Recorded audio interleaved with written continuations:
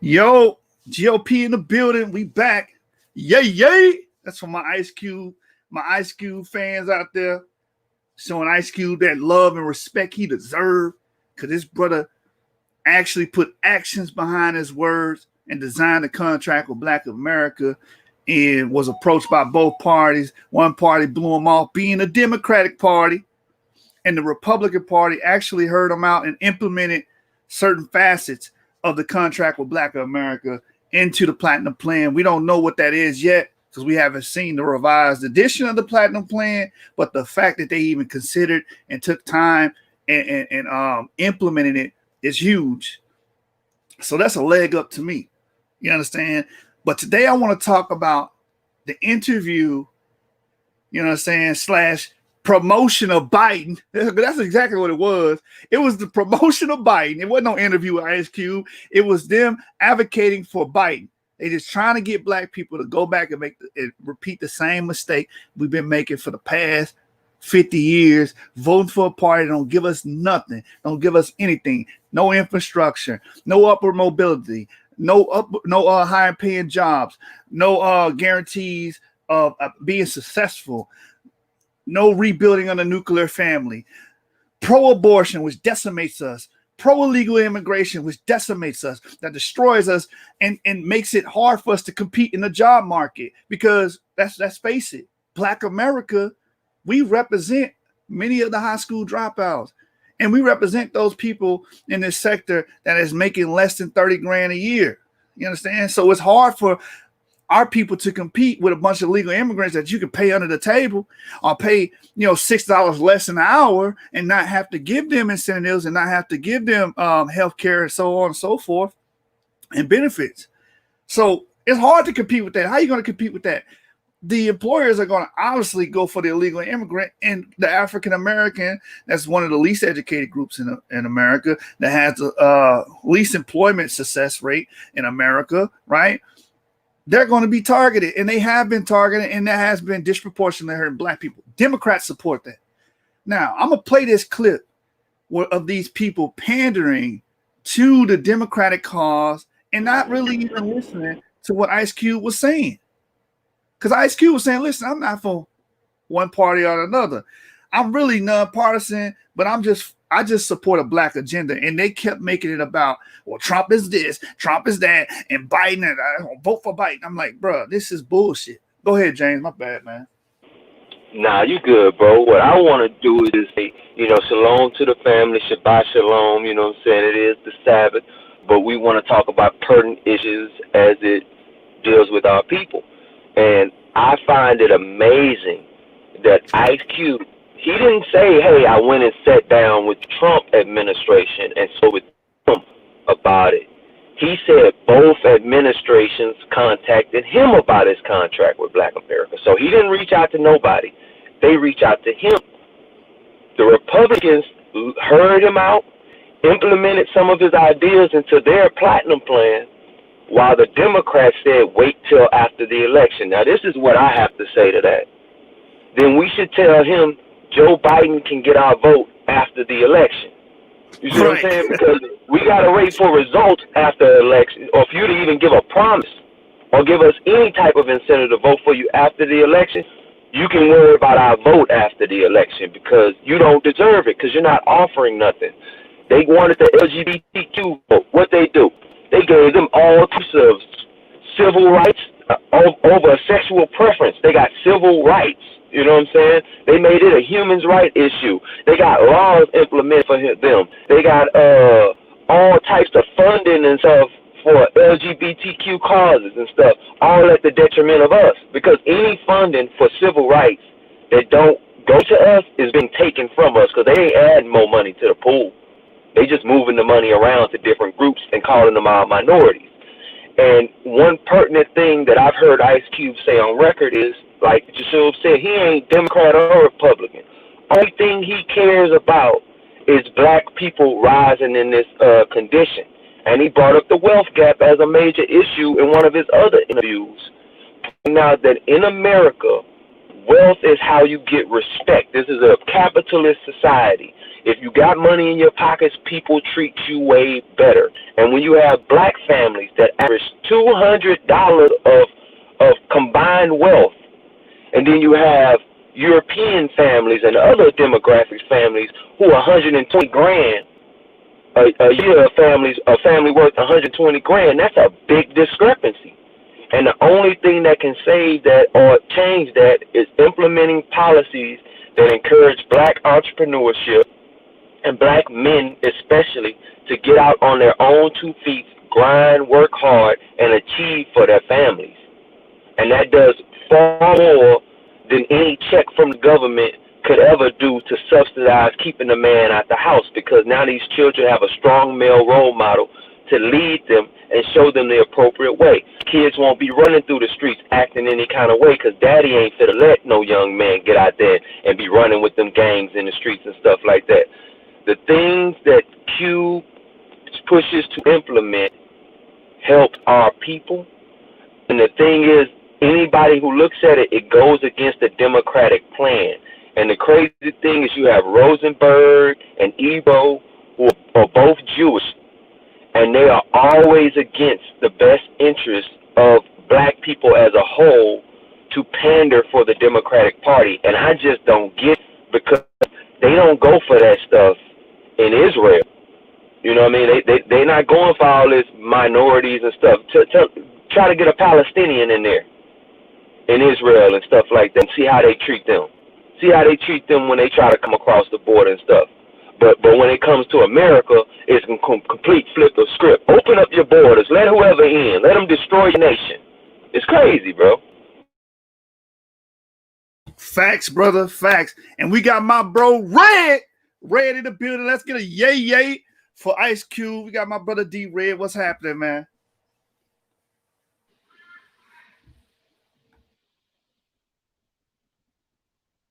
We can't hear you, Red. If you're talking, you muted. D Red.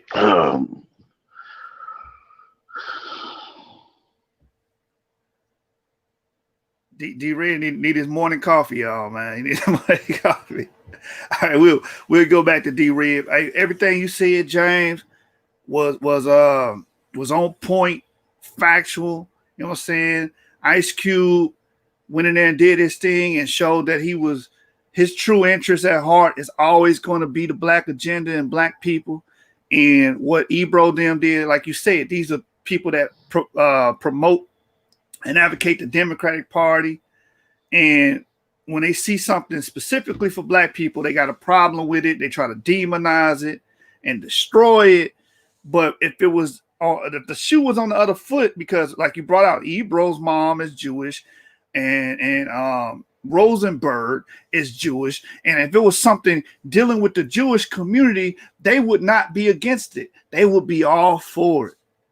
They would be advocating for, if it was the platinum plan for Jewish America, where they was gonna get $500 billion, you know, so the drive investment to their people specifically, they will be on every Hot 97 episode saying vote Trump because Trump is for the Jewish American people. A vote for Trump is the upliftment. They would have been on there promoting that thing hard. But since it's black American, they got to demonize it. You understand? Yo, it's cracking. we gotta keep in mind too what Q said. Both of their plans is lacking. You know, so he said he read both their plans. Both of their plans is lacking. And the platinum plan and the lift their voice and sing with the bells and rings, whatever. Both of their plans is lacking. So you know what I'm saying. And so Trump is supposed to be trying to add some amendments to his platinum plan. Cube said the same shit I said on one of his interviews. I think it was the interview he did with Willie D, when he was like, if because the people don't believe you, you know what I'm saying, and you behind, if you was really serious about the shit, you would have executive ordered something. And you know what I mean? At this particular point, you know what I'm saying, when you listen to all of Cube's interviews, Cube was basically like, he don't necessarily believe any one of them motherfuckers don't really want to do anything for black people. But The only advantage that he pretty much give Trump is the fact that Trump actually said that he was going to do some shit. At this particular point, we got uh, Biden and Harris on pretty much on record saying they're not going to do nothing exclusively just for black people. That's why when you listen to that, lift there, you read the 22 pages because I had to go read. Then they got like a 1-page version, then they got a 22-page version. When you read the 22-page version, it's pretty much the same thing of a bunch of stuff for minorities. It's very few things in there exclusively just for black people. Then when you listen to what Cube said about, they said, well, we'll meet with him after the election. Well, if they never guaranteed you anything, there's nothing to hold them to. So if they don't ever say that, hey, we're gonna give black people, just black people, X, Y, and Z, X, Y, and Z, then guess what? There's no reason to.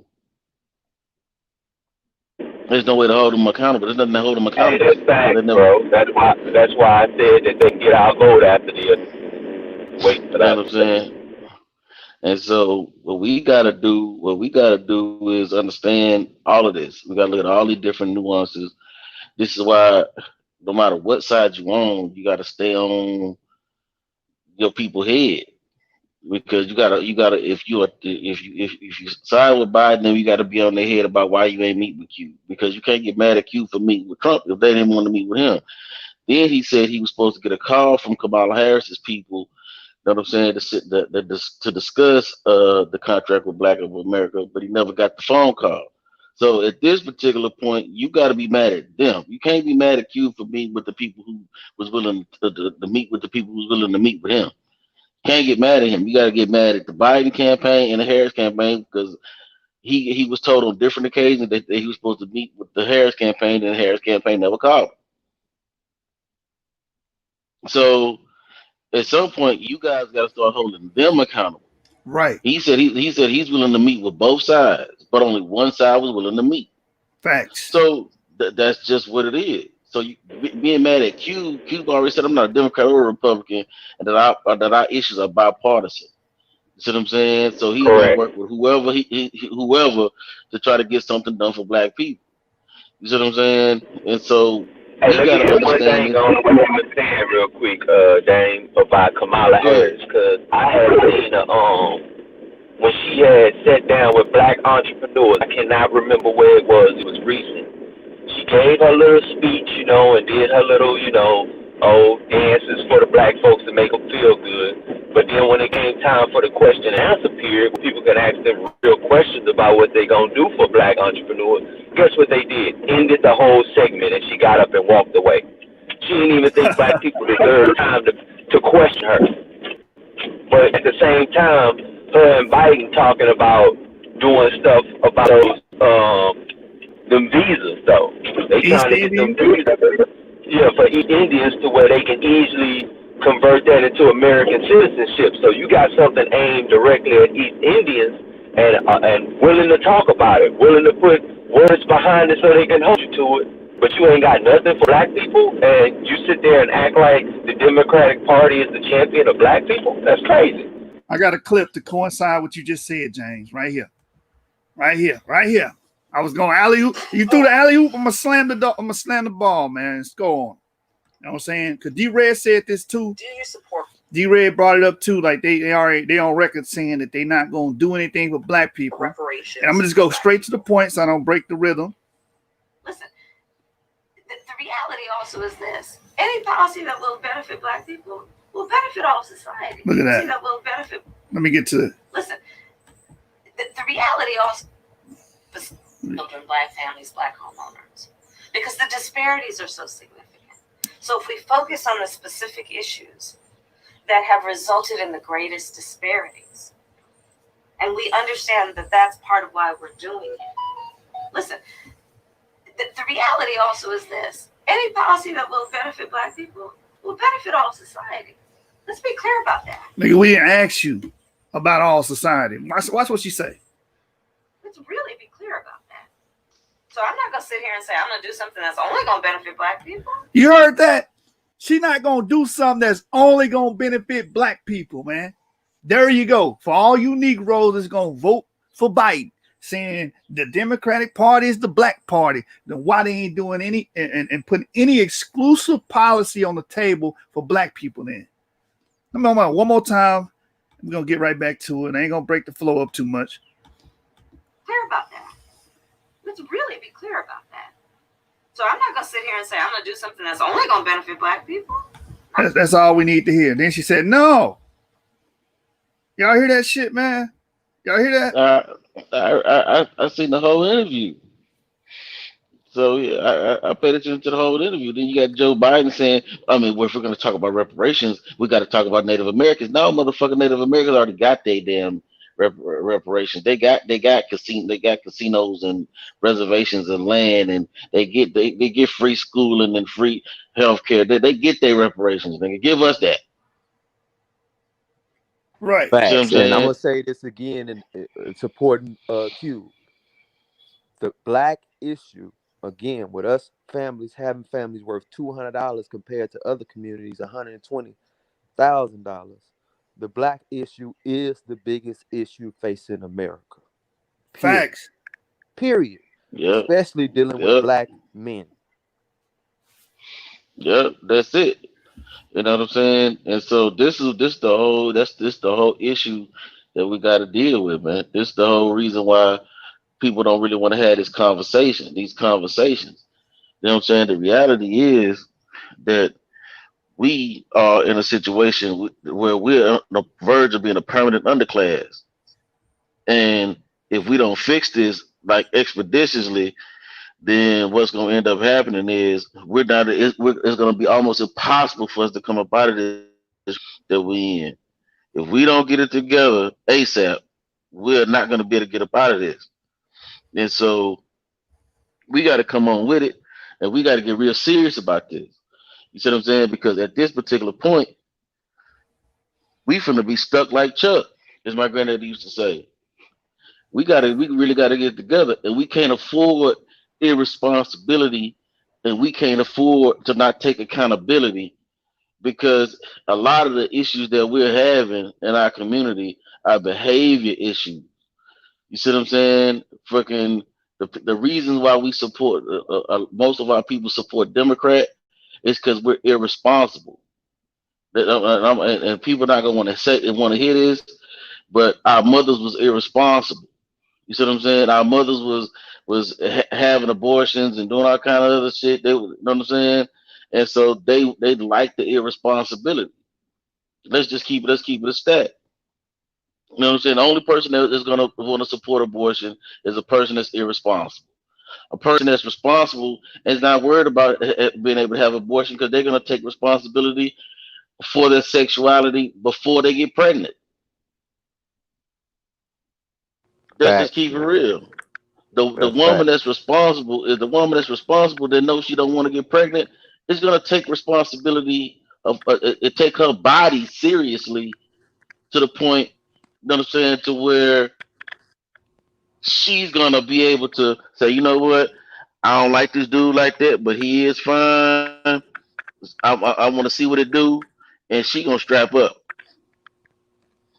You see what I'm saying? She's not gonna, because she's gonna be thinking about not only pregnancy, she's gonna be thinking about STDs and all kind of other stuff. So she's gonna take her body seriously enough to say, you know what, I'm not gonna be just out here bungeeing, having raw sex with just any old dude. You see Right, what I'm saying? riding the pogo stick. Yeah, Oh, let she's me not try gonna this do pogo that. stick out.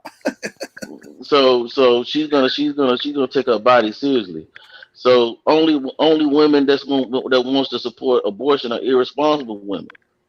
You see what I'm saying? If you know you don't, so women, if you know you don't like to do like that, why would you have unprotected sex with them?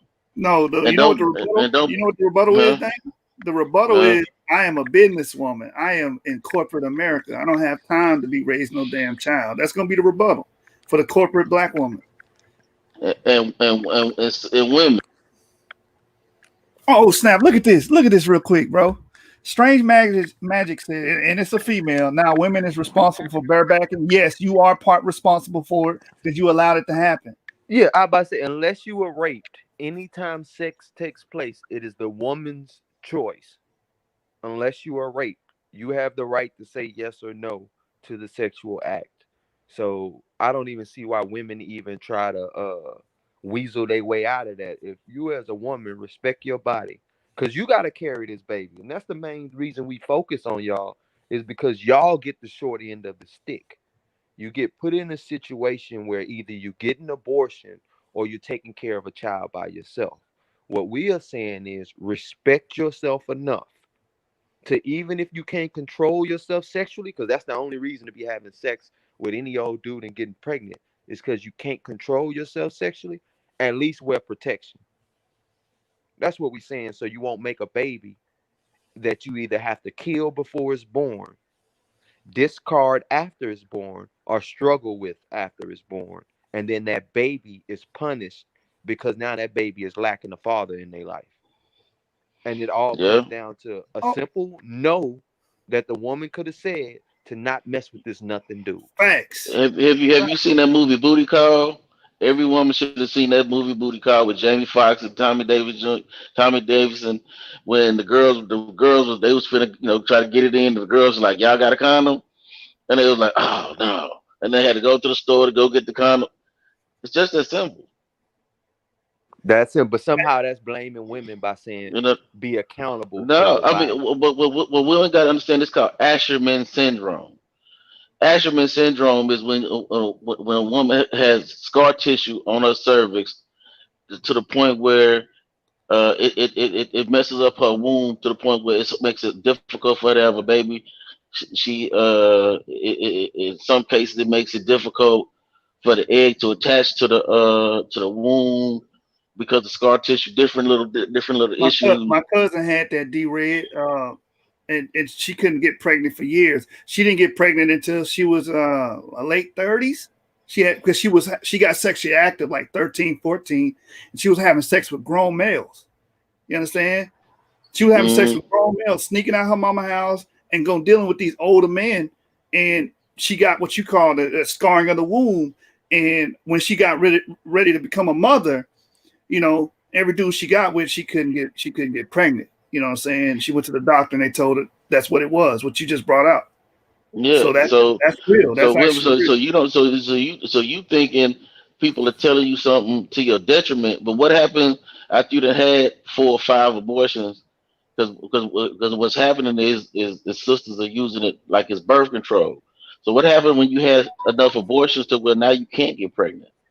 Now when you find a dude that you love and you want to be with that loves you, and they're like, baby, let's build a life. Now you can't get pregnant because of your irresponsibility. This is what I'm talking about. This is why the scriptures say a man without vision shall perish. So sisters, women, what we trying to say is you got to have vision. You got to be able to sit up there and say to yourself, okay, yeah, I may want to just what I'm saying, do what I want to do right now, but I can do what I want to do and be half-ass responsible doing it. Hold So on. down the line, when I do find a brother, hold on, just we're not gonna keep going back and forth with them people because if we know our people don't know what the hell they talking about, there ain't even no point in entertaining it. You see what I'm saying? And so if it's so sisters, you gotta have vision enough to say it may become a time where I do want to get married and settle down and have kids. You see what I'm saying? This is something we talked about before, where we was talking about the abortion rate in our community. You see what I'm saying? And like I said, we're not gonna turn this into a bad black woman fest. But what we gotta do is get y'all to understand that you can't vote. You can't talk about your body. You can't talk about abortion because all of these things are behavior diseases. You see what I'm saying? If we change our behavior, we don't have to worry about this. And Facts. men got that's it's just that simple. Change your behavior. You don't have to. You won't be in a situation where you need an abortion. Just change your behavior. You know what I'm saying? Hey, let me say And what that one means thing, is, Dane. go Preventative ahead. measures. That's all we saying. Preventative Yeah, measures, whether it applies to male or female. There's male situations where preventative measures must be taking place as well. Like for instance, dealing with police. If our kids, if these males are getting shot down at high rates when they run into police for any little thing they do, then they do need to be taught how to adequately deal with the police to ensure their lives are safe. That's a preventative measure we have to take. The males as well, they not free from this. Nothing ass niggas are nothing ass. We've been calling them nothing Right, ass niggas for a right. reason. But they sitting here Exactly. acting like we just woman bashing. We telling you the nigga ain't shit. That's why Don't you need mess to with him. strap up. That It's a whole if you mess movement. with, There's a whole movement on Twitter. Hashtag blame black men any damn way. You know But what I'm saying? 'Cause anyway, our focus supposed to be on Cube, man. right, you know what I'm right. We saying? I gonna know, go. no, no, but we on cue because a part of the contract with Black America. When you read it, he talks about us starting to take responsibility. This is the reason why I went to this. Part of the contract with Black America, when you read his contract, he talks about us taking responsibility over our lives and our community. I got it. So we can't take responsibility if we don't want accountability. You see what I'm saying? And that means black men got to be held accountable and held to a standard. Black women got to be held to a standard. You see what I'm saying? But we can't have black men being held to a standard, but black women not held to nothing. This is the problem.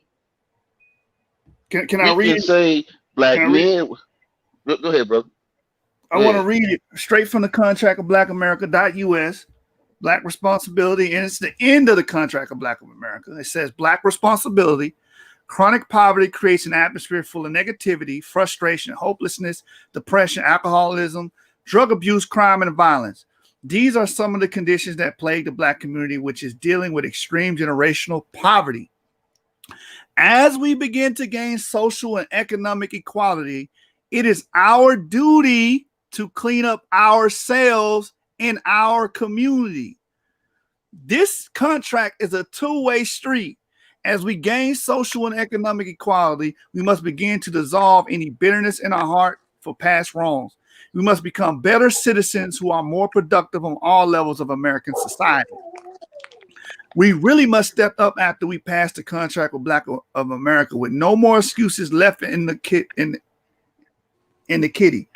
Our entertainers should be persuaded to deliver more positive content that leads our youth to make better choices in life. A new pride must develop with these new opportunities, and we must fight against negativity, frustration, hopelessness, depression, alcoholism, drug abuse, crime, and violence. And again, that's under the black responsibility portion of the contract with Black of America, because all D-Red is telling us to be more responsible as a people. How can you be mad at that? Go And ahead. that ain't black bashing, woman bashing, or black male bashing to tell them to do better. It's called constructive criticism. Our people need to learn to accept it and stop making excuses to stay the same way. Because that's all those comments were excuses for things not to change. As a people, especially I'm talking to the black men out there, we must be above excuses. We must be. I mean, yes, there are excuses for things, but we have to live a life where no excuse is good.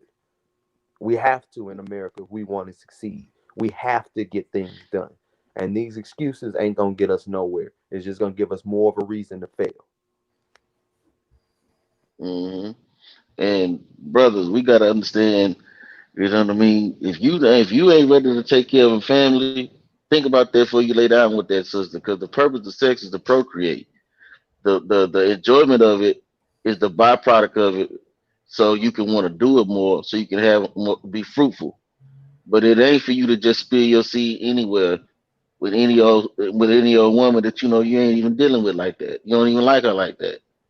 You see what Fact. I'm saying? Don't put your life at risk, and don't put her life at risk. Because if you getting down with her sisters, if he's getting down with you like that, and he half-ass like you, and would allow you to get an abortion, then he messed with a bunch of other sisters. I'm just gonna keep it a stack on that. If he's willing to let you abort his baby and give you the money for it or what have you, then sisters, probably dealing with a bunch of other women. That's why he don't want to be bogged down with no kid. You know what I'm saying? So understand the game, understand what's going on, understand responsibility and accountability. You see what I'm saying? And that's what we got to focus on right now. Right now is big. It's big for us to focus on that because then we won't be participating in our own eugenics. Think about that. You know what I'm saying? When Margaret Sanger said she wanted the most dangerous place for a black child to be was in his mother's womb, That's what we put it. That's exactly what we've done. So you are basically, when she met with the Klan, that was part of her speech.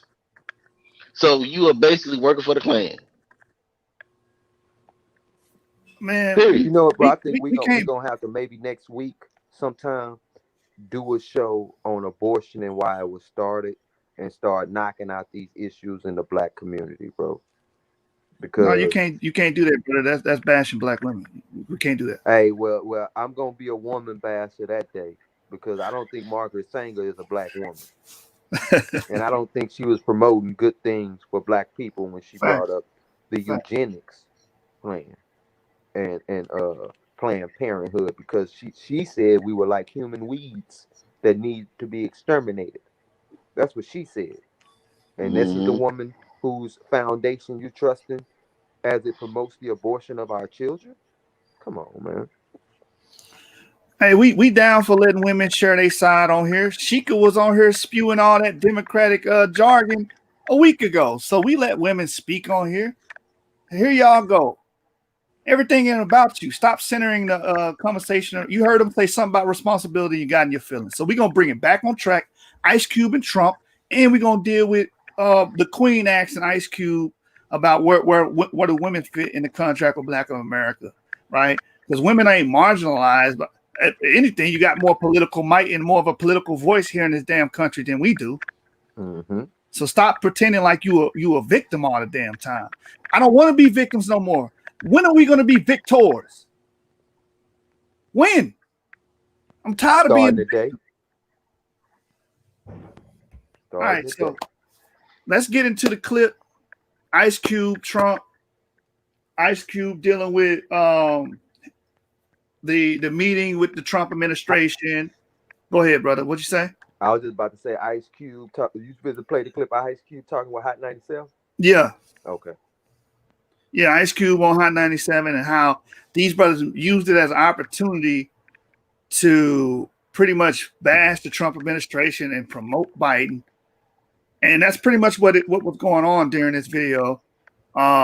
Instead of honing in on Ice Cube's black agenda and contract with Black of America, they used it as a political move to get black people in their feelings. Oh, white supremacy is attacking us. The invisible ghost is killing us. But we don't want to deal with real issues and deal and promote the contract with Black of America. That's what they should have been doing. But with no further ado, I ain't gonna hold y'all up. Let's get into the clip. I'm going to be pausing it so we don't get a strike on our channel, and we're gonna be doing commentary as we go along. So let me get the screen up. You understand? We're about business over here. Let me go to the beginning. One of the hottest conversation topics right now as we head into the election. Q, thanks for joining the program. Yeah, what's up with y'all? Yeah. Blessed, man. Good to have you back on. First, I want to start by establishing a couple things. I've been vocally appreciative of you starting the conversation around the contract with Black America. Hey, pause it real quick, Jashu. Very Right now, all he's finna do is try to butter him up before he start throwing rocks at him. That's it. Go ahead, bro. conversation to have. But my first question for you is the timing. What made you decide to start this so close to election day right now? And is that even true? You may have even started it before and we didn't know. Well, I had aspects of it, for a few years. But then I started the Big Three, which really took all my, bandwidth, so to speak, to really get that going and running. And it's been going for 3 years. And but George Floyd murder and protests after that really made me focus more on us as a collective community and not just me as an individual or my family or my friends or our interests like that, which we all can get caught up in. But it was really about what can we do other than protest, which is important. But what are we asking concretely? Is there a document out there that shows what can be asked for? Not just police reform, because we know you fix one thing and then we get worked in the courtroom, then we get worked in the prison system. So you got to fix things across the board. So I started looking at so what we can see from Ice Cube is that the whole contract with Black America thing is centered around policy-driven things, tangibles. You understand? So the question to him was, why did you do this so close to election? Because he's trying to say, well, he's trying to paint the picture that he's a Trump supporter. Ice Cube's not a Trump supporter, but he put it out. He put it out there, and both administrations responded, and one actually was willing to work with him, and that was the Trump administration. So now he under fire for it. That's why he on this interview. But he's letting them know everything that he's doing and working towards is to receive tangibles for Black America. What the hell is wrong with that? And that's been his only message. He's never came out and said vote for Biden or vote for Trump. Not one time. He said that the Black issue is a bipartisan issue. It ain't got nothing to do. If anybody went and see, I forgot what interview that was. Oh, with Chris Como on CNN. He said it clearly to him. I'm not here to play these political games. The Black issue is a bipartisan issue, and I'm willing to work with whoever, again, I said, whoever is willing to help alleviate these problems in the Black community. Facts. But watch these Jewish advocates and how they respond to Cube, man. What are all the things that need to be fixed? Where does it need to start? So that's the construction of the contract with Black America, just looking at the problem and understanding and being shocked that a document like this has not really been kind of universally pushed in a way. It was just surprising that out of all the leaders and the people who've come through, that we don't have our Declaration of Independence yet. We don't have something that our demand. We don't have clear interests, clear demands lined up as a collective unit, and voters, active voters, and our women are some of the Black women are the most loyal voting bloc and educated voting bloc probably in America. Mm-hmm. It's true. Hey, pause that real quick to show. They are. And they also the fastest growing demographic in America economically. Right. So the thing is, like, if anybody's read the Willie Lynch letter, it always says put the woman above the male, right? Mm-hmm. And Democratic policy surely has been doing it, especially the last 8 decade or so. These policies has risen the Black woman up to the forefront because she classifies as a double minority. Not just like we would just be a single minority. She'd be a double minority, so it's higher incentives in order to to give her business loans for businesses, give her employment and different things like that. And schools are more geared towards the way women in general, not just Black women in general are educated, not towards young men. Young men are more educated, hands-on, doing things. So he's right. The Democratic Party has a lock on the Black woman's vote because she is thriving under their policies, because their policies are detrimental to men across the board. And detrimental to the familial unit. You understand? Mm-hmm. The nuclear family. And I say this, what Ice Cube just said is an indictment, I would say, on our Black so-called civil rights leaders. Because for them to have been lifelong doing this, Al Sharpton, Jesse Jackson, and the like, they've been lifelong, quote unquote, Black leaders. and they've never put forth a real tangible plan about change, like this document, that says a lot about who has been placed as our leaders, and not a real grassroots movement, but people who are rich and wealthy blacks coming in talking about they're advocating for black people, but never trying to overthrow the policies that really are detrimental to us, because they were all behind the 94 crime bill, clapping and stepping right along with Joe Biden. So this is a big indictment on them, because they are just as guilty for ruining our community as the Democrats are, these so-called civil rights leaders. And that's why I follow and barely now pay attention to any of them. True, true, and then same can be said about the Black Caucus as a whole. Um, we've been in politics, we've been filling these seats on the Democratic side, and we have got nothing tangible or nothing done exclusively for the Black Americans to push upward mobility. You understand?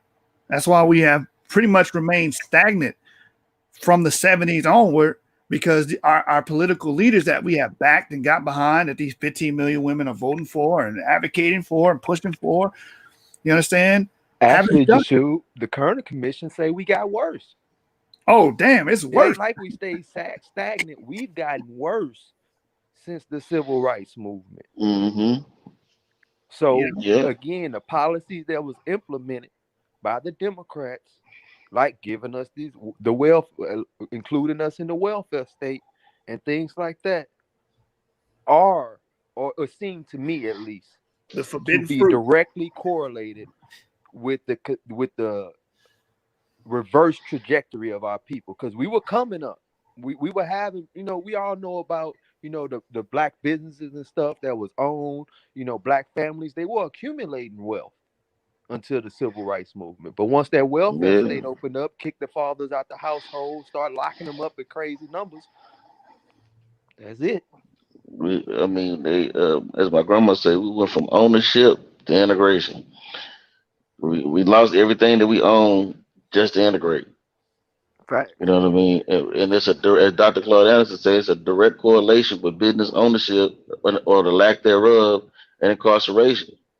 Because if you don't own no businesses, you can't hire your people. And if you can't hire your people are forced to go to other people to get employment.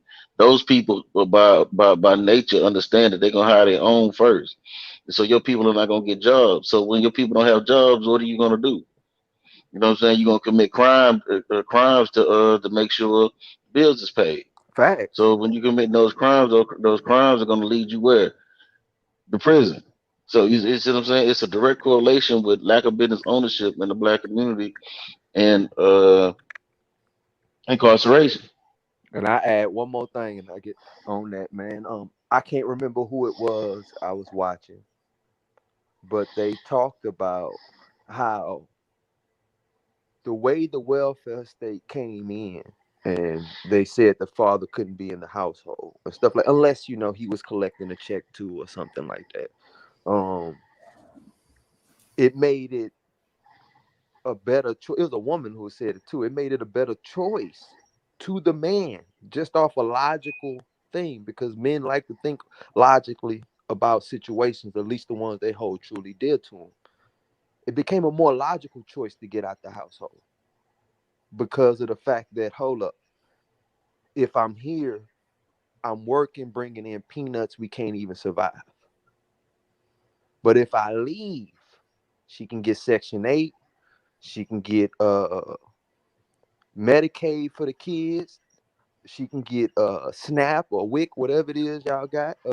She can get food stamps. She can get all that from the state, while I can't give them nothing but peanuts. It's a logical decision. Like, I got to get up out of here, man. I'm doing my family no good. I'm a harm to my family. That's what it becomes. You're a harm to the family. And that's why a lot of men got to the point where they was bouncing like that. I mean, we had it beforehand. Men always been doing their thing, but I mean, like, it became more logical to do so. And it became more logical to, I can go out on the corner for a couple hours chill out there probably make a $50, $60 today. You know what I'm saying? That's more than I'm going to that job and making $10 a day back in that time. You know what I mean? It just didn't make sense. Hmm. Yeah. Yeah, man. And once you give that much political might and authority and a voice to a group that scientifically they are saying their hormones cause them to be more irrational naturally, um, they're going to make destructive decisions. Now, you can call that woman bashing or whatnot. I mean, that's just what's going to happen. That's why Candace Owens said it the best. No society thrives without a strong male. And until we strengthen the male population of the black community, we are always going to be at the bottom. Always. And I agree with Yeah. Candace Owens, which is a black female, right? She said it the best. No society survives without a strong male. And we have, That's why when go ahead. go ahead. No, that's why when the government was giving out white folks welfare back in like the 1800s, when they was starting a lot of those land grant universities like Texas A&M and all these agricultural mechanical schools, University of Nebraska, they was giving those people subsidies. You know what I'm saying? They was giving people vouchers to go to the schools, then giving them the subsidies to start farms. You know what I'm saying? That then they was giving them subsidies not to farm. Then they was giving them subsidies to keep their family together. You know what I'm saying? They was making sure their family stayed intact by giving them a form of corporate welfare that advocated for families, but giving us social welfare that broke our families up. They did them the exact opposite of the way they did us. You see what I'm saying? So I mean, we got to understand that's because it's by design. You see what I'm saying? We got to understand. This the thing. This is That's why the facts, abortion bro. came up. That This weaned is them why. off of welfare while they just Yeah, kept us on it, kept us dependent. yeah, yeah. You know what I mean? We got to understand. We got to peep game. Like this, is why I keep saying the man without vision shall perish. We got to see the game, and the Bible says the wise see the signs and take cover. We got to see the sign. We got to see what's going on, see the writing on the wall, see what's going on, and start saying, as a society, as a group, as a collective, you see what I'm saying? Is this working for us? It's not. The way we going right now, we are on the verge of being a permanent underclass. Facts. Period. You know what I'm saying? If we don't fix this shit, this is the black man's emergency. This is the black people's emergency. This is our emergency right now. We gotta fix this shit. And You see what man, I'm it's gonna saying? lead us to a place where it's worse than slavery. I feel Yeah. like it's worse than slavery to be free, but in the condition of a slave. You see what I'm saying? Like that is a Yeah. far worse than it because, like you saying, they implement policies and we're accepting them. That's the difference. We can opt out. And that's what we're trying to get our people to see, man. We can opt out of this way of life and start a Hmm. way of life that will help us rise quickly. And that's why me personally, I'm not a Trump or Biden person either. I'm a policy person. And aside from, just the platinum plan, I support many of the policies, nuclear family, school choice, things like that. But when you combine that with the platinum plan and money directed directly towards our community, we can turn this over within a generation. Like we already did one thing that they thought was a miracle. We went from a people who was in slavery, couldn't read, to within 50 years, almost every black person could read in America. Without the white people setting up an education platform or nothing like that for us. They actually considered that a miracle because that happened nowhere else in the world. So that same thing can happen within our generation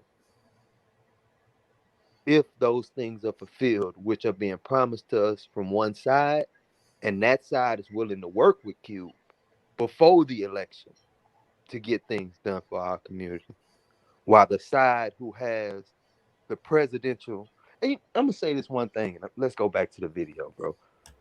It amazes me that they accuse Trump of being a white supremacist just because they say he's slow to denounce them, while Joe Biden eulogized a grand wizard of the KKK, Right. Robert Smith, who strong was arm. mentored by known segregationists in the South.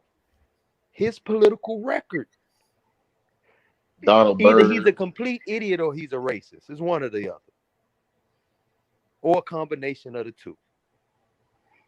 But we don't know the but we don't know the difference between we don't know the difference between a closet racist and an open racist. So let's just say that's this I had this argument not too long ago. I said let's just say for the sake of argument you're right. Trump is a white supremacist. He's an open racist.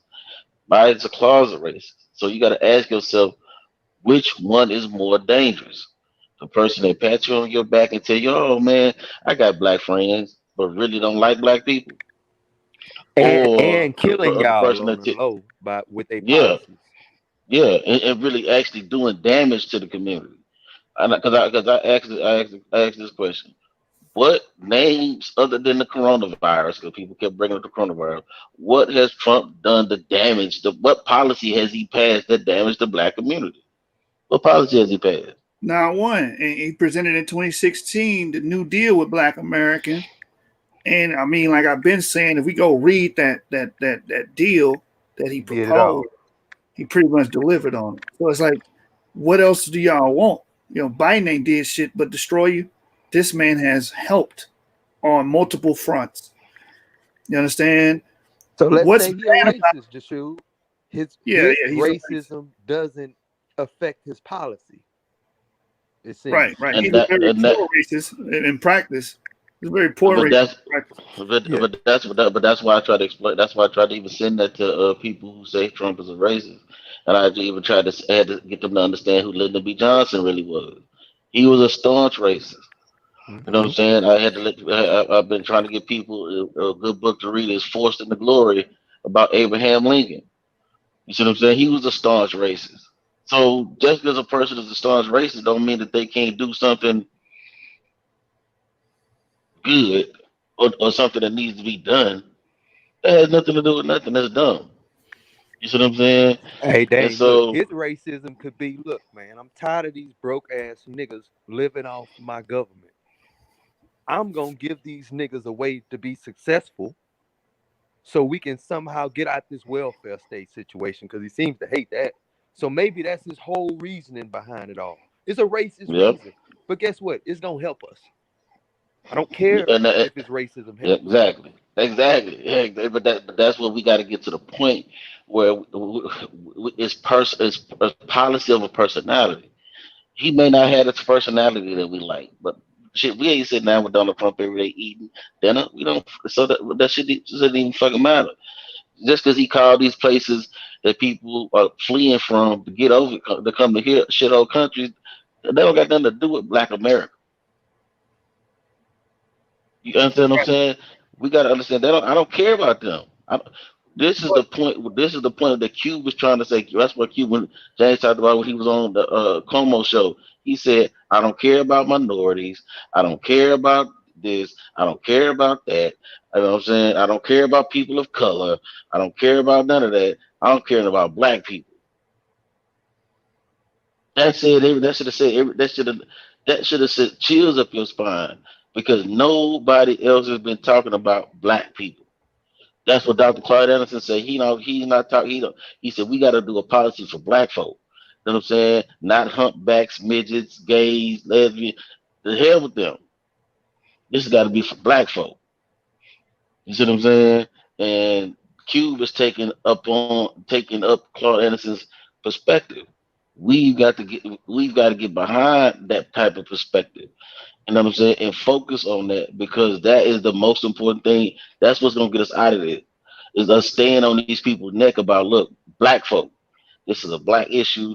These are black issues. This is what we got to do for black folk because our government bombed Black Wall Street. Our government, the most prosperous city in the fucking country at that time, got destroyed by our own government. We owe they owe us. Hell yeah. Let's go ahead and get back to the video, shoot. Hell yeah, you right, D Red. All right, let me pull it back up, get back into it. Oh shoot, let me share my screen. Share this stream. We going over the Ice Cube interview for any new viewers on Hot 97. Hot 97. Yeah. It was just meant when I first started as a foundation. We were planning on really going after private industry because we felt like, yeah, the police were doing things, but the country had come to a realization that it was time to fix those wrongs of the past in some way, shape, or form. So we wanted to be able to go at, not only, private sector, government. We was looking at what we can do in the courtrooms.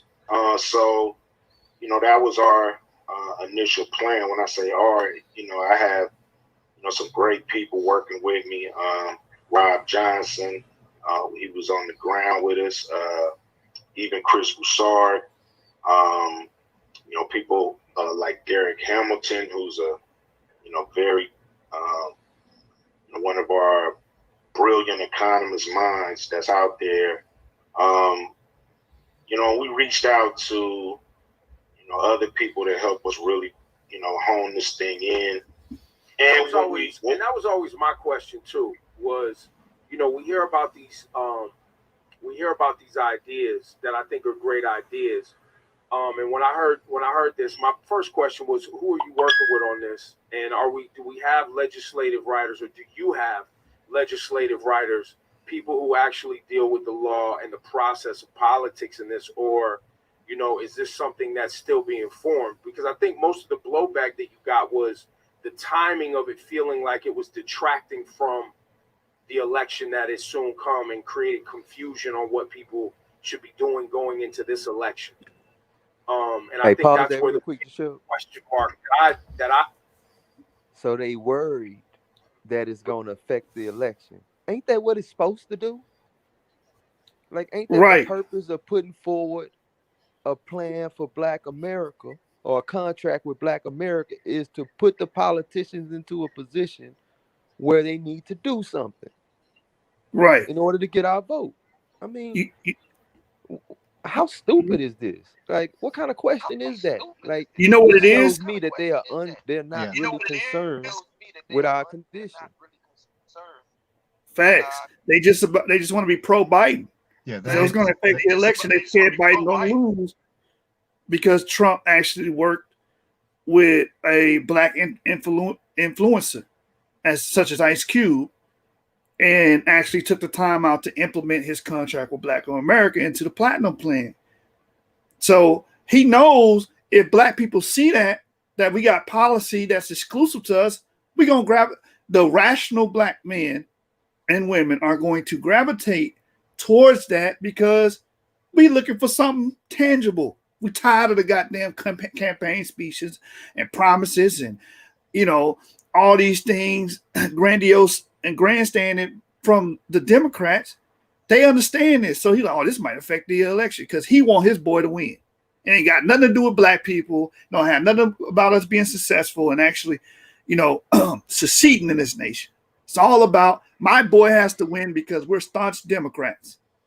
You understand? And we gotta understand this too. Alpha males ain't afraid of no damn body.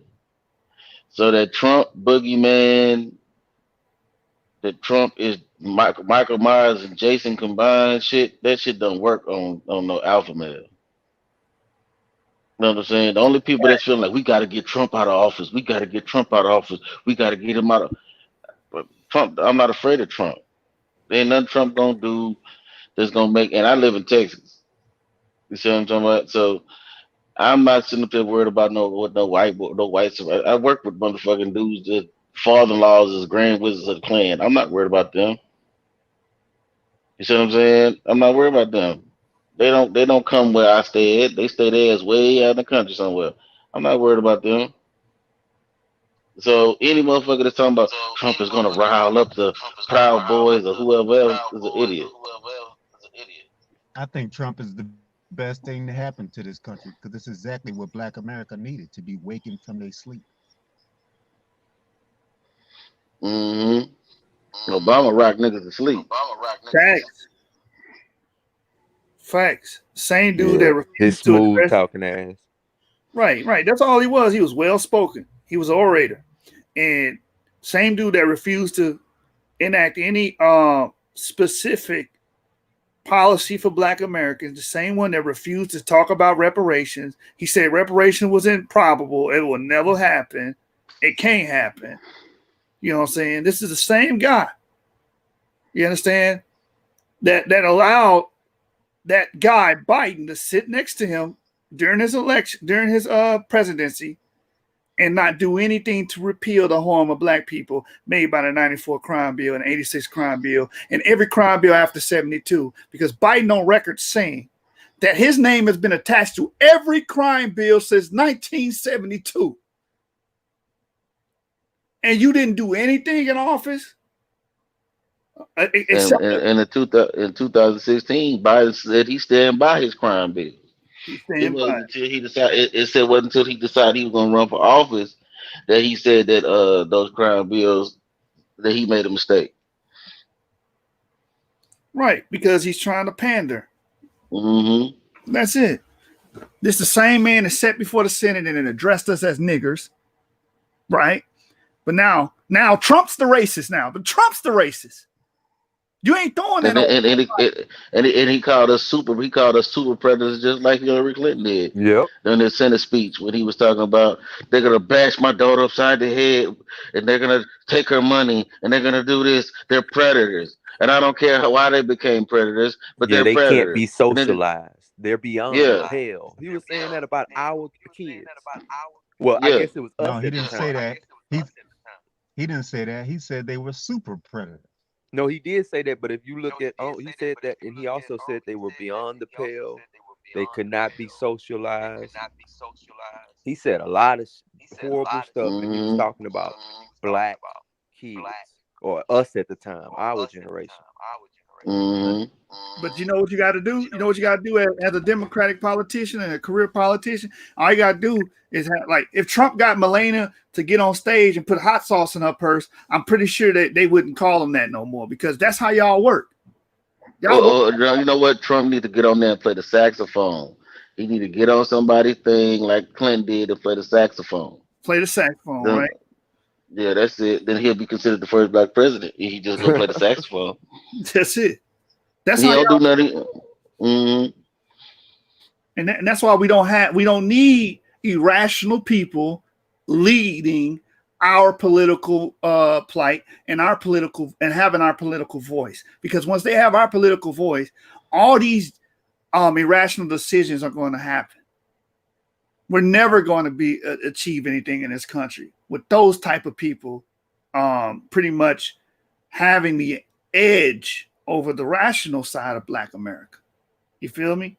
So it's like, man, that's why our platform, our people, the people that has common sense, that has the best interest in heart, that are uniformitarian, we got to start speaking up and on a local level, and we got to across America and let them know that we no longer sitting in the back talking about, well, I'm just not going to vote. I'm not going to do anything. Because that's just as harmful as these Democrats pushing these harmful policies on our people, because you got the power to do something about it and you refuse to do so. You understand? But anyway, let's continue the video. I saw was that it was causing confusion and turmoil right before November 3rd. Only because those things that's in the contract need to be addressed. The contract was for us to build on, a foundation. I wasn't going in there, thinking like, oh, I have all the answers. I reached out when I first put the contract out in July 1st, for anybody who could help me, make it better. give me, data and or research that they have in all these different categories. So, that was really the purpose of just starting the conversation as a foundation. We've had great people reach out to us to help us build it and make it better, and it has gotten better even from day one. So that was my goal. You know, the candidates, we know candidates on the Democratic side, people that's in with Democrats. So we was like, yo, we got this great thing. We would love to make contact, and it was kind of not happening. So we went on to promote and push the contract, and then we got contact. After we did the April Ryan show, we were contacted by the Democrats that said they wanted to talk to us. So they took you more serious once they saw you with somebody like April Ryan having a convo, because I'm sure people come with ideas all the time. So you think they probably started taking you more serious, as oh, okay, this is real. He's really trying to move this around. Sure, I believe. And I also want to touch on that point of taking him serious when he actually spoke to somebody of renown. Why y'all didn't take Cube serious when he first brought out the contract with Black of America? Why did it take Hot 97 to wait until this explosion on the social media networks and on the internet about him dealing with the Trump administration for you to have this interview with him? You should have been, we for Black people. Cube got the CWBA. Let's get him on and let him talk about the CWA and the policies and how it can help Black people and what we can do to push it forward. Y'all didn't do that. Because it wasn't going to get them ratings and money. Right. They just want views. That's why they own it.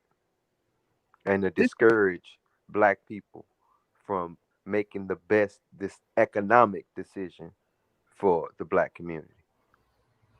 Facts. Because this is how these Democrats operate. Like Joy Reid talking about if Black people, she had a sister on her broadcast that said if Black people ask for tangibles, you should question that. What? That's what we're supposed to be doing. That's the point. Everybody else asks for tangibles. Right. Everybody. Right. So the East Indians can get these updated visas and not have to go through all these loops and hurdles to obtain citizenship and gain these high-paying jobs starting at $75,000. You know what I'm saying? Our people will love it. You understand? And the training needed to get these jobs. You know what I'm saying? They can do that. But when Black people do it, you should be suspicious of that. All because you want to keep the Black caucus going and this Democratic regime going. What the hell wrong with y'all? That's insane. Y'all clinically insane. Because they care more about the Democratic Party than Black people. Facts. Well, yeah, because the Democratic Party make them rich. It makes them wealthy, funds their lives. Like Democrats but you got education on lock. You know what I'm saying? They got Hollywood on lock. You see what I'm saying? So they got like the main media platforms or platforms in general, which educated people are going through. And as far as Hollywood is concerned, everybody is tuning in to help condition society. Notice when the Democratic Party started pushing, what they seem to be their anti-God platform and stuff, Hollywood started making all types of shows bashing God and stuff like that. Ever since the LGBT movement and stuff like that was going, all types of shows come out making fun of God and all this other stuff. It's all linked. You know what I'm saying? I just think people need to see that, man. The Democratic Party really got the lower end of society and high end of society on lock. That's why they so funded by these huge businesses they play like they against. You know what I'm saying? Them huge businesses can handle taxes rising. Me and you can't. Right. You know what I'm saying? They ain't tripping. Oh, well, taxes gonna go up on everybody by a couple percentage. Oh man, I'm gonna make about 5 or 6 less out of it. I'm gonna make 95 million instead of 120 million this year. Oh shit. Yeah. Life is over. Yeah, life is over. We can barely afford to feed our kids and go out and catch a movie, get dinner every now and then and shit. And they just worried about losing a few million out of over 100 million. Get out of here, man. Right. That's why I can't. I hope I live to see California get turned into a red state for that fact, because a lot of these technocrats that's pushing the Biden. Hey, brother, mute your mic. I'm getting the echo. I'm getting the echo, brother. All right. A lot of these technocrats that's pushing Biden on us, the engineers at Facebook, Twitter, and all these media giants, they're located in California. So of course their allegiance in the political world is the Democrats. The Democrats, the Biden administration. So if you're seeing all these ads on Facebook, that's because these people live in Silicon Valley, and these people their political agenda is to the left. You understand? They pushing the LGBT down your throat on Facebook now because these technocrats are pushing for the left. You understand? Facts. And these are these billion-dollar corporations that Biden supposedly going to be punishing. He's not going to punish them. They're going to get all type of incentives under him. You understand? But look, Biden, we did everything we can to get you in office. They're gonna get theirs, and we're gonna be left out to dry like we always do. We're gonna get poor. That's what we're gonna do. Because with less tax, because you gotta understand, if your taxes go up, that means you got less free money to innovate. You get less free money to be an entrepreneur. And that's the plan. You think these people in high places like people steady overnight becoming rich and taking money out their pockets? Becoming no longer dependent upon them? And I want to, Christo, if you got something to say, brother, go ahead and take this moment to get something out, because I seen you unmuting your mic.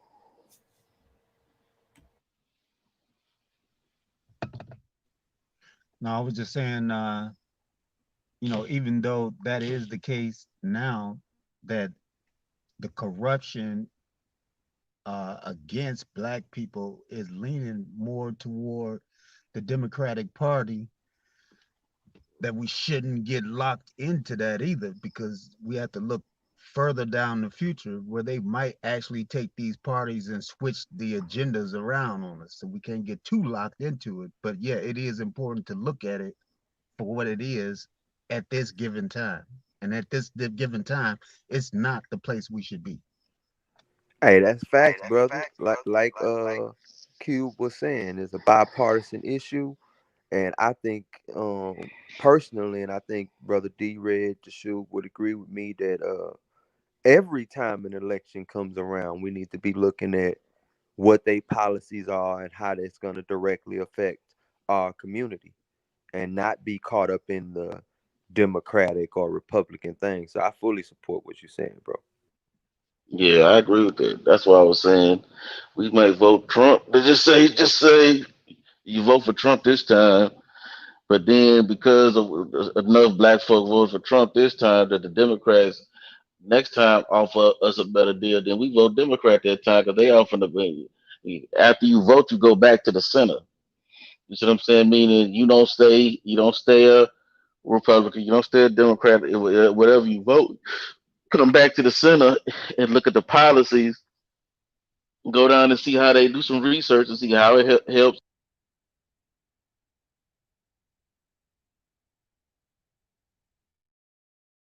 Yeah, right. That's what we got to do, man. As a people, we got to be more pragmatic. That's called what you're talking about is pragmatism. You understand?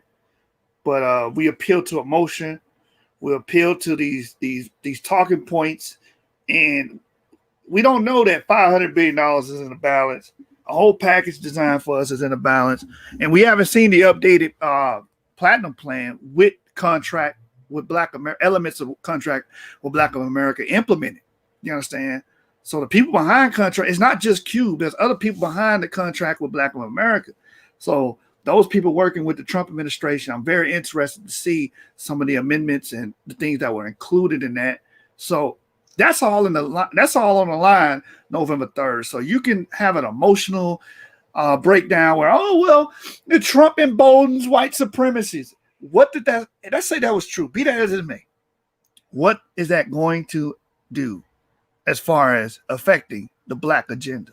And Yeah, how what's the policies with that? Exactly. You know what I mean? That's Exactly. all that matters. But we played that. But the shoot Emotions after don't that, after we matter. played, Policies and results matter. That's it. That's it. and after that, just shoot, we got to play that part, that clip where Trump says, "You built this country." Talk about Black Americans built this country. You Hey, see what I'm saying? put the actual link. Is it in the Rational Hebrews? Yeah, I think so. All right. Yeah, I'm gonna pull that up right now. Cover me real quick while I grab it. You know what I'm saying? Okay, but yeah, so it's like we gotta get to the point where that's why I fuck with what Jashoub saying is in regards to, yeah. So what if he is? You know what I'm saying? You know what I mean? But that's why I said what I said earlier about real men are not intimidated. We ain't running around here scared. Like, oh my goodness, we got to get Trump out of office. Oh my God, because I mean, look, man, I'm not worried about. We survived dumbass Bush too, Bush Jr. You see what I'm saying? We survived Bush Jr. We Facts. can survive if we survive Bush Jr. We can survive Trump. I'm not afraid of Trump being in office. I'm not sitting around spooked by that shit. You know what I'm saying? And so any dude that is a faggot. That's Right. just what it is. Right. You know what I'm saying? Ain't no man. I'm not scared of no other man. For real.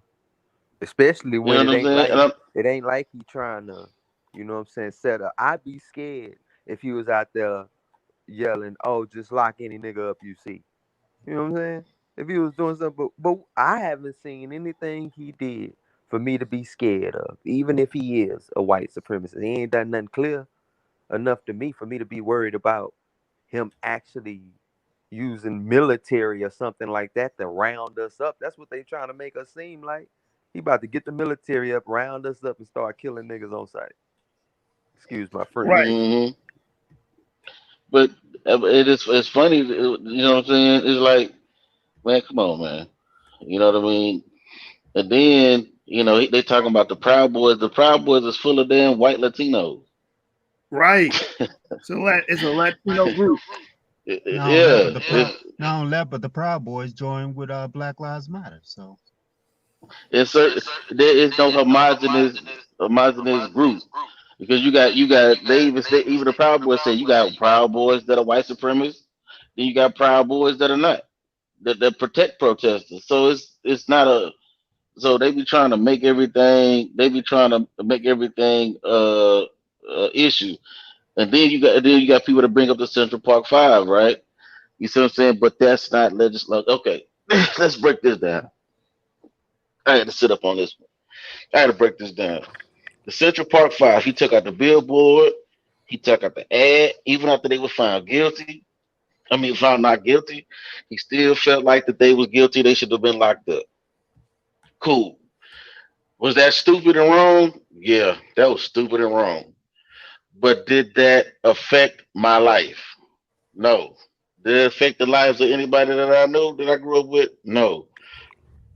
But that 86 crime bill, that by son, got my cousin locked up. A lot of my cousins locked That's up. touched everybody's life. You see what right, I'm saying? right, That 94 crime bill got a lot of my cousins locked up. You see what I'm saying? So it's a difference between somebody not liking these particular five individuals or felt that these individuals were guilty, that were not guilty, and actual policy that affects people's lives. And then my homeboy, Corey Blunt is home, and his brother Pixie home right now because of the First Step Act that Trump signed into law. Some of my Hmm. cousins that came home, my cousin Booty home because of the First Step Act. So I got family that's actually home right now because of the same law. The same person who advocated for the Central Park Five to be locked up is the same person that had at least five people that I know is home right now because of some legislation that he passed. Right. So it's a difference between legislation and an opinion. Trump was, I mean, did I agree with his opinion? No. But that's the difference between a man and a alpha man and a beta man. I don't give a fuck about Trump's opinion. In that regard, he was wrong. But Right. I Fact. care about his legislation that he passed that actually freed people that I actually know and I hold dear to my heart Let me right let me now. let me add to that, D Red, because I got the video here, but I want to say this. In the Platinum Plan, a part of the Platinum Plan is the Second Step Act, which is going to give a boost to second chance hiring, right? It's no longer going to punish you for being a criminal, meaning once you do your time, you come out. You're not going to say, jobs can't no longer say, oh, well, you are a felon, so we don't want you here. No. And it's going to focus on rehabilitating them instead of just throwing them back in society and say, oh, you figure it out. They That's get huge. does it advocate for them getting their voting rights back? I don't know. That'll be huge too. Oh well, I don't know. I was asking. I didn't know. That'd be huge. That'd be very huge. Um, we'll see. We'll see. Yeah, that is huge to kill the recidivism, man. You know, because a large percentage that get out of jail end up just coming back, Facts. and it does no good to keep doing the same thing over and over again. So yeah, it makes sense. Even for the country as a whole, it makes sense because if one group is lagging behind, the whole place is going to fall, whether you like it or Exactly. not. It's going to fall eventually. I think he might understand that. I'm not sure. I'm not in his The head, weak but the he might weakest link in the understand that. chain analogy. Right. He's a businessman, so he's operating from a business standpoint. That's how businesses work. You understand? You can't have no holes in it. You understand? Because if you're losing money here, it's going to affect the whole goddamn company. You know? And that's why I appreciate him, because he's not a career politician. He's not. He's approaching it from a whole different angle that from the 29 years I've lived on this earth, I ain't seen. Yep, That's just me. that's I fact. haven't seen. A bottom line approach. You know what I'm saying? That's pretty much, hey, this is what we got done. We need to get it done at the end of the day. Anything I see in the red that ain't completed, I expect you to be working on that tomorrow to get it done. That's how businessmen work. You know what I'm saying? I've been lucky to work next to my uncle who's been very successful in real estate. And one of the reasons he's very successful is because he makes a list of things to do, and his whole business is checking things off his list. That's his main priority. If he can't get it done today, he move it to the next day. But is always focusing on checking things off the list. And that's the same way I see him moving. He said he wanted to get stuff done. He's focusing on checking things off the list. He sees that the black community is, because we only worth $200 a family, we are dragging down the entire economy, whether there is good reason for it or not. You know what I'm saying? We have a historical reasons for why it's happening, but it is happening. His idea is, oh well, then we need to get them out the red and into the clear, get them into Right. the black. You know what I'm saying? And that's his Hmm. approach to it, whether he's racist or not. Because he's a businessman, this part of the business is hurting. I need to get it on track, whether I Yeah. like this part of the business or not. It's called loss prevention. Yeah, and then people are upset about the border stuff. You know what I mean? The stuff about the border and immigration, but to immigration disproportionately. This is why I say black people are politically illiterate. Illegal immigration disproportionately affects black people. So you know what I mean. It's this stuff is simple. You got that clip to shoot? Got it right here.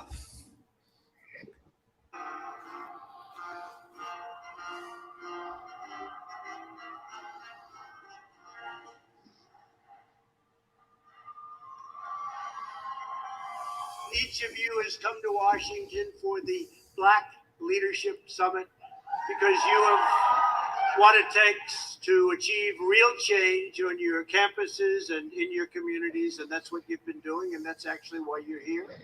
You speak out for the values and principles that have made America the most exceptional nation anywhere on earth. Charlie, but you stand up for the oppressive forces, and you do. You stand right up to those forces in our country that demand conformity and control. You refuse to be censored. You refuse to be silenced, and you will never back down. And don't ever back down. Done a fantastic job. Fastest growing organization. Our agenda is lifting up citizens of every background, race, religion, color, and creed. But while we are fighting every day to build up our nation, the far left only wants to wreck, ruin, and destroy our nation. Of thought in the country. The radical Democrats are willing to do anything to smear anyone and to lie about everything in their craven quest for power and money and other things, I guess. I don't want to tell you what those other things are, but they're not good, although maybe when the cameras shut off, we'll talk. They're trying to steal your vote. They're trying to steal your voice and steal your country. They're trying to steal your country. And they don't have what it takes. We need to make sure we fight for this man, the one man. My administration is fighting with everyone and all our heart to reverse the pain inflicted by Democrat leaders and to deliver hope and opportunity and prosperity for all Americans, but for African American communities all throughout our land. And we have a lot to lose now because President Donald J. Trump has done so much for the Black community. African Americans built this nation. There it is. We built this nation. You know, you're just starting to get real credit for that. Okay, I don't know if you know that. You're just starting to get, you built the nation. We all built it, but you were such a massive part of it. Bigger than you were given credit for. Does that make Man, that's huge, man. And I'm going to read a comment right here. Right here. Look at that. Obama ain't even said this. The first black president. Why he didn't do that? You know what I'm saying? Why he didn't give that credit to the black Americans? Why he didn't give that credit to him? Man, but you see what happens, what is big, because what it is people are, what we are doing as a people, as black people, we putting our red boots and our red cape on and our blue tights on for all these other groups. You see what I'm saying? For a lot of Central American groups, the Africans that he called shit, the people that he said these people come from shithole countries, whatever. He's talking about them. So what ends up happening is he make a statement that we perceive as racist about them, and we internalize that about us. Does that make sense? And so what ends up happening is Trump, if you read or listen to some of his other speeches, he talks about the American citizen. You see what I'm saying? He only cares about citizens. He don't really give a damn about nobody that's not nobody that's not an American citizen. Which he shouldn't care about nobody that's nobody. Only people he should care about are the citizens. He shouldn't care about non-citizens or what? Because that's not who his constituency is if he's the president of the United States. That's not his constituency. He shouldn't care about those people. You see what I'm saying? So he's actually doing what the hell he's supposed to do. That's the saddest part. They don't have nothing to do. Him praising us, but maybe slick dissing somebody else, they ain't got nothing to do with us. Right. And that's why we shouldn't let emotions dictate who's the president and who we're going to vote for and dictate what policy we're going to be in support of, because that emotion stuff is just has gotten us hurt in America. Voting off emotion and having these irrational decisions has hurt us politically in America. You understand? And that's why we've supported a party that has done nothing for us. That's why we have supported a party that has put more of what's the word I'm looking for? Put more interest and dollars behind a sexual orientation. Listen to me, a sexual orientation over the people that built this damn country. The LGBTQ community has received more attention in the last 10 years by Democrats than the Black American. And it has to be said that this whole thing about the sexual orientation is a direct threat to Black people in every category. That is the threat. That is the threat. Sexual reassignment and homosexuality, these things they don't promote family structure. Family structure is what moves societies forward, and none of this promotes any of that. Facts Right. there. You want to get rid of the smallest form of government, which is the familial unit, which is father, mother, and child, right? Yeah, you want to the get rid of origin that. of government itself. Exactly. You can't have a government without a strong family unit. You just can't. Yeah. I mean, it's that simple. So, and then they will say, well, he's against Black Lives Matter. I'm against Black Lives Matter. They said they against the nuclear family. They want to destroy it. Yeah, they against us. We ain't against them. There's a difference. We gonna have to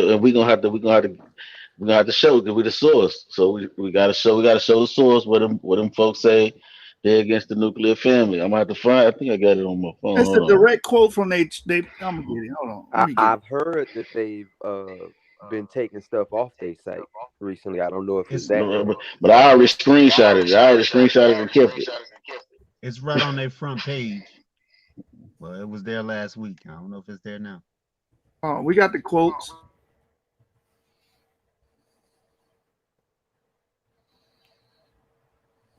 All right, so they're against the nuclear family. I was reading this the other day.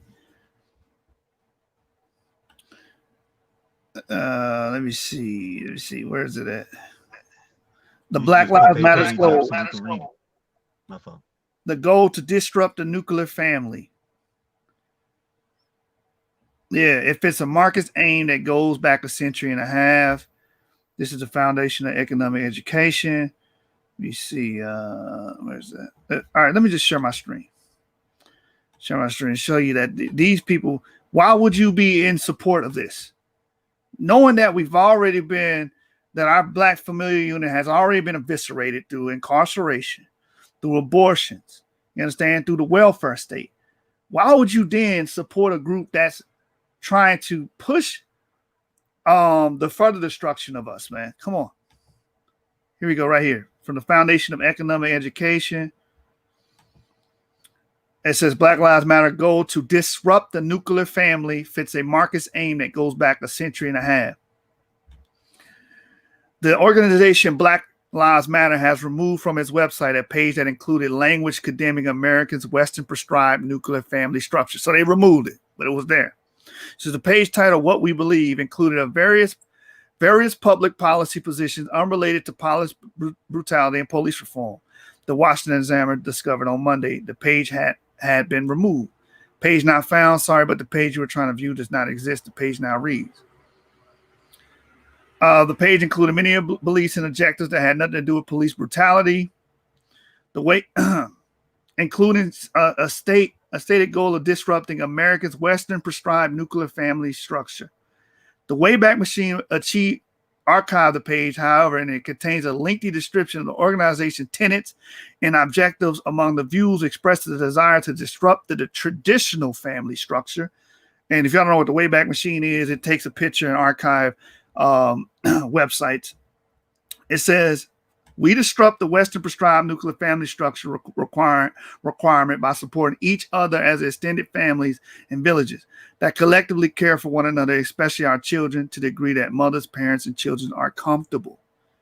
And you notice mothers, parents, and children are comfortable. Why didn't they mention fathers? But that's a whole other thing. It says, according to the Examiner, BLM did not respond to the paper's request for comment, so it's unclear if the page was deliberately removed. No, it's pretty clear it was removed. It was getting under fire for it. They got a bunch of backlash from the Black community behind that. Mm-hmm. Whatever the case, BLM's endorsement of language should come as a little surprise, as Brad Palumbo has shown there are effectively two Black Lives Matter phenomena: the Black Lives Matter organization and Black Lives Matter as an informal movement. The latter involves people fighting in good faith for police reform who believe African Americans suffer disproportionately from police violence. The former Black Lives Matter is an organization co-founded by Patrice Cullors, Alicia Garza, and Opal Tometi, and that has roots in Marxism. We actually do have an ideological framework, Cullors said for her organization in 2015. We are trained Marxists. We are super versed on sort of ideological theories. As I point out in the 2017 article, Karl Marx was interested in abolishing much more than just private property.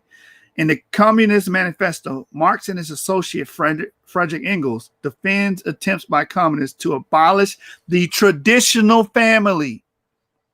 It says abolition of the family, even the most radical flare-up at this infamous proposal of the communists, Marx wrote.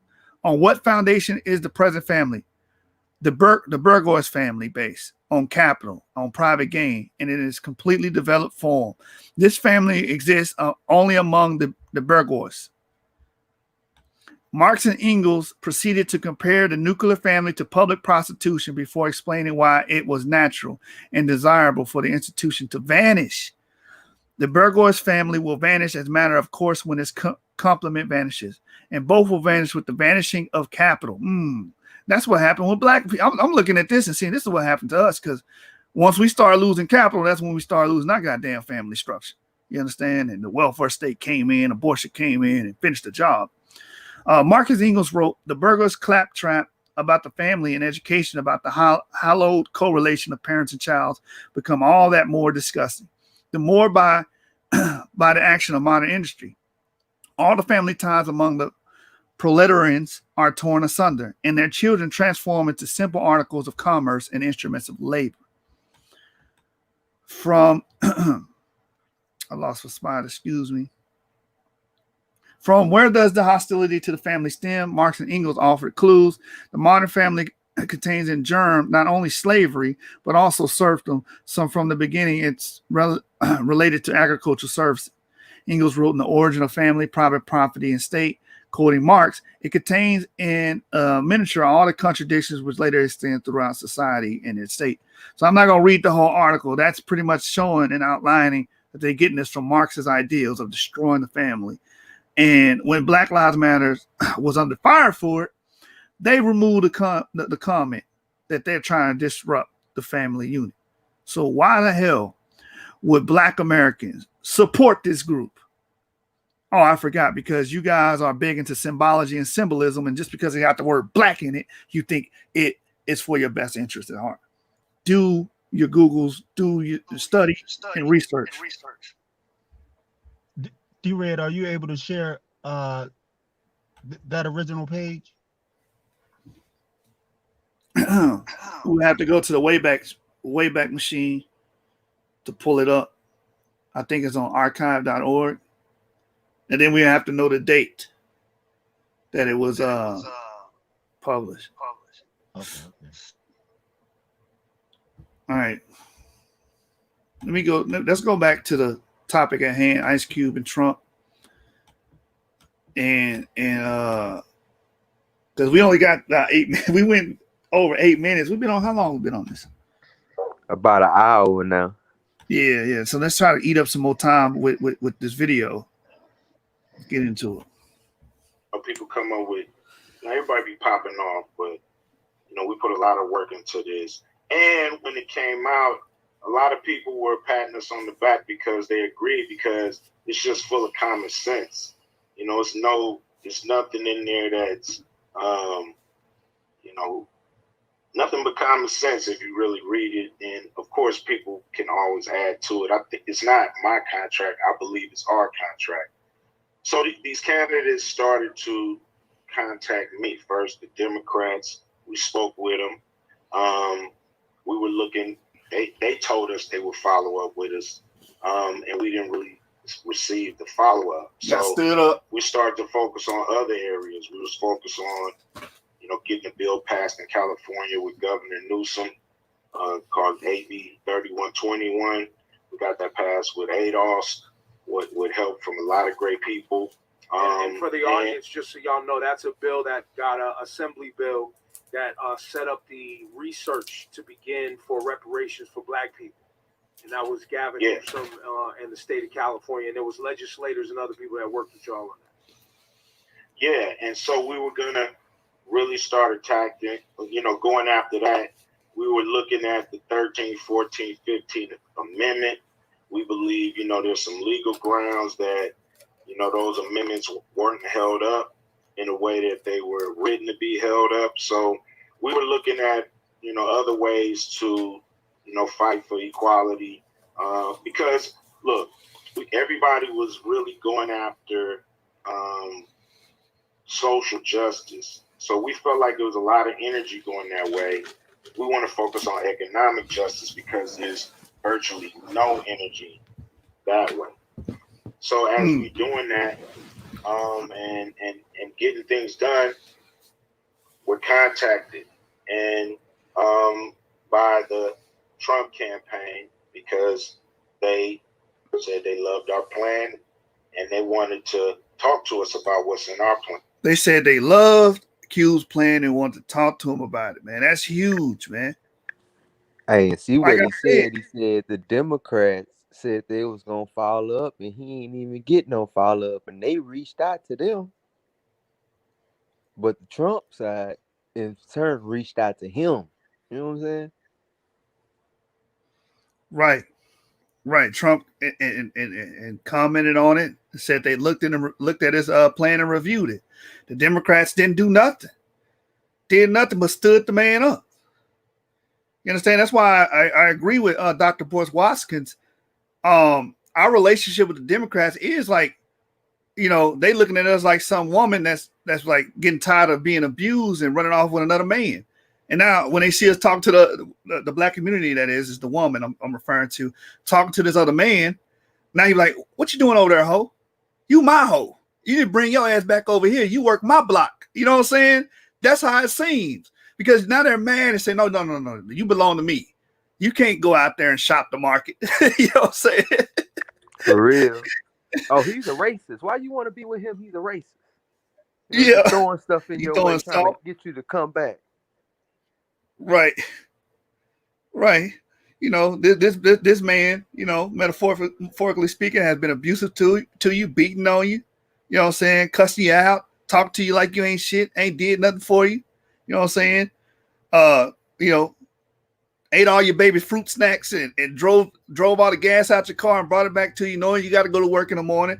That's what the Democratic Party has been to the Black community. And now the Black community is like, wait a minute, we got an administration that, is benefiting us. So, we're going to go with them. Now you're throwing all this salt and saying, going on live TV saying, if you ain't voting for Biden, you ain't Black. You know what I'm saying? So Trump did the rational thing and selected the side that listened to him and decided to implement the plan, the contract with Black of America within the Platinum Plan. Which, what else would you think he would do? I'm going to roll with the person that got tangibles over the person that's bullshitting with me any day. That's just common sense.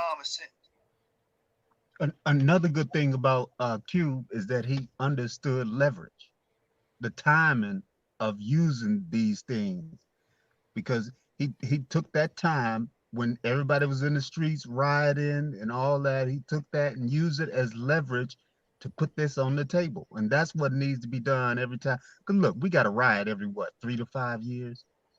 We need to use those opportunities to push the agendas forward. Yeah. Right. So once we talked to him about our plan and what we had and what we was envisioning, and also making sure money went exactly to exactly where it was supposed to go, they upgraded their plan. And I didn't come out of there. It wasn't no photo op situation. It wasn't no me saying, look what I did. Matter of fact, I actually told him, I said, nobody's gonna believe you unless you do something. Right. And so he put the pressure on him. Like, look, ain't nobody gonna believe you unless you do something. Again, tangibles, action behind your words, not just promises. Huge, man. Did my thing, and then this tweet come out last week, and everybody say I'm messing up the election because I'm meeting too early to How'd the you feel about campaign. that tweet, Q? Because you had the conversation, obviously you didn't make the conversation public. So when someone from the Trump side came out and tweeted that you guys worked together, how did you receive that tweet? To me, it's politics. Of course it's a little shady because it was misleading, but it's politics. I knew if I did something for the Biden campaign that they would use it too. So it's just politics. I have a lot of understanding on how these things are used, and I knew it was going to come out eventually, but I think I was there for a bigger cause, so I wasn't really concerned about that. I knew, once the truth got out and people heard what I said, they would understand what happened. Did you like that? Did you like that whole platinum plan? How they took aspects of it and created a black plan for Black America and called it the Platinum Plan? Did you feel? And do you feel today? Like I saw you tweet with Eric Trump, and then he just misrepresented it. He said the platinum plan, they took aspects of the contract of Black of America. That's not what happened. Platinum plan was already set in stone, and then they reached out to Ice Cube and then implemented elements of the contract with Black of America into the platinum plan. So get it right, bro. Where you put up a photo and you hit him back and he was like, "Nigga, please," about him putting up a photo of you in 50. Clearly you're responding to it to make sure that the people know that that they're trying to use you. And that's another look. They trying to use you. But if Ice Cube would have went to Biden and had a photo out with Biden, Ebro then wouldn't have no problem with it. The problem is they man is losing points on this. That's all they care about. They don't care about Black people seceding. They just like, oh, Biden is losing points. So, we got to do something about this. You can't. Are you endorsing them? They're going to try to make this man say that his position on it because they don't want to make it seem like, oh, you're endorsing him. Oh, you're going to mess up the election. You're going to mess up my chance for the Democratic Party because you are loyal to the Democratic Party to a fault. You understand? That's what it is. They don't like the political implications of it because it looks good on one end and it looks bad on the other. But they're not going to say that on the air because they're disingenuous. I mean, it was a doctored photo, so don't use no doctor shit on me and think I'm not going to just call you out on it. But it's that kind of shit is foul. It don't get them nowhere with me. I haven't endorsed Donald Trump. So, to me, both sides are lacking and they got to do better. Because what they got down ain't gonna solve the problem yet. We got a lot of work to do. Are you you vote registered to vote? You're a voter? You see where this is going? Asking them, you registered to vote, so y'all know what the follow-up question is going to be. Yeah, he trying to let them know. Look, I'm not trying to make this a political discussion like that, like who I'm endorsing or something. But he just gonna try to push, you know what I'm saying? Because they got to try to get that hate. Right. Got to advocate for your boy Biden all goddamn day. I voted Democrat in every election. Have you decided how you're going to vote November 3rd? I actually haven't. It's I'm a vote because there's a lot of things to vote for. In California, up and down. Our city and state. But I just, I'm a real, true undecided voter. Because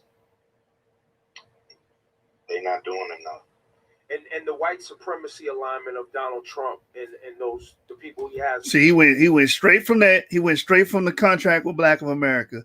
Didn't go into any policies. Didn't ask the man what did they actually amend. What did they implement?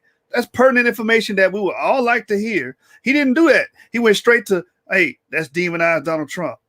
Because, Donald Trump has something over Biden now.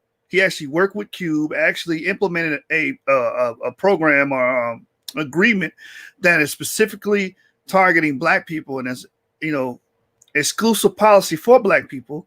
So let me demonize him because I know black people run off emotion and they're going to discredit this. That's all this was. That's all this interview is. Watch. Working for him who are overt white supremacists. Look, racism comes in many forms, but overt white supremacy that doesn't put you off in potential. And instead of exemplifying what he meant by overt white supremacy, you know what I'm saying? He just says it and throws it out there. But ain't going to bring up Robert Byrd and Strom Thurmond, the people that are associated with, directly associated with Biden. Robert Byrd being as his mentors. As his mentor. People you can't throw that on. Yep. Can't throw that on Trump's jacket. You know what I'm saying? And Strom Thurmond being a strong segregationist, being a stunt segregationist, and really against black people altogether. These are the people he was associated with directly. You don't see them on there grilling Biden about that. But they go with this conspiratorial stuff that they can't really prove and don't have any real direct evidence on Trump and try to throw it on Trump. That lets you know that all they're doing is advocating for Biden. Should we supporting Donald Trump? Well, I'm not supporting Donald Trump. White supremacy do turn me off, but it's everywhere and it's on both sides of the aisle. And see that? Q made it full circle. It's on both sides of the aisle. You got white supremacists that support Democrats. You got white supporters that support Republicans. But y'all will never paint that narrative because you're trying to make it seem as if, oh, the Democrats have always been for black people. That's the whole narrative. That's just the reality that we live in. And I'm not naive to that. So, we're engulfed in white supremacy. So, that's just something we're going to have to fight our way out of. I think we're going to fight. We're going to have to fight on all fronts. Cube, I would say this is probably the part where people get the most concerned. Is that for many people, we feel that the rhetoric and the decisions that have been made by the Trump administration over the last 4 years put them in a category of alignment with racism and white supremacy. Again, no exemplification of it. He didn't exemplify. This is called pontification, where you just speak out your ass, right? And you hope people believe you. And then who is we? You don't speak for the black American community. You speak for the Jewish community. Why are you up there trying to say we? No, nigga, I hate that word we. We are not associated with Rosenberg. You have your lily white Jewish community to run back to. We don't got that.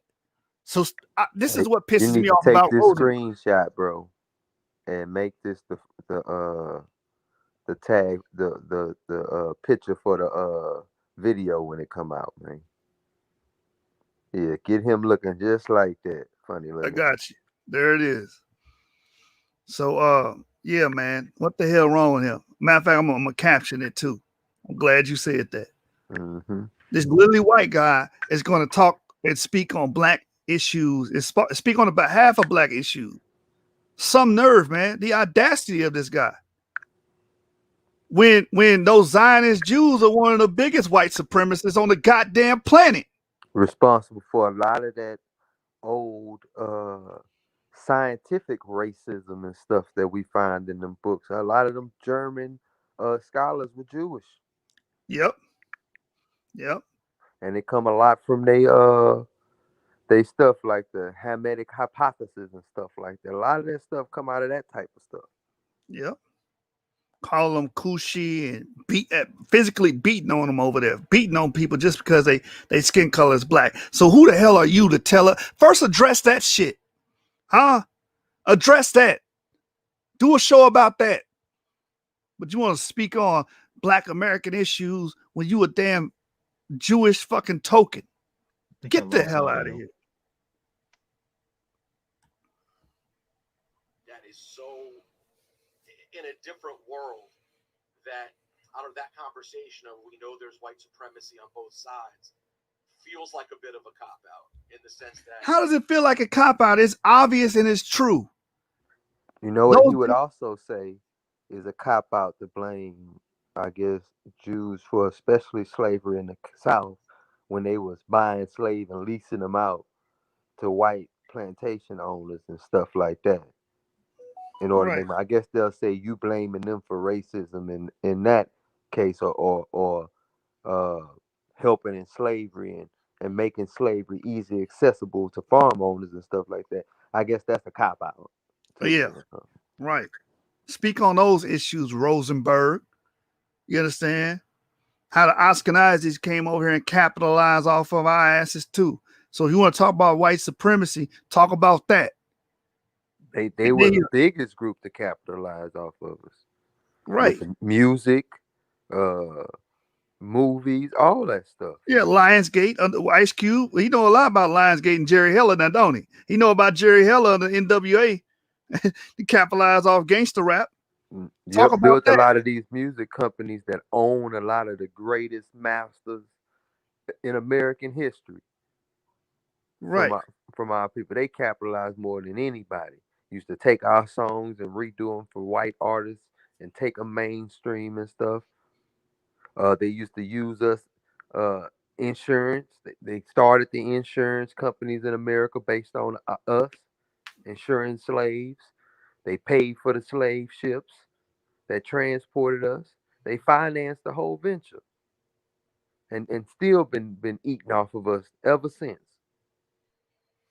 Right, like you said, music, the music industry, the movie industry, all this shit. You can't even get their goddamn masters. People fight for their damn masters. Jay-Z brought that up. You know what I'm saying? They didn't get. I think Prince died without his, or did he have his? I can't remember. One of them famous artists. Not his from his contract, because he got out of his contract and he never went back to one. That's why he changed his name to Artist and sold his stuff himself on his website. Yeah. So speak on those issues. Talking about you can't speak for black issues, man. Your people have raped and robbed and pillaged our people as well. Your people have benefited from white supremacy. The hell wrong with you? Because during the 1800s, going into the 1900s, y'all had what was called hyphenated whiteness. All you had to do is associate yourself with white people. You got all the perks and benefits of being a white American.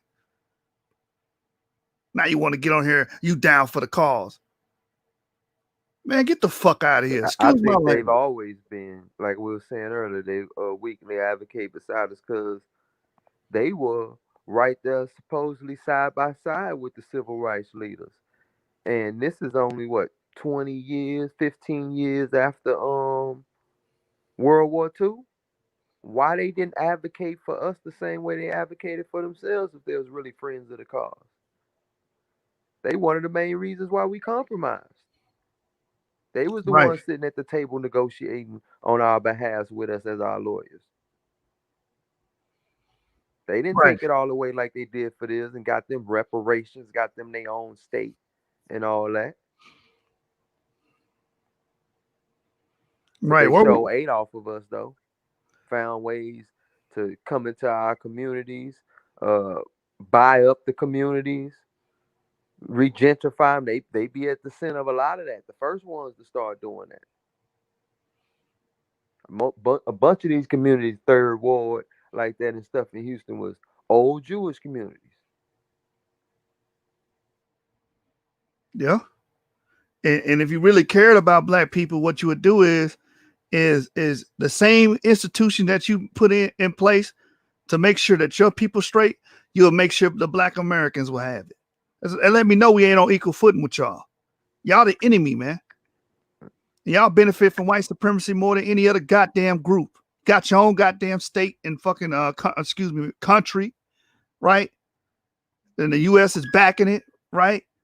You got every goddamn thing. Don't speak about us when we the oppressed minority here in America. We on the bottom. We highly incarcerated. We below the poverty line. You can't say the same thing about the Jewish people. So don't say we. Brother, the Holocaust. Okay, brother? The Holocaust took place. Listen, you got all that just gold. Like us, brother. Yeah. You got reparations for the Holocaust. Y'all got all that gold back. And Obama made sure y'all got all your goddamn artwork back. and you got land allotted to you after that. You have been more than compensated for what happened to you. When So my they got people, compensated for 4 years more than we had got compensated for. What was it, like 250 years at that point? right. And when the Republicans were trying to put in legislation in place that we would get compensated, the party you advocating for now said no. That's probably why he's still advocating for them, because they still helping them out. Right. Because long as we down, they can still eat off of us. Yeah, pretty much. Pretty much. So it's been a parasitic relationship with the Ashkenazi Jews, right? It's been a very parasitic. All they do is suck all of the blood out of us and destroy the host. They get rich off of the rap industry. They get rich off of the movie industry. They get rich off of everything we do in entertainment because most of us are driven to entertainment. And then we get left behind as a people while you go back to your communities that are well established, that have infrastructure, that has upward mobility. You understand? Like what you say, the black family only worth $200. 200, man. You 200. understand? You ain't got those type of problems, Rosenberg. So don't say we, nigga. Yeah, well, in his neighborhood, the average family probably worth, you know what I'm saying, at least 10 million. You know what I mean? Fact. Everybody in it, he might be the poorest person in his family. You know what I mean? Right, right. Because he decided to work down here with the lowly Negroes. You know what I mean? Right. And and I'm glad Jay Electronica said what he said in his song about the synagogue of Satan. And then you got on the radio, oh, why you bringing up the synagogue of Satan, bro? Why you was crying like a little bitch? Because if we say anything negative about the Jewish community, here come the damn Anti-Defamation League trying to threaten us and sue us and shit. We don't have no ADL for us. Well, I We will don't have say that. this, though. I will say this. They did say we were not particularly racist against Jewish people. The Israelites were equally racist against everybody. You know what I'm saying? Oh, shoot. Man, let's play the rest of this, man. This guy right And here. for me, it ain't even a racist thing. It's an accountability thing. And it's Facts. a you owe me thing. I don't hate you just cause you is. I hate you. I don't hate you, you know what I'm saying? Because, you know what I mean, of all or anything like that. It's just that, hey man, you owe us and you need to pay us so we could be even. Okay? You pay me what you owe and we good. And we'll let the good Lord handle the rest of that when he come back. You know what I'm saying? But right now, you gonna pay me what you owe, or just like it happened in ancient Egypt when our ancestors came up out of there. When we come up out of here, we gonna end up plundering y'all, man. It just is what it is. Pay what you owe. Facts. Facts, man. Oh shoot, I didn't even know D-Red dropped out of here. I didn't even know he dropped out of here, man. But that right there, that we stuff, man, gotta stop. We got and as you know, as a people, we can't allow these people to try to be our spokespersons for us. You know what I'm saying? He ain't from my background. He ain't from my people. He shouldn't be able to speak on our rights and speak on our situations. Why is he even talking about contract with Black America? Why is he even allowed to speak with Q? Hey, let somebody Well, try to it's speak a on the Jewish situation. ADL gonna be up your ass. You know what I you mean? got to read this book. It's a book called A Broken Alliance, and in that book, Broken Alliance, it talk about the Jews said that this is what they say. He said they're talking about the civil rights movement, and it said it was never an alliance of equals. We were the superior, they were the inferior. This is what the Jews are saying. They were the superior, we were the inferior. We were the lenders, they were the borrowers. You know what I'm saying? We were the finance, they were the finance, they were the financee. So even during the civil rights movement, they never looked at you like you was a goddamn equal. You see what I'm saying? So this is why people had that whole Jewish alliance thing. Even when you look at people like Julius Rosenwald, who was financing Booker T. Washington, and a lot of people like Zordner Hurst and all them people had Rosenwald fellowships.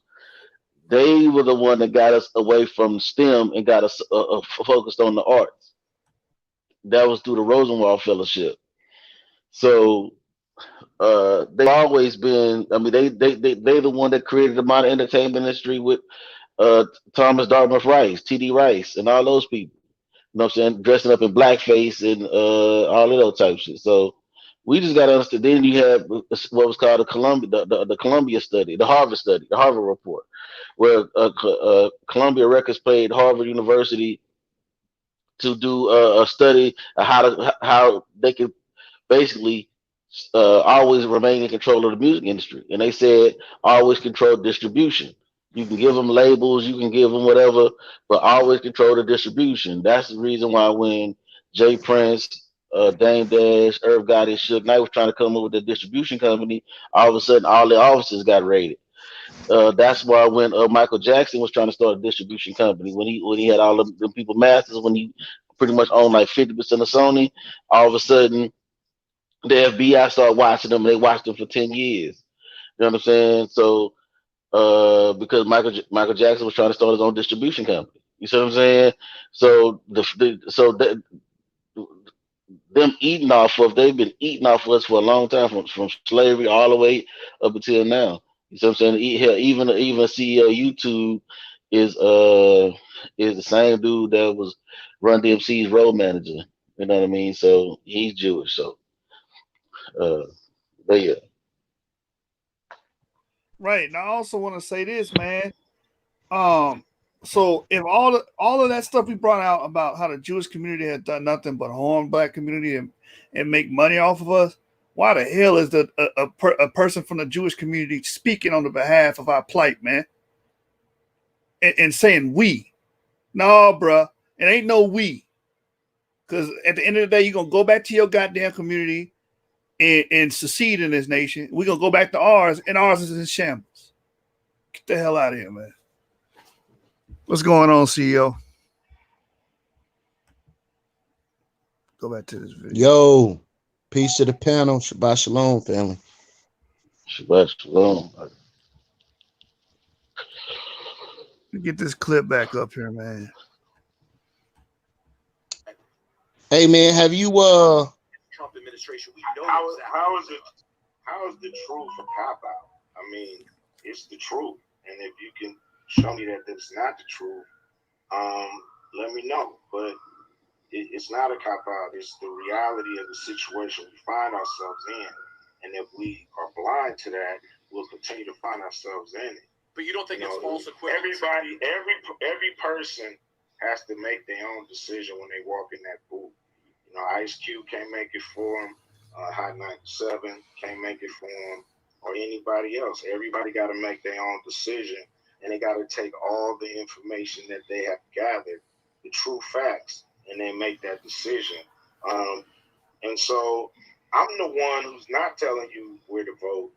So people shouldn't be skeptical of what I'm saying, because I'm not telling you where to vote. But it is that's your own decision. But it is a bit of, but like what you just said, for example, and I think the reason people get upset, Cube, is because you're such an inspiration in so many people's socio-political awakenings, myself and my brother included. You're such a part of us, making us see the world as teenagers.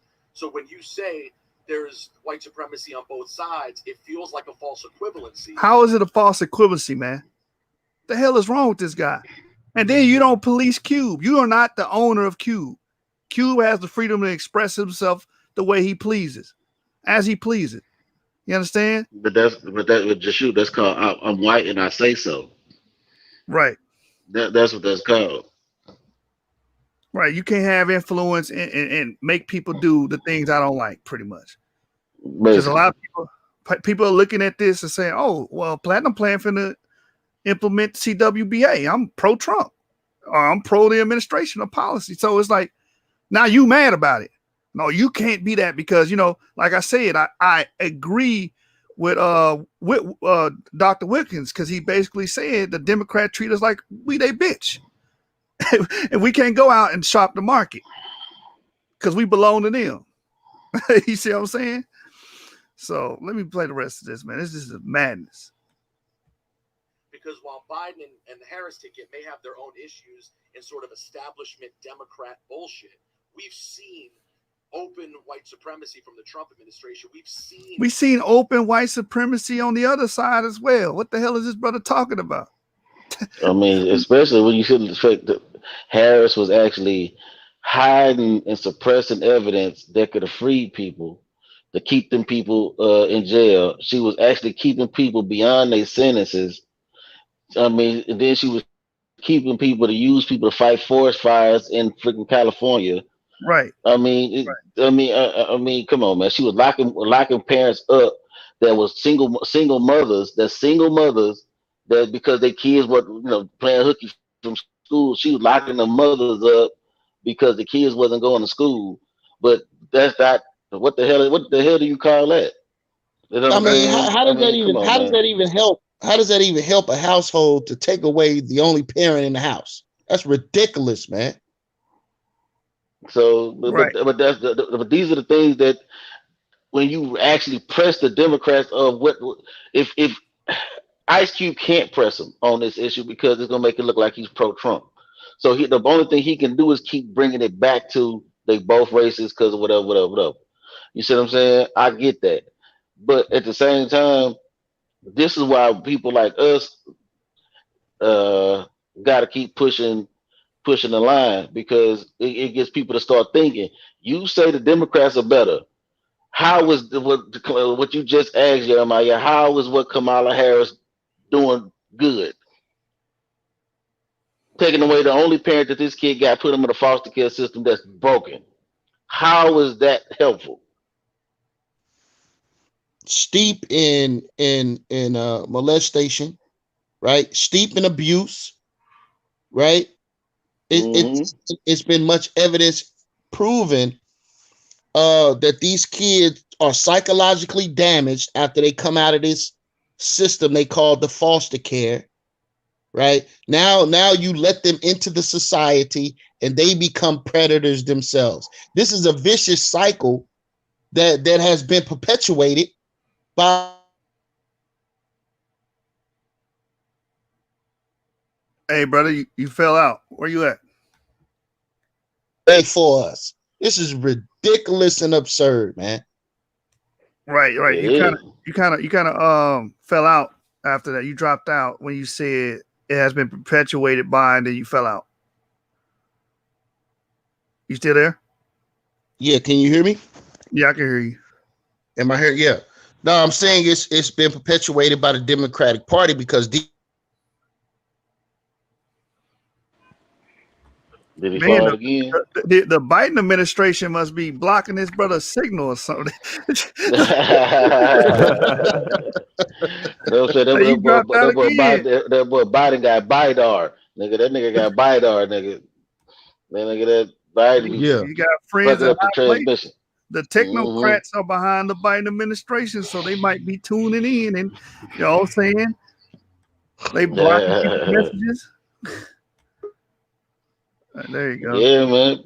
But now he right though. I mean, this why the stuff is ridiculous, man. Any little bit of research on on Biden. That's what the Democrats don't want to win. Like the Democrats are. This is my personal opinion, and I'm gonna say this till we get back to the video. The Democrats are purposely picking the worst candidates just to see how stupid niggas is. This is how I feel. You know what I'm saying? Because only a dumb motherfucker that don't do no research and Exactly. A really litmus hates test. black people will vote for these two. Hey man, Because I ain't gonna lie, man. Trump was letting them have it though. Trump was saying all of that, man. He was bringing it up. You passed the crime bill. You understand that was destroying black families. He was on his helmet about that, boy. And I Right. hope people were seeing that, man. Yeah, he was Right. nah, bodying but on that stuff. these people are delusional, man. These people didn't hear that. These people, like, look, bro, this is something I'm learning just from all the stuff that I be sharing with motherfuckers, and I be having to actually argue with motherfuckers about this shit. The fact that I gotta argue that you can look at the Senate shit where Biden is actually saying these people are super predators, just like Hillary Clinton called us super predators.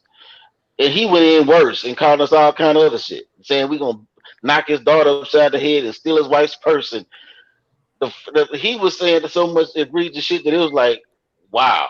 And the fact that Hey, people can D-Red, look this shit up and still vote for him is ridiculous. D-Red, Trump asked him, he said, let me get this straight. So you was just in office. You was just in office a short time ago. That's what he said, a short time ago, right before him. You was in office for 8 years and you didn't do any of this stuff that you said you gonna do now. Right. And we supposed to believe you. Right. He killed him. He killed him on that. Hey, that was some funny shit. That ain't gonna lie. I thought I laughed when he said that shit. You was just in office and they do none of this shit.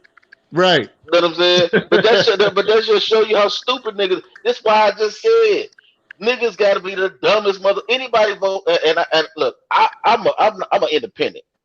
I'm actually more libertarian than anything. So I would have a dog in the fight. But I can honestly say, as an objective observer, you know what I'm saying, that you got to be the dumbest motherfucker on the planet to vote for Biden and Harris. You really, like, if you black. Now, if you white and you a white supremacist, I'm voting Biden and Harris all day. Because guess what? You ain't black if they ain't locked your ass up. Period. You know what I'm saying? If I'm a white supremacist, I'm voting for them all day because they gonna lock niggas up. I don't like niggas. Where would I want niggas at? In jail. That works good for me as a white supremacist. Like, niggas don't really understand what real white supremacy is. Real white supremacy ain't got nothing to do with a motherfucker with a gun. Because down here in Texas, niggas got guns. That don't mean that don't have niggas. Guns don't scare niggas in the South. They scare niggas up north in Cali where they can't have guns. Right, they looking for the pickup truck and the flag instead of the vote, and instead of the vote and the direction that they being steered in. Yeah. Hey, did y'all see that picture of Kamala Harris with her family?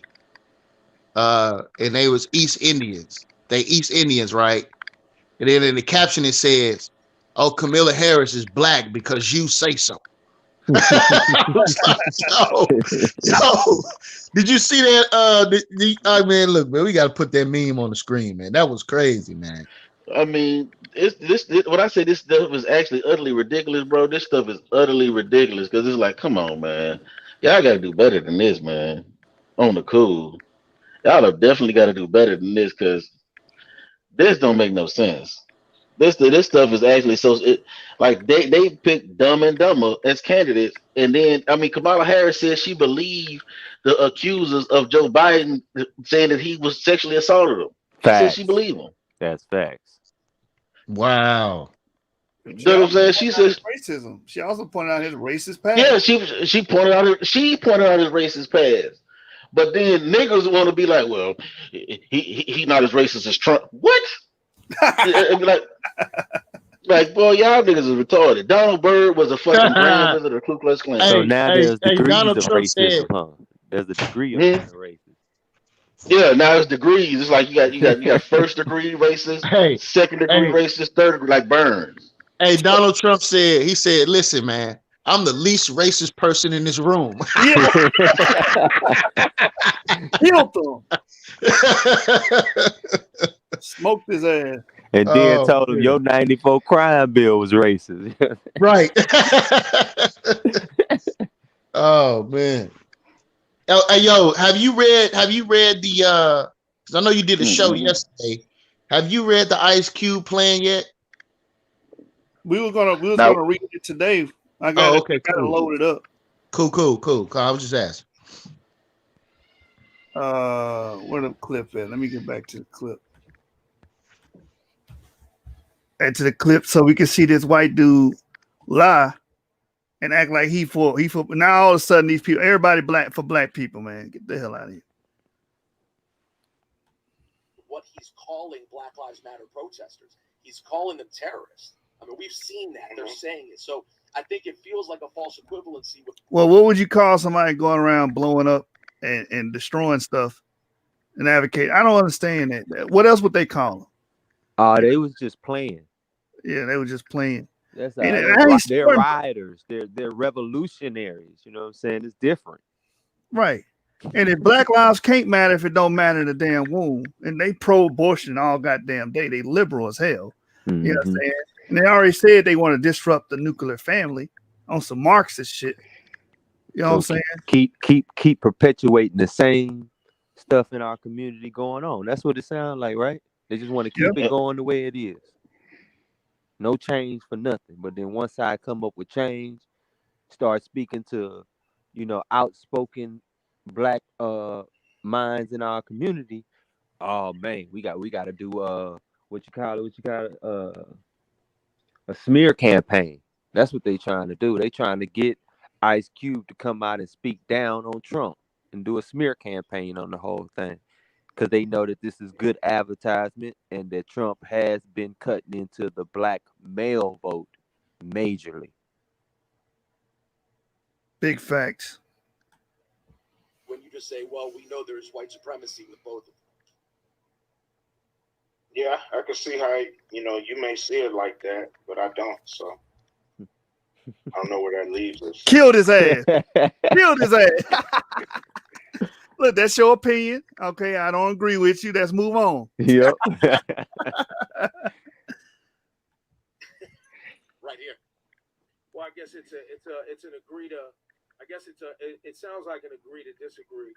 And I just want to say, for the sake of the conversation, and how I use my platform, y'all know how I feel.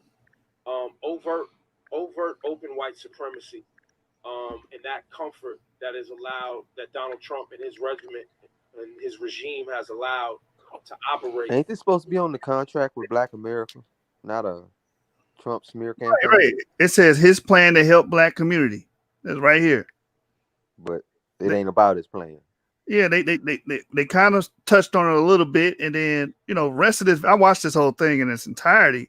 From this point on, it just becomes what you said, smear campaign, and just advocate for Biden.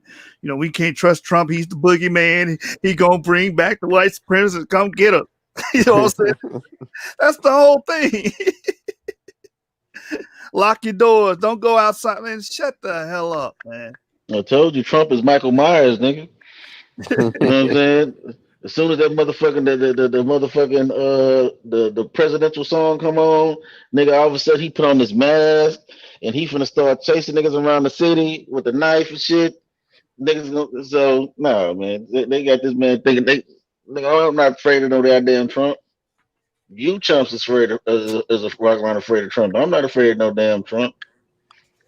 Yeah, Trump say he is Freddy Krueger. It's gonna be a nightmare on Dim Street. You know what I'm saying? Who might be on this? That's stupid.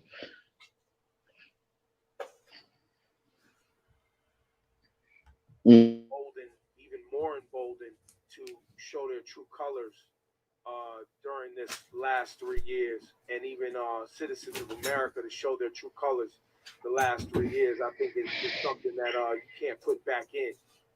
And to eradicate it and to actually address it and deal with it, I think it's something that it's something that needs to be addressed, because if it's seen as like, look, it is what it is. If it's seen as what it is what it is, it's a disease that's going to spread and get worse. It's definitely not seen as it is what it is, but the word true colors.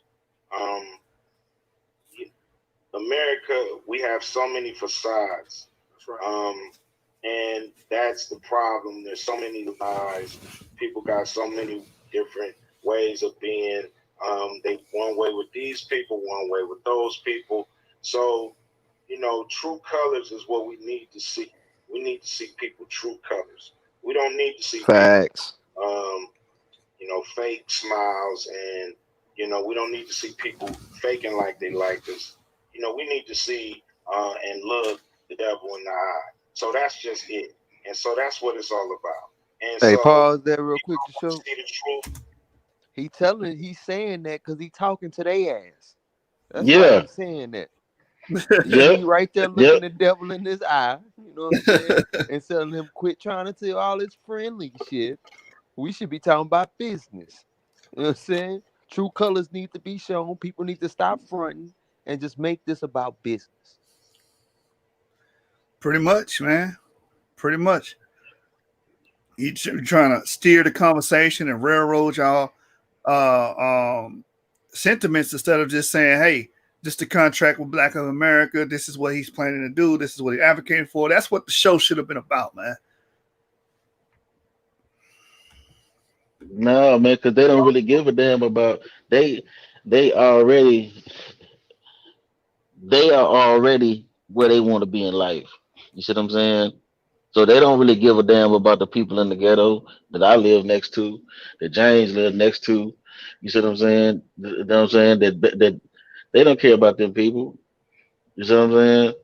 And that's the issue. These people don't care about them people.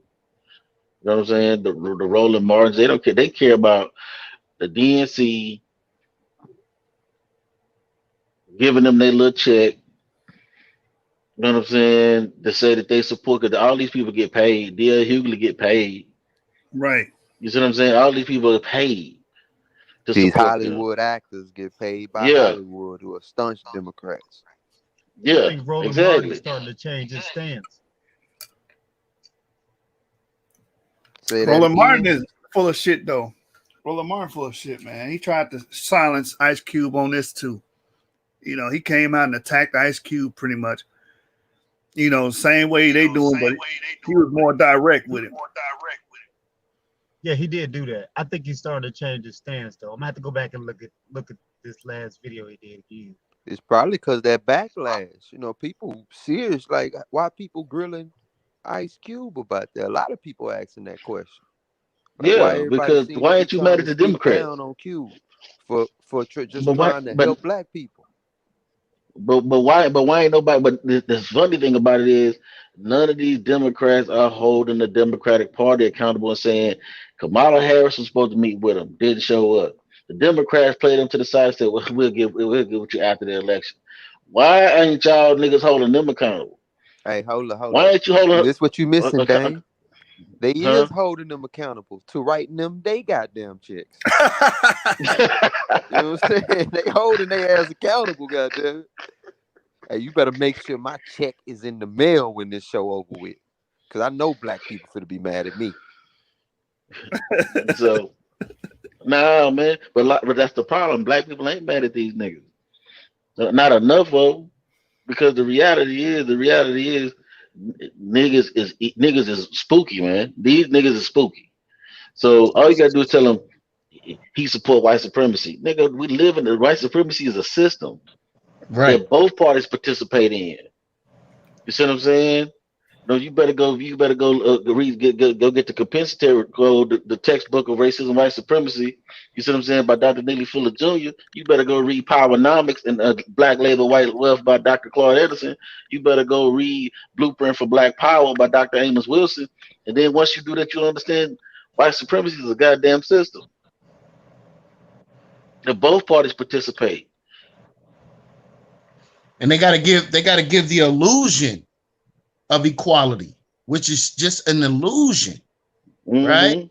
Mm-hmm. Token minorities in certain positions, so they can say when they get accused of white supremacy, they can say, well, look, we got Barack Mm-hmm. Obama as a black president. See that?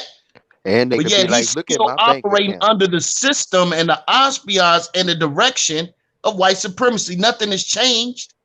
Mm-mm. Understand? Facts. Because blacks Mm-mm. on both sides are touted forward to say, look, you got Republican blacks that comes forward and be like, look, I'm doing being successful here in America.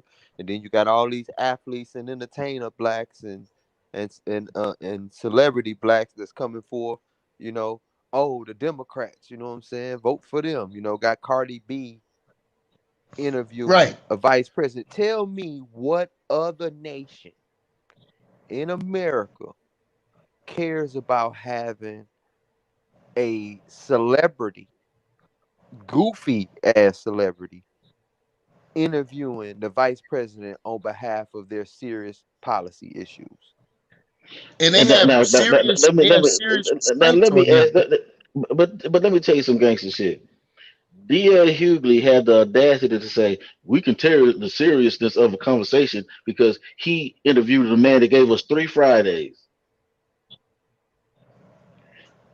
And I'm like, yeah, he did give us 3 Fridays, but he also gave us fuck the police. You know what I'm saying? He gave us a lot of other shit that was more poignant than just the 3 Fridays. Man, that But first but but hold on. But Yo, man, what kind of D.L. hate? Hughley, DL, you said that? that's what he said. But where was that same vitriol when Cardi B was being interviewed right out the WAP?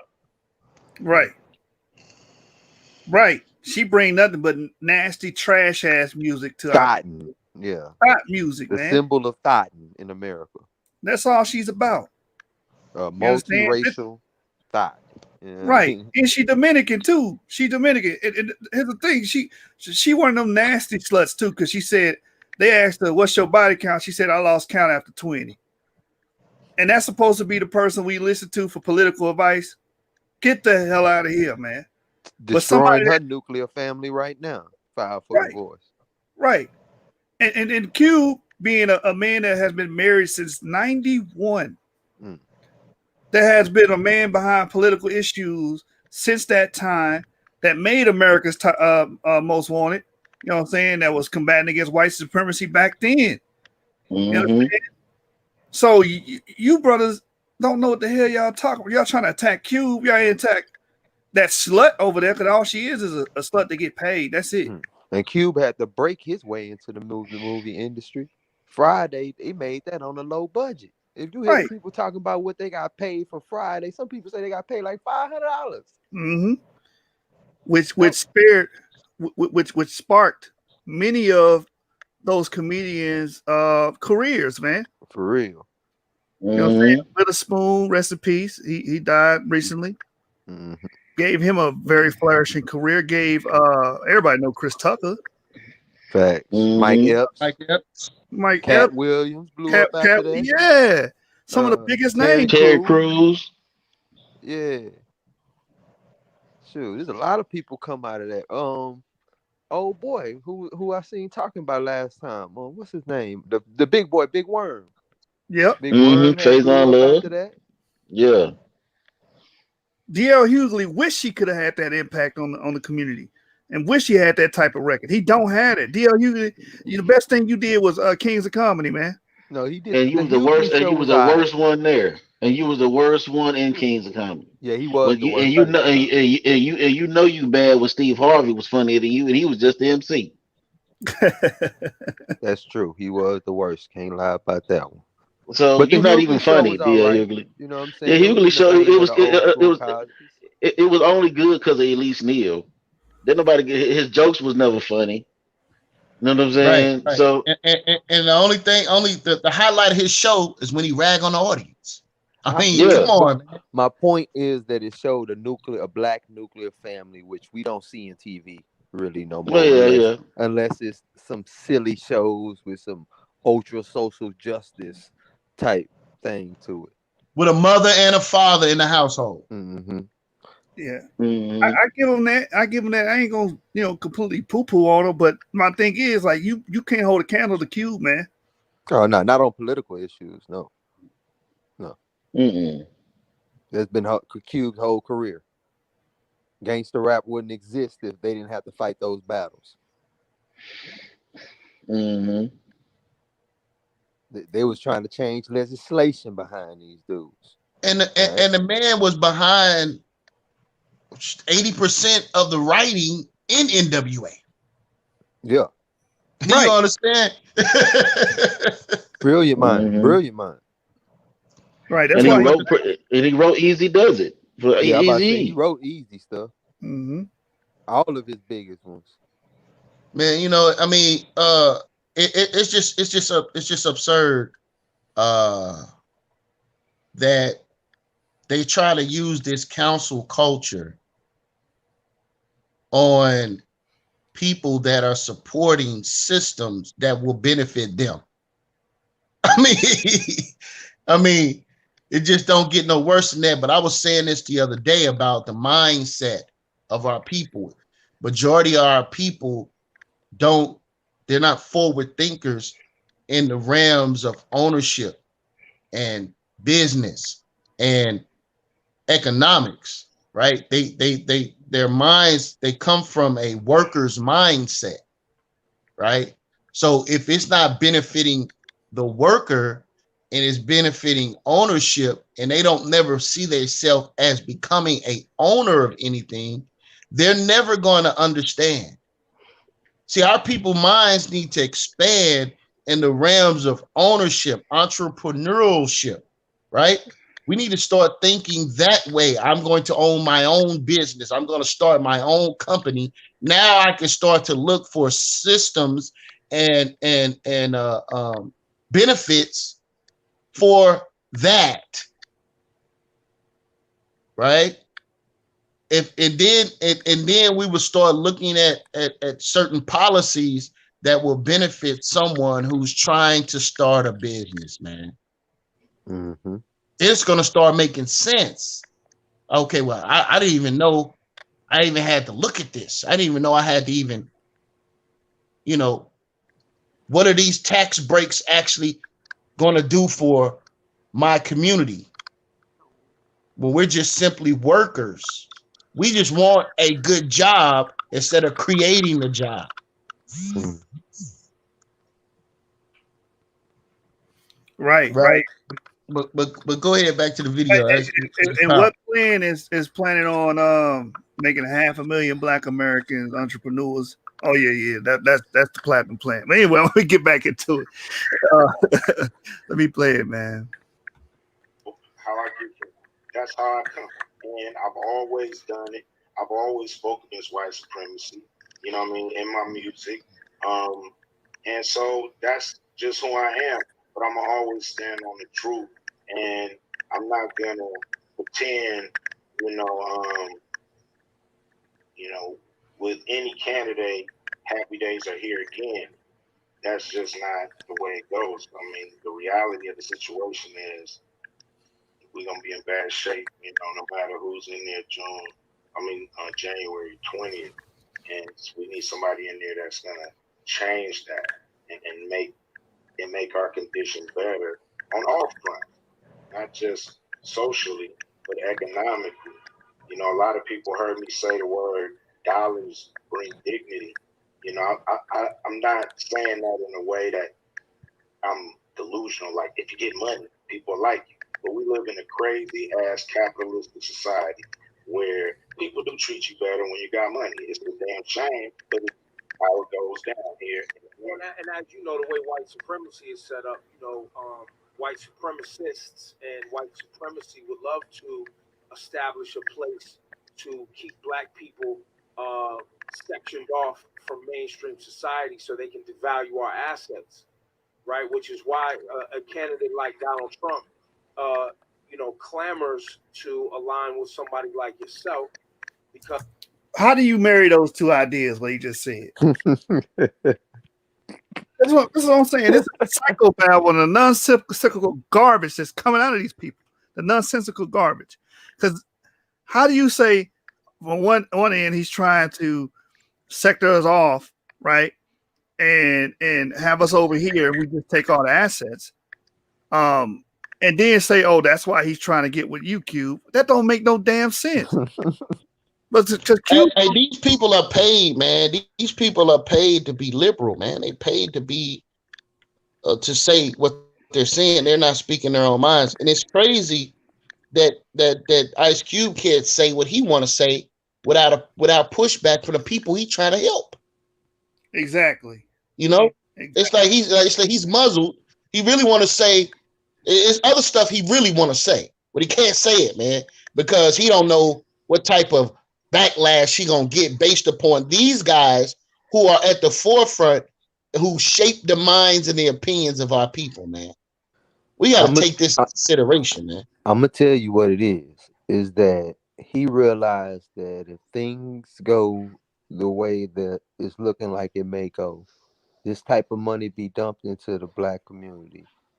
Industries which is funded and backed off of capitalizing off of our talents are gonna fall to the wayside because now we can start our own businesses to do that.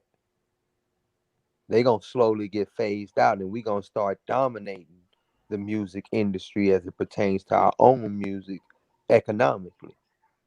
You see what I'm saying? Like you got people like it or not, what Jay-Z was trying to do with his title thing and get artists to sign up on the title and stream the music only on his thing would have been a big power swing in black economics right there. Because now you're just streaming on his thing. Yeah, he making money, but the black community is getting wealthier. We don't have to go through all of these other folks to get our streaming done, to get our load and played on the radio and all that. Everything will be on the title and getting all, and he'll do all the advocating to get the music out and stuff like that.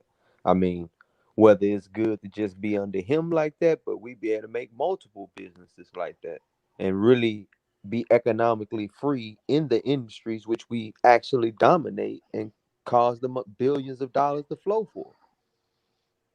And that's gonna get them Jewish people, like, cause they all of the middlemen and the brokers for these type of communities. If they're no longer needed Right. to be the middleman and brokers, they lose their spots. Right. Which Ebro, like you brought out earlier, his mother is Jewish. He was raised Jewish, so he's trying to protect the assets of his people, the people he considers people. Man, he ain't for black people, because if he was for black people, he would have addressed the contract with Black America and would have stayed there the whole time. They would have broke that whole thing down.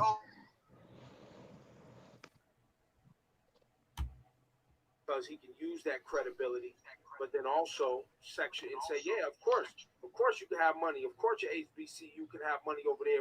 But we can control your value, because that's what white supremacy really, the main operation is. How's that controlling your value? We all what you bring out our family. Each of our families only worth $200 damn. We Hey, need look, more. he's saying that, hey, he gonna control you niggas becoming millionaires, okay? That's what he said. That's the value he controls. He said he want to only make 500,000. Why not all y'all? That's what he Right. said. He only controlled it and then making it limited to 500,000. Ain't that silly? 500,000 new millionaires is a great thing for the black community. You know what I'm saying? And closing this economic gap. Yep. And I mean, I believe Cube's contract with Black America also tries to divvy off the entertainment industry in a way where we're controlling more of these shows that could promote good values that we think are good for our community, instead of these other people making our black shows and stuff like that. We would control that, and that'll be major. Facts. Yeah, Facts. I think Cube is so on point and on code, because look, in the code it says uh black racists, hold on. You still there? Did we lose him? Now, black racist man and racist woman for all the things that are done that is incorrect or non-constructive, and offer that blame before the white supremacists blame you or others.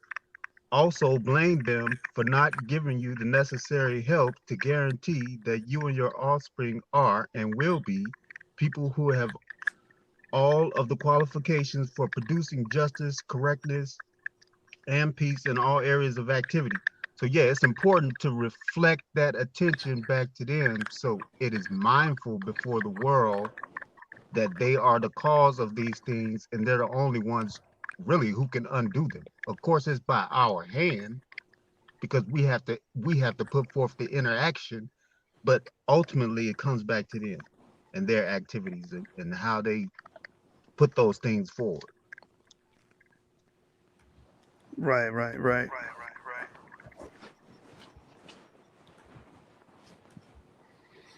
Is to keep people in a specific place so they can stay in control.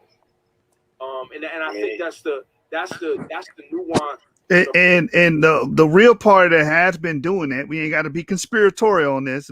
There's real proof on this. What he's talking about, keeping us in our place so we can be in control, is the party behind the welfare state. Facts. It's the party behind abortion. That controls us. And the Because party behind districting schools to pick which kids go to which schools. They wouldn't divvy it up to where elements of the hood can go to a very good school. No, no, no, no, no. We're gonna put all the hood in the worst schools possible. All the suburbs in the best Right. school And the possible. party All that the got rich us areas in walking the best around with school. damn skirts on. Right, emasculation of our males. That's the party that pushed that. The mass incarceration of our males. That's the party that pushed it. The Democrat Party. So you talk about a hypocrite. You just going off conspiracy. Oh, Donald Trump gonna bring the white supremacy in and control you niggers. That's what's gonna happen. But the whole time you're supporting a candidate that has been doing that and made a career out of that. Get the hell out of here, man. And Kamala Harris as well. We brought up her past, what she did as prosecutor. You know what I'm saying? Locking all those black people up, keeping them past their sentences because it was good for the state of California to have them fight them fires. So he kept them in jail for longer than they were supposed to be there. So, in deciding between these two candidates, look, I'm a Biden supporter, only because I know he's a one-term president, and I think it gets us on a path going in a direction that addresses. That makes no sense either, because if Trump becomes president, he only got 4 more years. That's one more term. The hell out of here. What is it? Come on, man. Some things. Do I think it's a perfect? No. I guess the next question I have for you, Q, have you talked to any or plan to talk to any of the black mayors around the nation, the people who are black, who govern and run the business of predominantly black cities, about actually getting this contract and these talking points and figuring out what people need on the ground specifically? We've talked to mayors, actually on the call when we was with the DNC. The mayor from Atlanta was on the call, and I'm sorry, I forget her name. Keisha Lance Bottom. Yeah, yes, excuse me. And so she was on the call, and I know mayors. We went through the whole country with the Big Three, and we met a lot of black mayors who came down to the games and really enjoyed themselves at the games. Have a lot of them weighed in on this? No. This is something that I expected to grow and continue to grow. The campaigns contacted me. I spoke to them, and I'm back on my mission to grow contract with Black America, because I know I'm not naive enough to believe that whoever gets elected is gonna push this thing without being pushed from the back. So that's what's happening. We're pushing, and I'm gonna continue to work on the contract with Black America. I'm appreciative of the concept for sure. In the private sector, there's things that can be done, and just in a fair way, like with banking. We're 13.5% of the country, but we're not lent 13.5% of the money when it comes to buying homes, cars, beautifying our homes. That's what the Platinum Plan spoke to, increasing the capital to the African Americans. Where's Biden's plan to increase capital to African Americans? Where is it? Where the hell is it? He can't match that. All he can do is tell you, well, I got a plan for people making less than $100,000. You know how many people in America make less than $100,000? That's silly. A lot more of them than just black people. Exactly. So when you do the math, you do the numbers, we ain't gonna get nothing. We ain't gonna get anything out of that deal. They want to help increase the middle class, but the middle class is dominated by other races, not us. Correct. Right, because most of us living below the damn poverty line. Right. Even venture capitalists, we only get 1% of that money, and we have great ideas. We have great people who are innovative and smart, and they can't get their ideas off the ground. Right. Got to stop, or don't change. When you Q, just oh, go just a ahead, Laura. quick I'm sorry. question, just for clarity, because I was trying to understand. Earlier you said that when both parties contacted you, right? When you were talking to the Democrats, that they weren't really like hitting you back, right? Earlier, I think I said in one of your interviews that they said yes, they would be willing to work it out with you, but after the election. Is that true? Yes. Yeah, you know, they said that they liked the plan, and they would deal with it after the election, invite me to the table, and work on the plan or try to Which is crazy. and you know, if they win, I still expect that to happen because that's what they said. So Yeah, but it ain't gonna happen because you've been attached. He gonna touch on it a little later on the interview. Now his name has been attached with the Trump administration, and how these parties work is, well, since it wasn't my party who got the glory for it, I'm gonna block it. You know what I'm saying? And Trump going, I mean, he gonna bring it up, man. Shit is stupid. Then after the election, Jay made a poignant point when he said, "Okay, since you ain't gonna do anything for us until after the election, we ain't gonna vote for you until after the election." That's how black people should think. You ain't doing nothing practical for us, so why should we cast our ballot? Why? Why should we vote Democrat? The niggas are scary. That's why. Niggas is afraid of everything. Niggas is afraid of their own damn shadow. Oh my God, he's supporting white supremacists. So what? So what? You know what I'm saying? So what? Let's just say for argument he is. Okay, he's supporting white supremacy by saying that Nigeria is a shithole country and that the Central American countries were shithole countries. Whatever shit he was talking about. I don't give a fuck about what he said about them. Don't got nothing to do with me. Right, You right, see what I'm saying? I don't care about that. And so this is the problem with when I say niggas be putting on their cape, suiting up for everybody else instead of worrying about your goddamn self. Because ain't none of them groups that you came for gonna help you.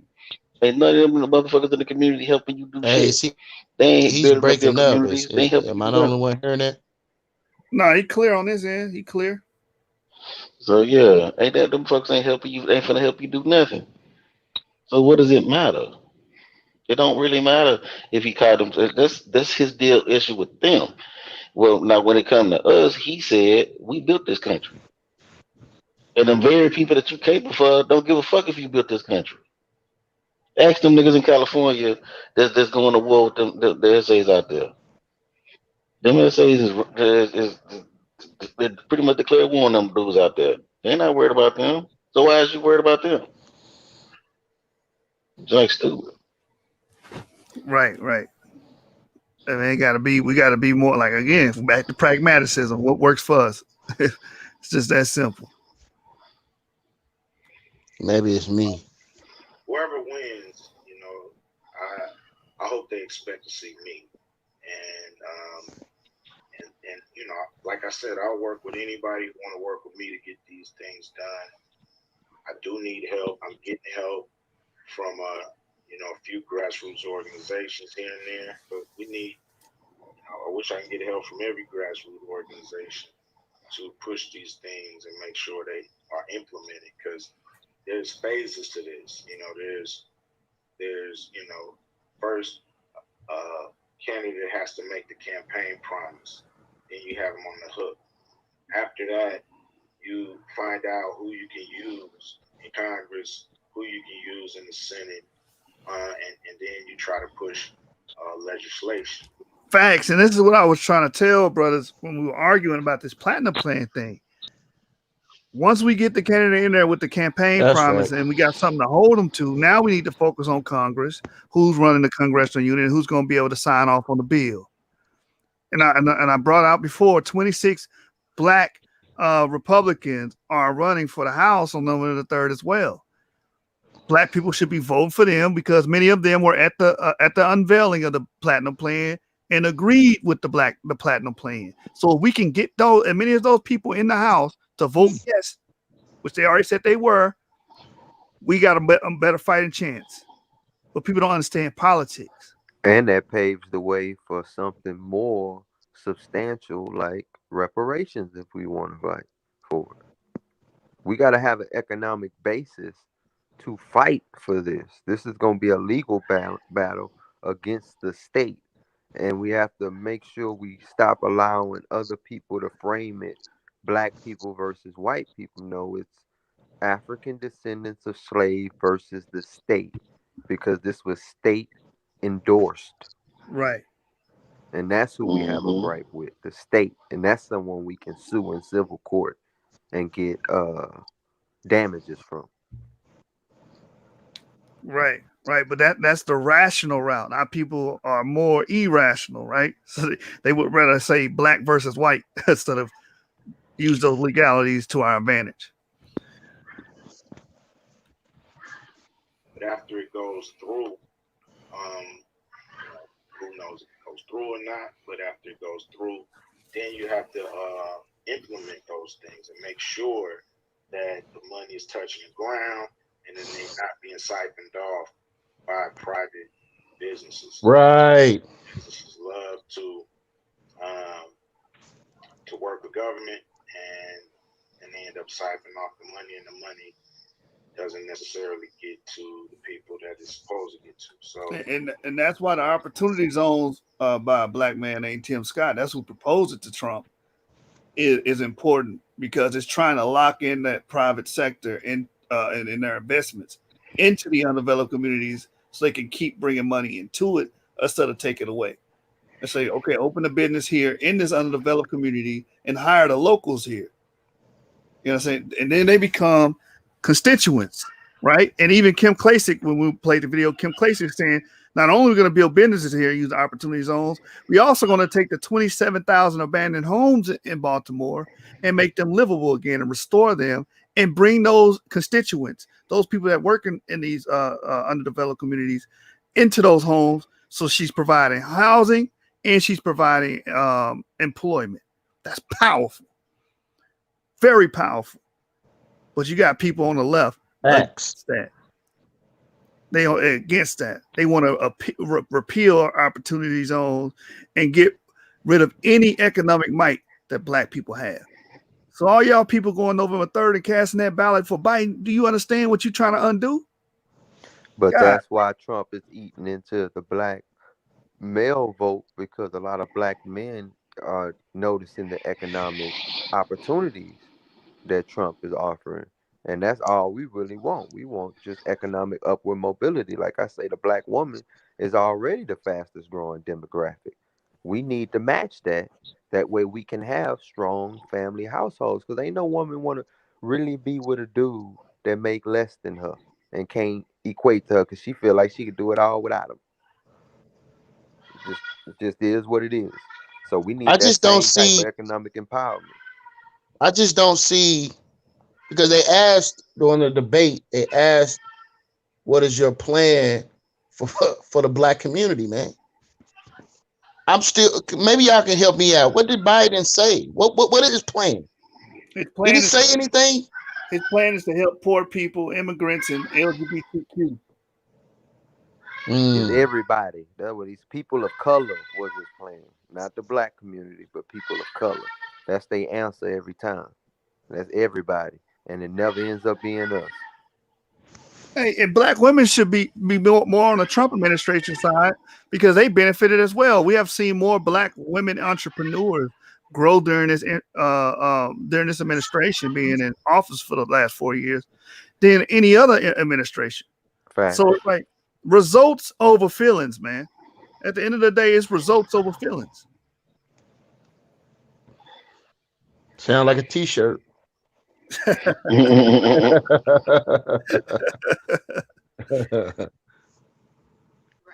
got to make sure all those things don't happen. And we need organizations across the country to make sure that doesn't happen. But I want to reiterate and get clarity. So, we learned today that this is an idea that has grown exponentially in a short period of time. yes. B, that you've invited people in to help you perfect this idea, and that you would still love more support from people who have knowledge and information, whether, because black people aren't a monolith, right? Like what black people need in Atlanta is different than what black people need in Oakland, is different than what black people need in Minneapolis, and so on and so forth. Yes. So Yes. that this contract idea that you started, because you recognized that there wasn't a central location where all black people in America were communicating and sharing their ideas into a central place. Well, I mean, I know there's a lot, but we're in the information age. We're at a point where everybody can talk to each other at the same time and communicate. So I felt like, this is a great central location.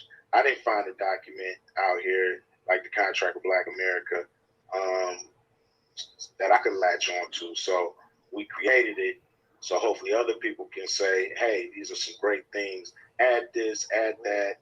I agree with this, don't agree with that. We make our adjustments and we keep pushing. We expect this to be a living, growing, breathing document until it's perfect. And remember, we contacted the Democratic Party at first, but when we really didn't get through, we went on to promote the contract, and then the party started to contact us. Right. They could have just left us alone. All of Joshua. So let me get this straight. So he contacted the Democratic Party, which you black people love, and didn't get no response. And then when he finally got a response, it was wait until after the vote. Wait till after it's over. Wait till after we get in the office. Then we will think about talking to you. When the other side actually talked before the vote. We have to take this in consideration. And the brother just made a powerful statement about he's willing to let the plan evolve when greater ideas are presented. That's a powerful plan, man. And it's all inclusive. I yield. Yeah, man. Cube on point, man. Cube doing some revolutionary things. And with all that being said, why is the black community giving him this backlash when he trying to help them? That's why I said y'all gonna run all the people off that got the best interest of the black community, because he's not looking for no publicity. He said it before. He not looking to get no name from this. He genuinely want to see us do better. First thing we see, light up the internet. That's why he on this interview right now. They lighting up the internet saying he a coon, he a traitor. No, you a coon and you a traitor because you going against a black man that's trying to help black people in favor of a damn white man that locked black people up. You know what I'm saying? So these economic strides need to be done, and he put the responsibility on his back and use his influence and who he is in the community to make sure it's happening, man. Right, man. At the end of the day, you got to look yourself in the mirror and ask yourself, why are you supporting Biden? Like, why? Oh, because he was the vice president to a black president. That's why you voting for him. Right. That's why. Right? But yet you're not looking at the actual plans and the actual thing that's going to affect us, man. Right? This homosexual agenda is destroying our community, man. It has replaced you, Negro. It has replaced you. Because they're the ones that's getting hired in the corporations. They're the ones that are allowed to rise economically. Because they're not as much of a threat as you straight black men. And we need to wake the hell up, man, as a people, man. This is ridiculous and absurd, man. Watch this. Look at the screen that coincide what you just said. Can you see that? Yeah. Gay is the new black. Ain't that something? Ridiculous. Gay is the new black. So we are being displaced by the LGBTQ community. That's why Biden keep lumping us in with them. Every time they ask about gay people, about black people, he throw LGBTQ in there. Right, like black people, the only ones that's gay. Right. How the hell is gay? How the hell is gay the new black when gay Check it out. is universal? Go ahead, man. When that lady asked him about the sexual reassignment surgery, now this is a white woman asking about sexual reassignment surgery and how that's when Joe Biden goes off and he supports it at the age of 8. You know what I'm saying? This, then the third. Then he starts talking about but then he started talking about and black transgender. Like, hold on, where the hell did you get black transgender anything talking to a white woman asking about her kid? Right.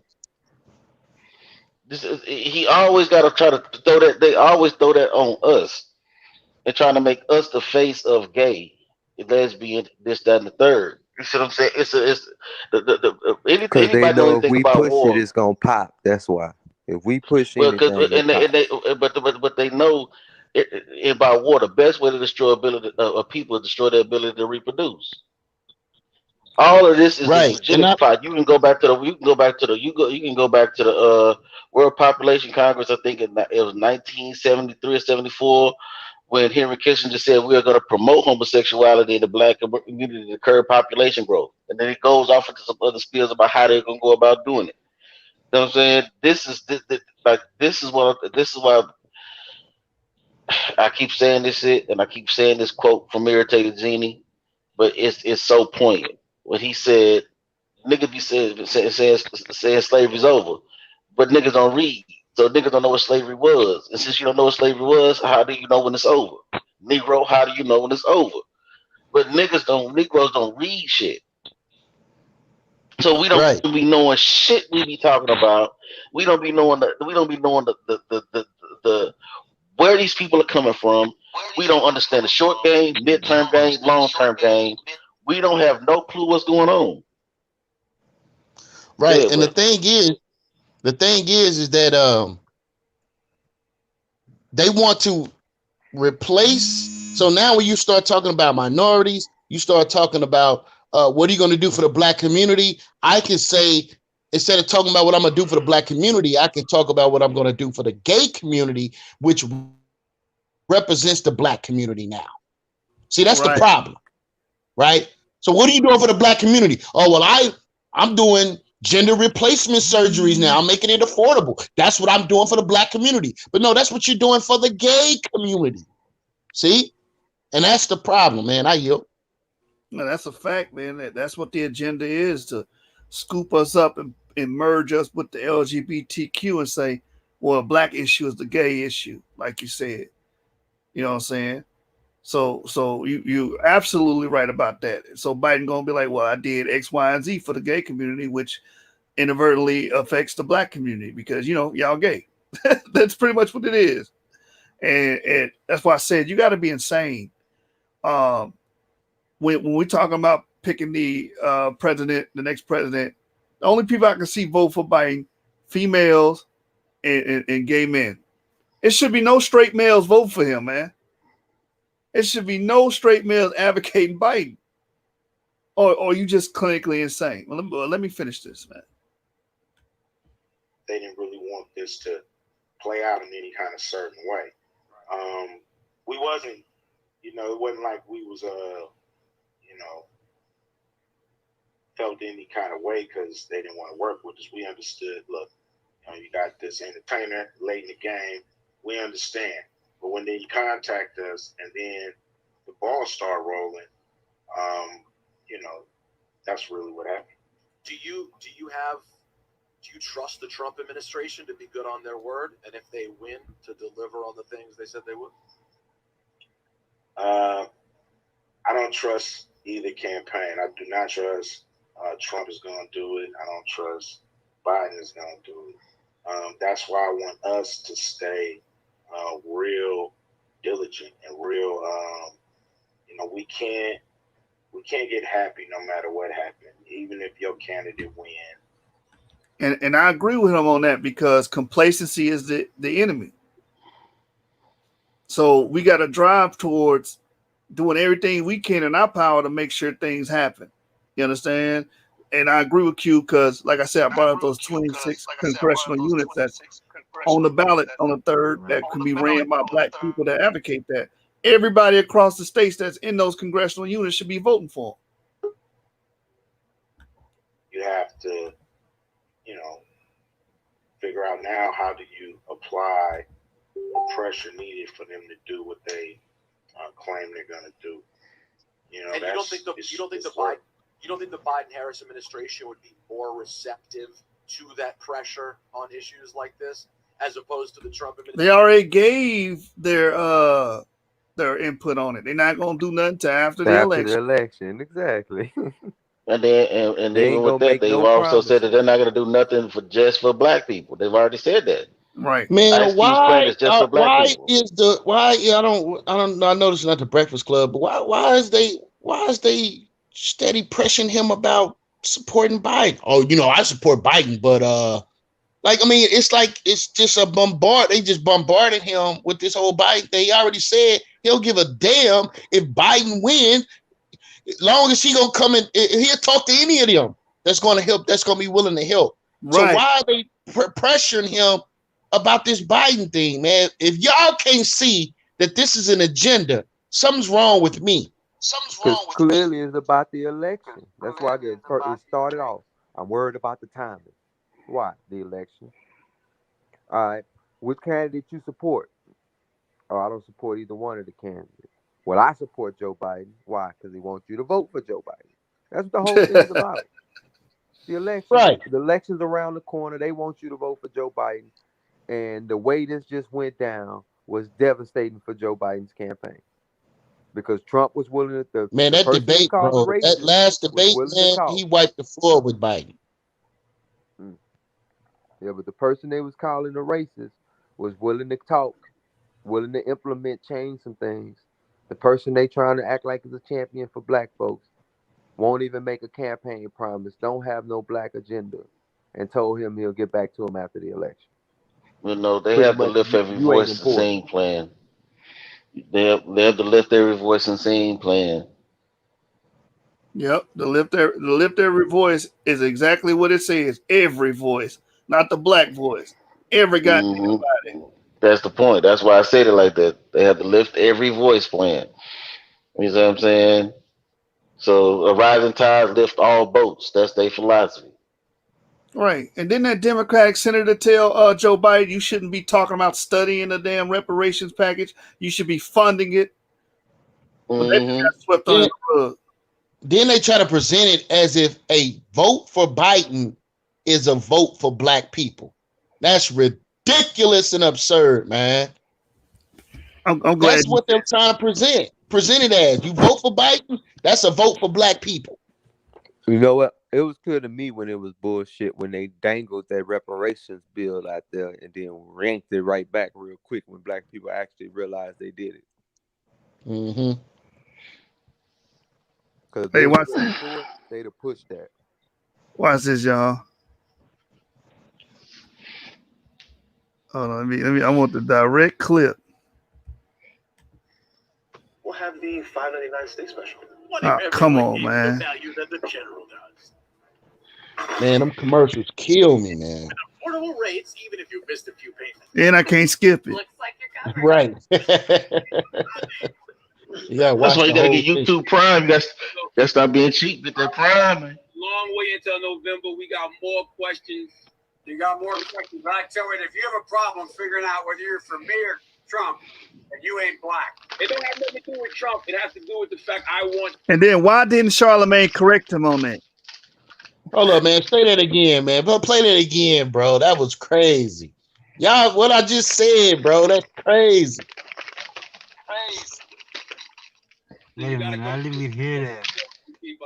I will. It's a long way until November. We got more questions. You got more questions, but I tell you, if you have a problem figuring out whether you're for me or Trump, and you ain't black. It don't have nothing to do with Trump. It has to do with the fact that for my. If I was Charlemagne, I would say, hold on, bro. What you saying? You ain't black. What? Yeah, I would have got on his ass. What? So, exactly. He said this. Yeah. He just took his black card. Right. Right. If you ain't vote for him, you ain't black. So who's the racist one? Right, but look at who he did his interviews with. No black political advocates, nobody like that. Charlemagne the God and Cardi B. Right. Who's They an don't take us extreme serious. liberal? Right. You pandering to Cardi B because you want her 70 million followers on Twitter, right? And she ain't nothing but a well-paid slut. That's all she is. Ice Cube is a family man. He has plenty business ventures. He has spared the careers of plenty famous black people, as far like including Cat Williams, Terry Crews, Chris Tucker, and so on and so forth. Like, but we can't. But he a coon and he this and he that. But look at the people that he got, under his payroll and the people he going. And what he's saying if you ain't voting for him, you ain't black. And Charlemagne just took it on the chin and said, "No, this ain't about Trump." You should say, "Hold on, wait a minute. Nah, bro, you can't say that. You in Right. violation." You know what I'm saying? That was That's really his way extremely of being like, offensive. "Hey, master, the black folks gonna get mad to talk like that. Don't say that, boss. Don't say that." That's what it is.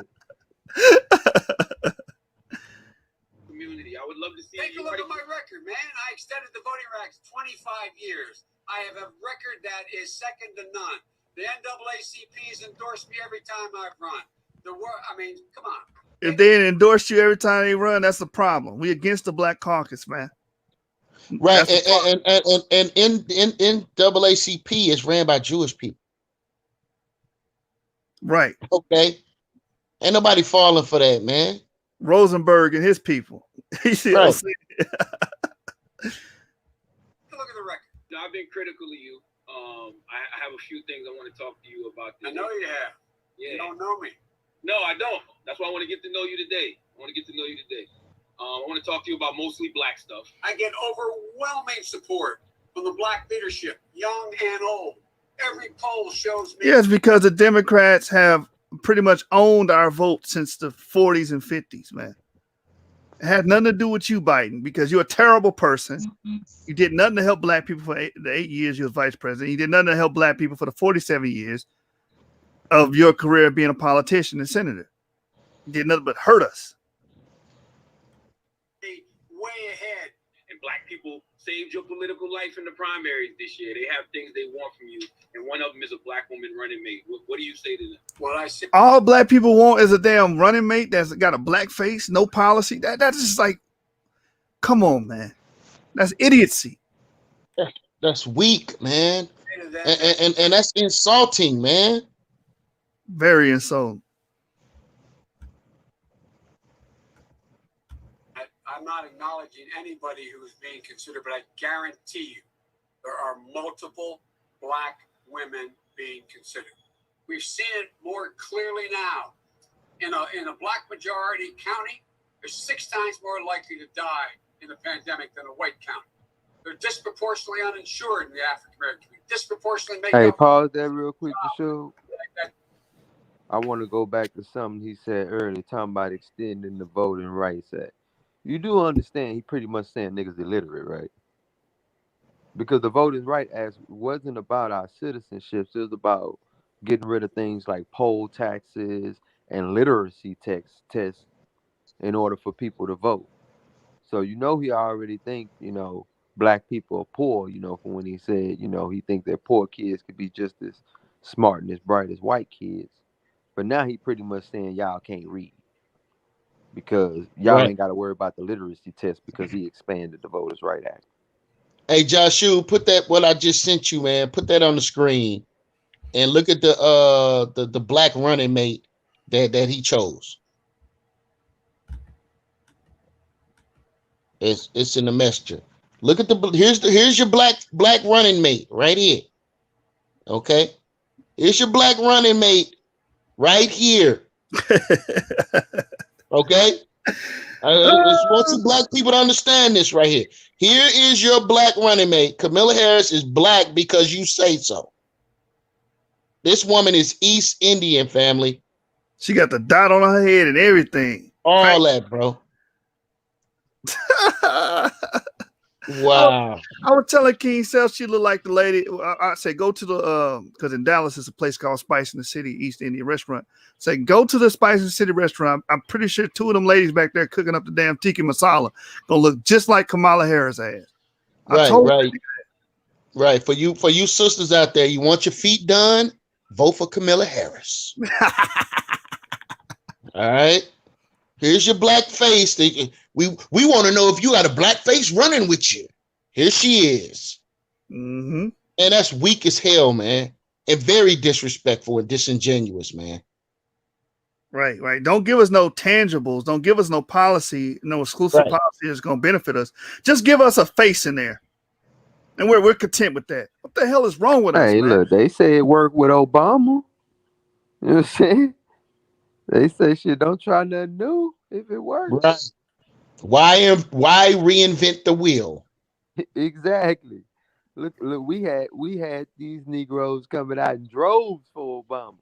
Maybe they'll do the same thing for Kamala, because Trump been eating into our black vote. Oh man, this shit. What will make you laugh will make you cry, man. All right, let's get back into it. Administration, who, from all we can tell, Trump seems to have spent his whole life basically working against this. I mean, if you look back as a time, I mean, there's never been an indication he cares about black people ever. I mean, the wild card is, he's a wild card.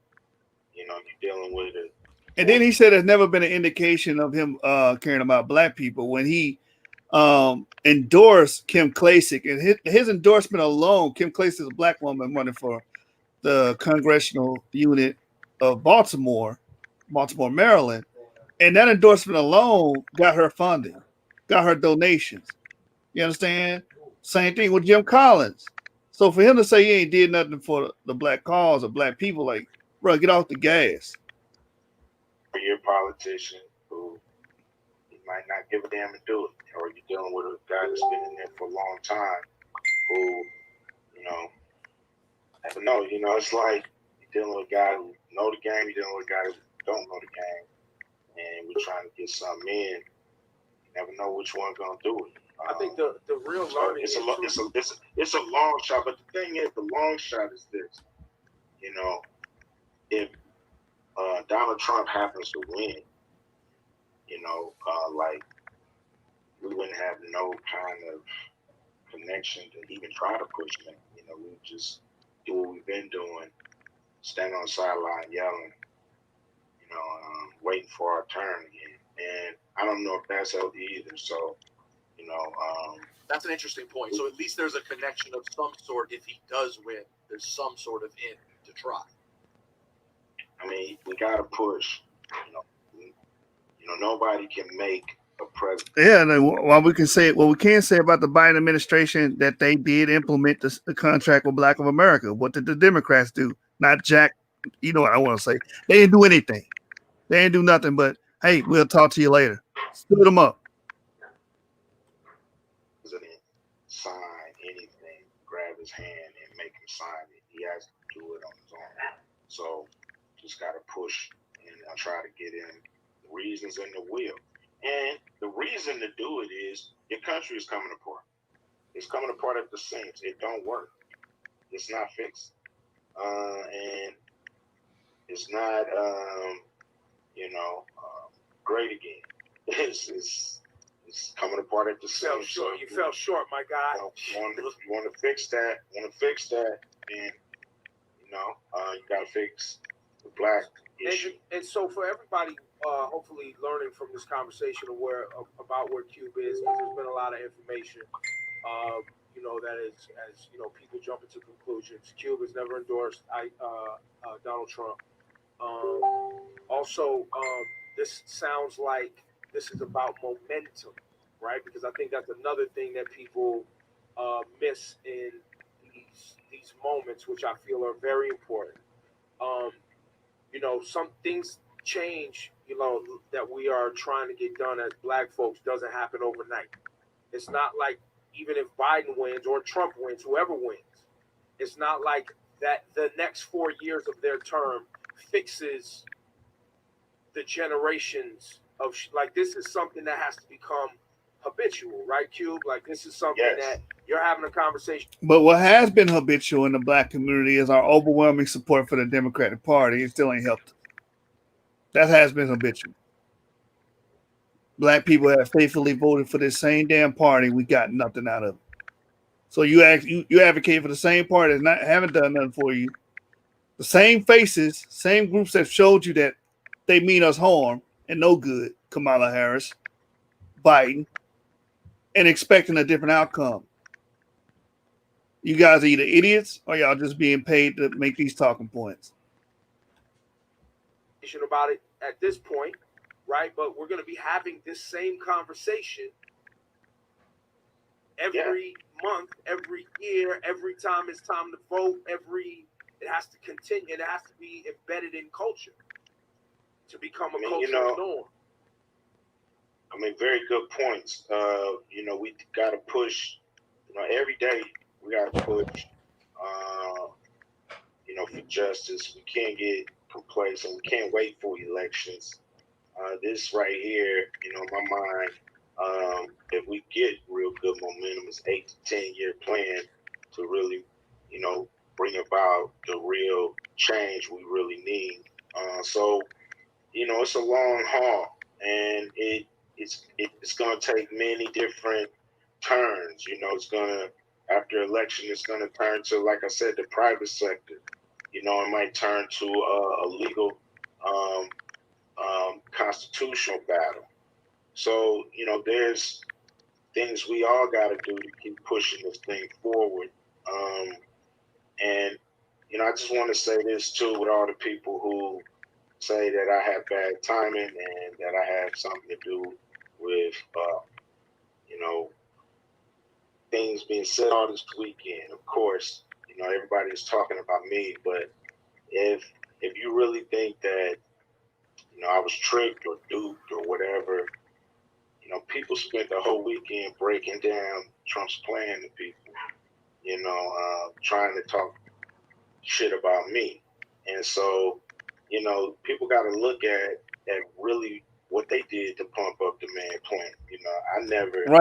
Right. Y'all gave free promotion to Trump by trying to disrespect Cube and his affiliation or working with the administration to get some kind of benefit toward Black America. The people that you claim to hate and you're against, you gave them free promotion. That's what he's saying. And my life said anything about Right. And hold up, what is Chris Harris talking about, man? Like y'all can come on the show right now and talk to us, man. Talk about y'all over there talking about us. Oh, we can't give James respectfully made it clear that he didn't want to that's right. Yeah, man, but still, these guys are listen. What's wrong with what we're saying here? Right. We're looking at the facts, we're weighing the facts, we're taking in consideration all angles. And all we're saying is which candidate is going to provide the best assistance to our community and who actually has a plan. So we can look at it prior to the vote, then vote. What's wrong with that? This is what happens in the comment section a lot when we're having these discussions. They pontificate. And what pontificate means, express one's opinions in a way considered annoyingly pompous and dogmatic. That's what happens in the comments, brother. And that's all I got to say about that. I had to come out to defend the truth. So, when you talk about me getting played, everybody got to kind of look at themselves because they've spent the whole weekend pumping this man's plan up. I mean, many of us spent 4 years talking about it. But we got lured in. We got lured in because we love you, Q. I understand that, but we got to understand too that everybody is in the same boat. know what I mean? It ain't about, you know, one person, you know, saying like, yo, let's pile on Cube, let's keep it going, let's talk about this, let's break down, you know, he really had y'all breaking down his plan. Not y'all, you know, I ain't gonna say y'all because I haven't heard what y'all did on this, but you know, the media and a lot of people on radio, a lot of people on podcasts that's against Donald Trump and spending all weekend breaking down his plan. So everybody, I think, should be careful. Yeah, we broke down. We all broke have down to. Biden's plan. We broke down when the Platinum Plan came out. I read it. I thought it was weak. I thought the headlines were weak. Yeah. I didn't think it was detailed enough. I thought it was just like big headlines that didn't really give any execution plans. I think when you go to Biden's site, I think what he's got there is much better detail for me as a voter and somebody who actually, you know, has dealt with business. You see, more promotion for Biden. That's all this is, a big ad campaign for Biden. Oh, we're gonna set the record straight with Q. We're not gonna talk about the plan, and we're gonna tell you how much Biden is greater and we should vote for Biden. That's all this is. Right.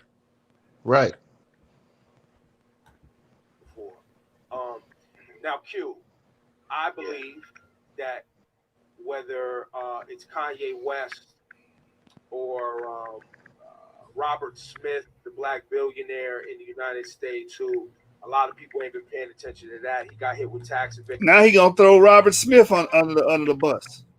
Look at this clown, man. Let me throw him under. Oh, he got tax evasion. Let me talk about that. Oh, he affiliated himself with Trump. Behind the scenes, he was meeting with Donald Trump, and they with Robert Smith helped the black community, man. That black billionaire went and paid for. Right now, man. Leave me alone. He went and paid for the debt of many of the college students of HBCUs. Yeah, I seen that. He did that. Yeah. And you want to throw him under the bus about tax evasion? Wasn't it like 600? He paid for like 600 or something like that. I forget. It was a couple million that he paid off. You know what I'm saying? And he also the man that was pushing black people into technocracy, saying we should dominate that field because it's one of the fastest growing fields in America. And not enough people know how to have that skill set. So it's the door wide open. So for him to attack Robert F. Smith just because he support Trump, there's something wrong with y'all. Something wrong with these people, man. They love, like D-Red brought up, their allegiance to the Democratic Party is more important to them than black people. Straight up. Sure that he don't have to do jail time and he can just kind of, you know, pay his fines. You can assure us right now, Cube, that this isn't in any way, shape, or form trying to maneuver around tax responsibility. So now they blaming Cube. Oh, the only reason you got this publicity going with Trump and the CWBA and all that is because, you know, what happened to Robert F. Smith and, you know, Trump kind of pardoned him on it. So are you trying to get around some tax evasion? And there's got to be something fishy about it because you can't just be black and supporting Trump. Did you hear Biden? He said if you ain't vote for him, you ain't black. So it's got to be something else. This shit is wicked as hell, man. Relationship for your big three or your ambitions to own cable or any of that. This is really about the community. Totally about the community. You know, if I was just thinking about myself, y'all wouldn't even hear from me about this kind of stuff. And you know, Ice Cube handled this so well. And, you know, I have to commend him for that because if that was me, that would have been a point where I ruined the show.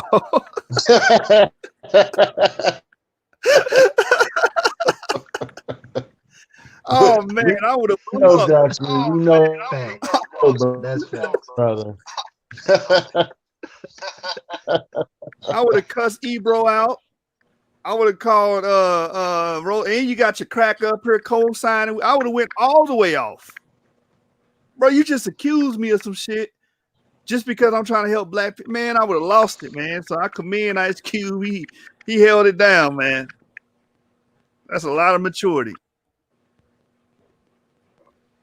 You know, y'all hear me doing, you know, music, movies, and pumping that.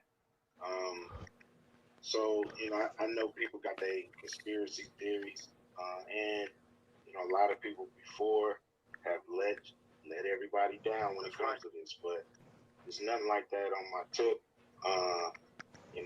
It's nothing I've asked from these people. It's nothing I'm trying to get from these people personally. I'm trying to get something for us. I've seen the things that are locked in place that funnel us to either the penitentiary or to the jailhouse. To the grave or to drugs, dope. I've seen that, it's a funnel. It's not because we can't get it together.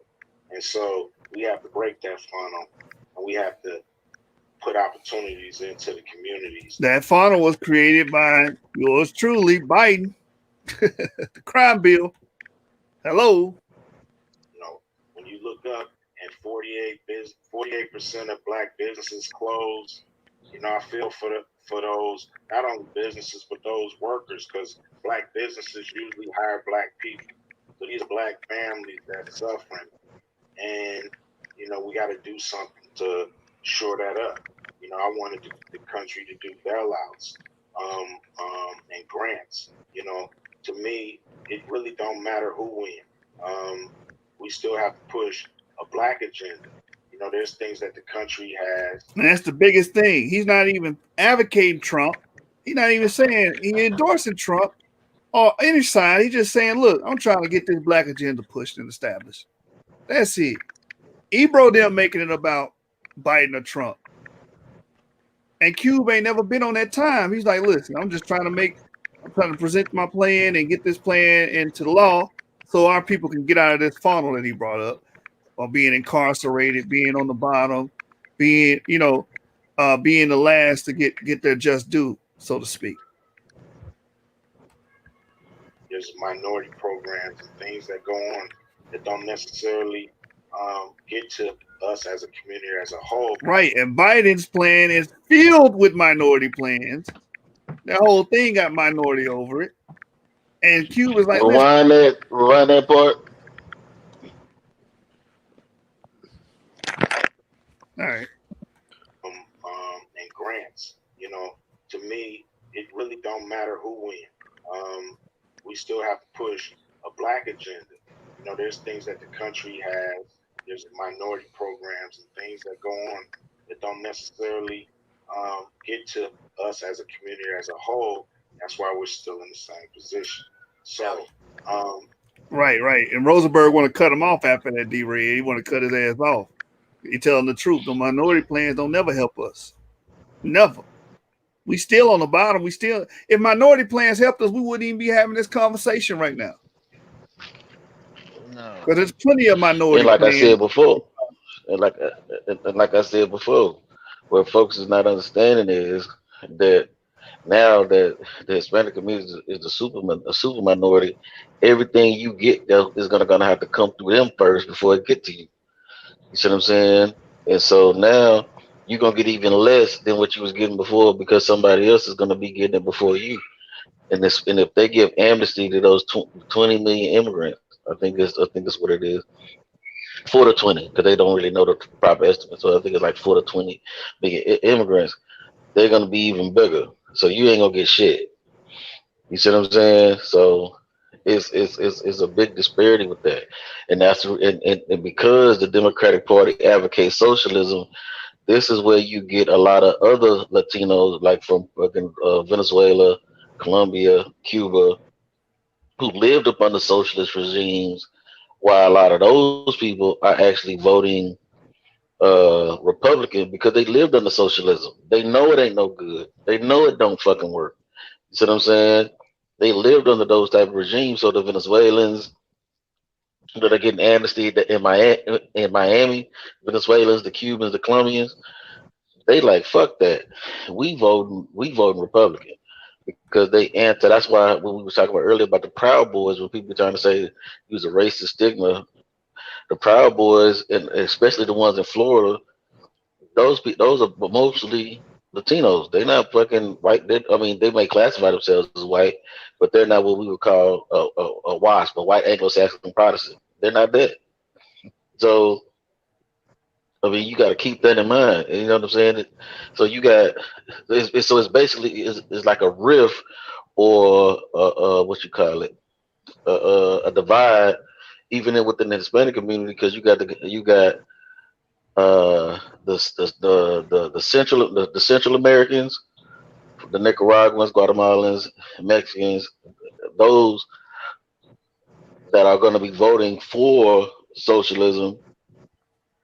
Then you have the Venezuelans, the Colombians, the Cubans that are voting Republican because they don't dare against socialism, and they really don't even see those people as the same people. Like when you actually get to doing the research, they don't even view them people as the same people as them. So it's that shit is crazy. Then you have outliers like Puerto Ricans. The Puerto Rican would be the outlier.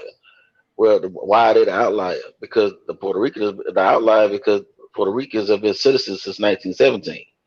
They were annexed in 1889, if I'm not mistaken. And Puerto Ricans have been citizens of America since 1917. So they're outlier because they're the only one that's a natural born citizen. So you know what I mean? They're the only ones. So they're the outlier. I guess they could go either way, depending on how they feel or whatever. But they would be the outlier. But which would make more sense is they come and join our fight because they've always been joining our fight with the Young Lords and uh, Pedro Campos, Arturo Schomburg of the Schomburg Museum in New York. Schomburg was Puerto Rican, and he was fucking, you know what I mean? He was Dr. John Henry Clark's master teacher. So, and so was Dr. Ben. He was Puerto Rican too. Anyway, that was just a little quick history lesson Oh, that's interesting. about, I didn't know Dr. Ben was Puerto Ricano. yeah, but Dr. Ben Puerto Rican. Okay, check this out. I'm gonna play this clip that's gonna back up what you said about Latinos being against socialism and against the democratic regime due to that fact of what happened in Venezuela and Cuba and all that, right? Watch this. I'm gonna let you in on something. The Democrats just think that they're entitled to the Latino vote. They think that we just have to hand it over to them. That's right. We sure as hell don't. Así mismo. Así mismo. They gotta show us what they can do for us, what they can do for our communities.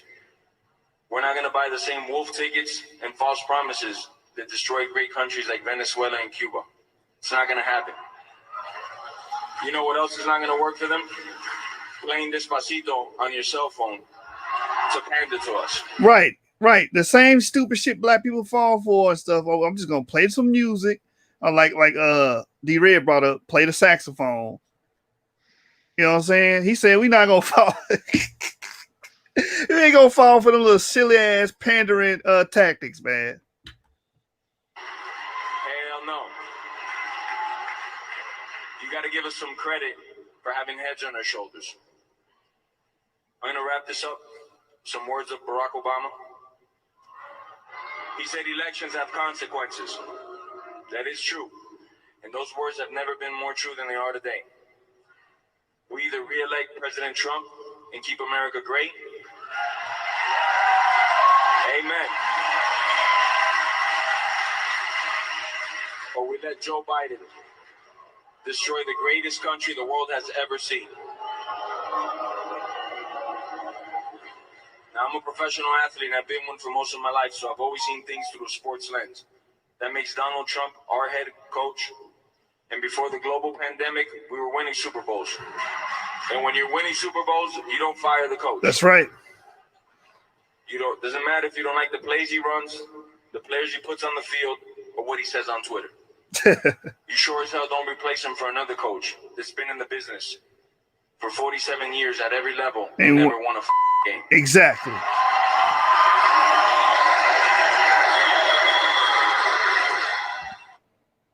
So, man, like you said, it is a disparity with the Latinos. They don't want that bullshit in America. Anyway, let's follow this clip. People can fault me for doing something different, but you know that to me is it's crazy to do the same thing and expect something different to come out. And you promise us you're not going to take the call when he says, Ice Cube, I want you to come up here. I'm going to give you a big game show check. And he wants to get that photo op, handing you the check. You're going to tell him to go fuck himself, right? You hear that? They trying to control Ice Cube. What if he did get that call to come out there and for a photo op, as they say, and come to the White House? That's that man's decision. He ain't got to promise you anything. Oh, you promised you're gonna. And what would be wrong with going and getting that big old check for Black America? Right. What would be bad about that? Because Nothing. right, because if it was Rosenberg's people, chance to leverage an opportunity like that and get a check for the president and all that, go to the office, go to the Oval Office, they gonna go. They gonna take their ass up there and go. I don't remember the Jewish people shunning the reparations from Western Germany. You know what I mean? I don't remember them shunning the billions of dollars America sends over there to them. So don't tell us to. Regardless of what party's in place, because Bush Jr. was sending them motherfuckers them reparations checks, and they wasn't giving a damn about it when the Republican was giving them money. Right. So what back then? No, they just cartooning, man. What check? I'm not getting a check. No, I know what he'll say. I have my contract for Black America. I want you to come to the White House. I'm going to have a big photo opportunity. You'll tell him to screw. That would be good publicity for the contract with Black America. Why wouldn't he do that? You know what I'm saying? Why I said Peter Rosenberg ain't got no business saying we and speaking on behalf of Black people, because you say goofy ass shit like that. Excuse my language. Screw up. Just deposit money. Man, I'm not worried about no photo op, and I'm not, worried about that part, man. I'm not in it for publicity. I'm only doing this stuff to tell the truth, let people know exactly where I'm coming from. I haven't told nobody to endorse nobody, and I'm not gonna start.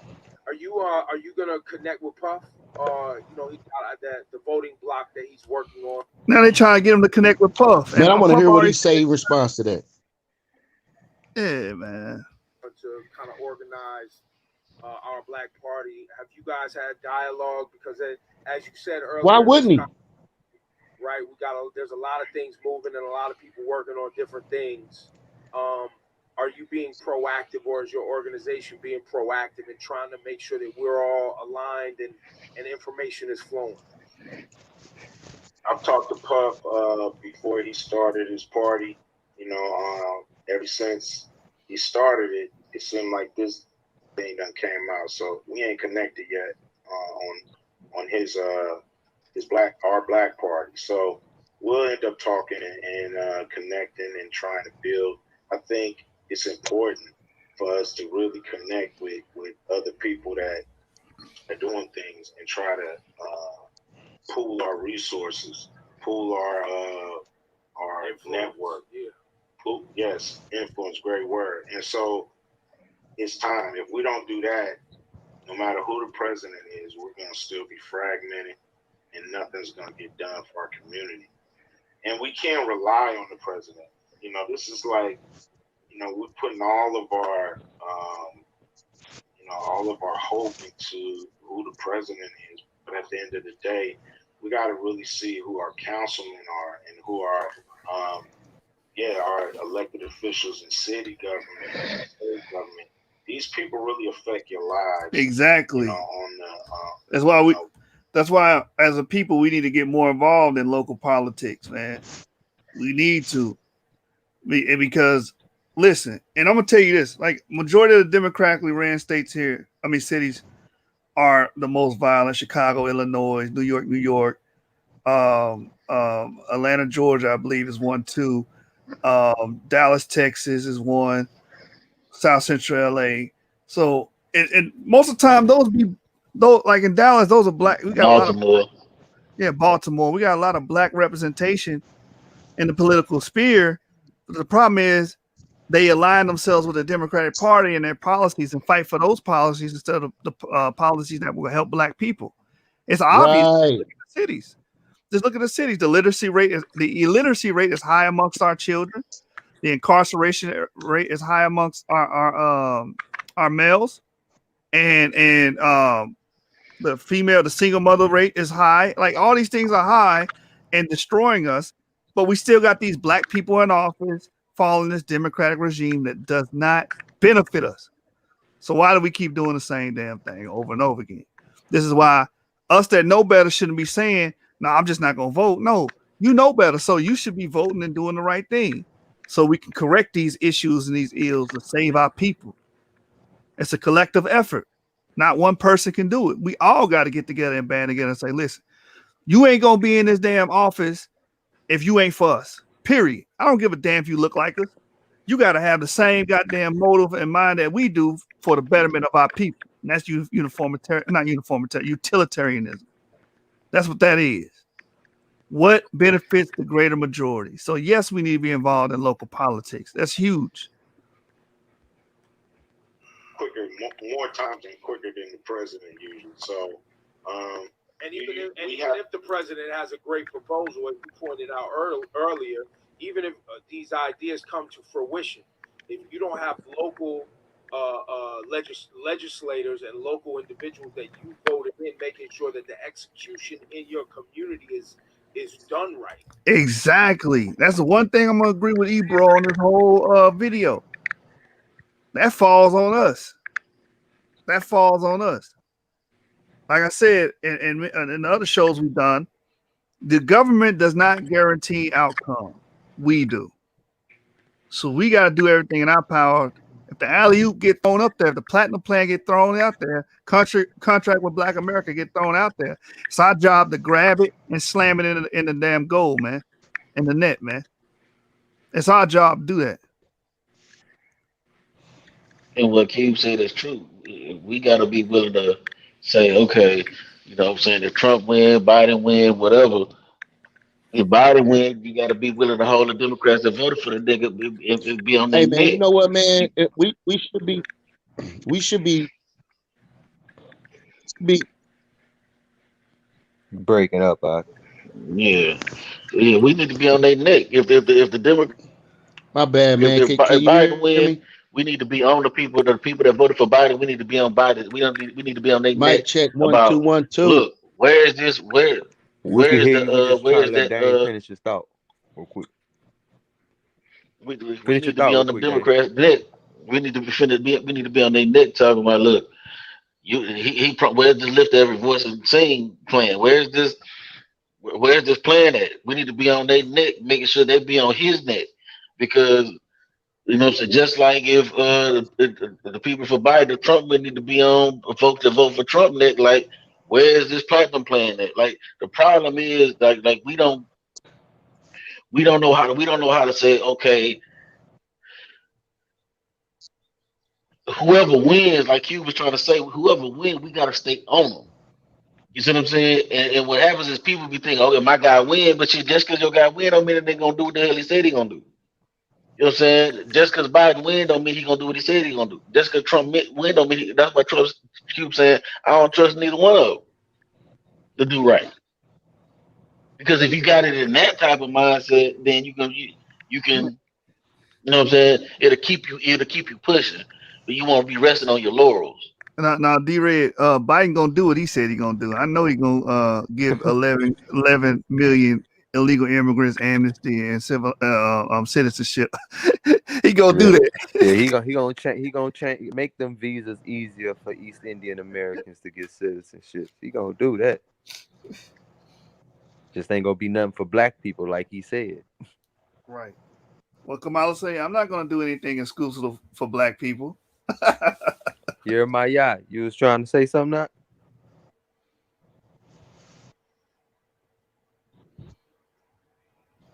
Jeremiah. All right, we'll continue the clip. He'll come back. The money still gets squandered. The resources still get fucked off in your local area. Exactly. And you know, we gotta really be smart too. Because sometimes, you know, if we're on one side of the fence and the other side come up with an idea, we don't want them to get a win, so we block it and not let it happen. And there's got to be a bipartisan issue at the end. And that's to them niggas up there. Exactly. That's what I was thinking too. I was like, yep, he talking to their ass again. Yeah, you trying to block it because y'all don't like Trump. But what's going on here is beneficial black people. That's what you should be focusing on. That's why I said it should be a bipartisan affair instead of, no, Biden is this and Trump is for white supremacy. No, bruh. We talking about the black agenda here, man. Y'all should be happy that that administration even took the time out to look at it and implement it. I can hear you now, but you kind of fading out. Are you there? Are you there? All right, we'll give him time. Yeah, he need to get rid of that Obama phone.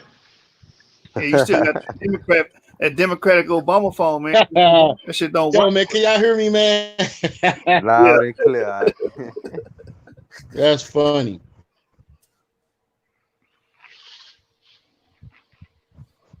Nah, what I was saying was, that whole literacy thing, man. Like those are things that we can start trying to organize in our communities, man, and start getting brothers and sisters reading levels above a 5th grade level, man. You know what I'm saying? That's something that we could try to organize in our cities.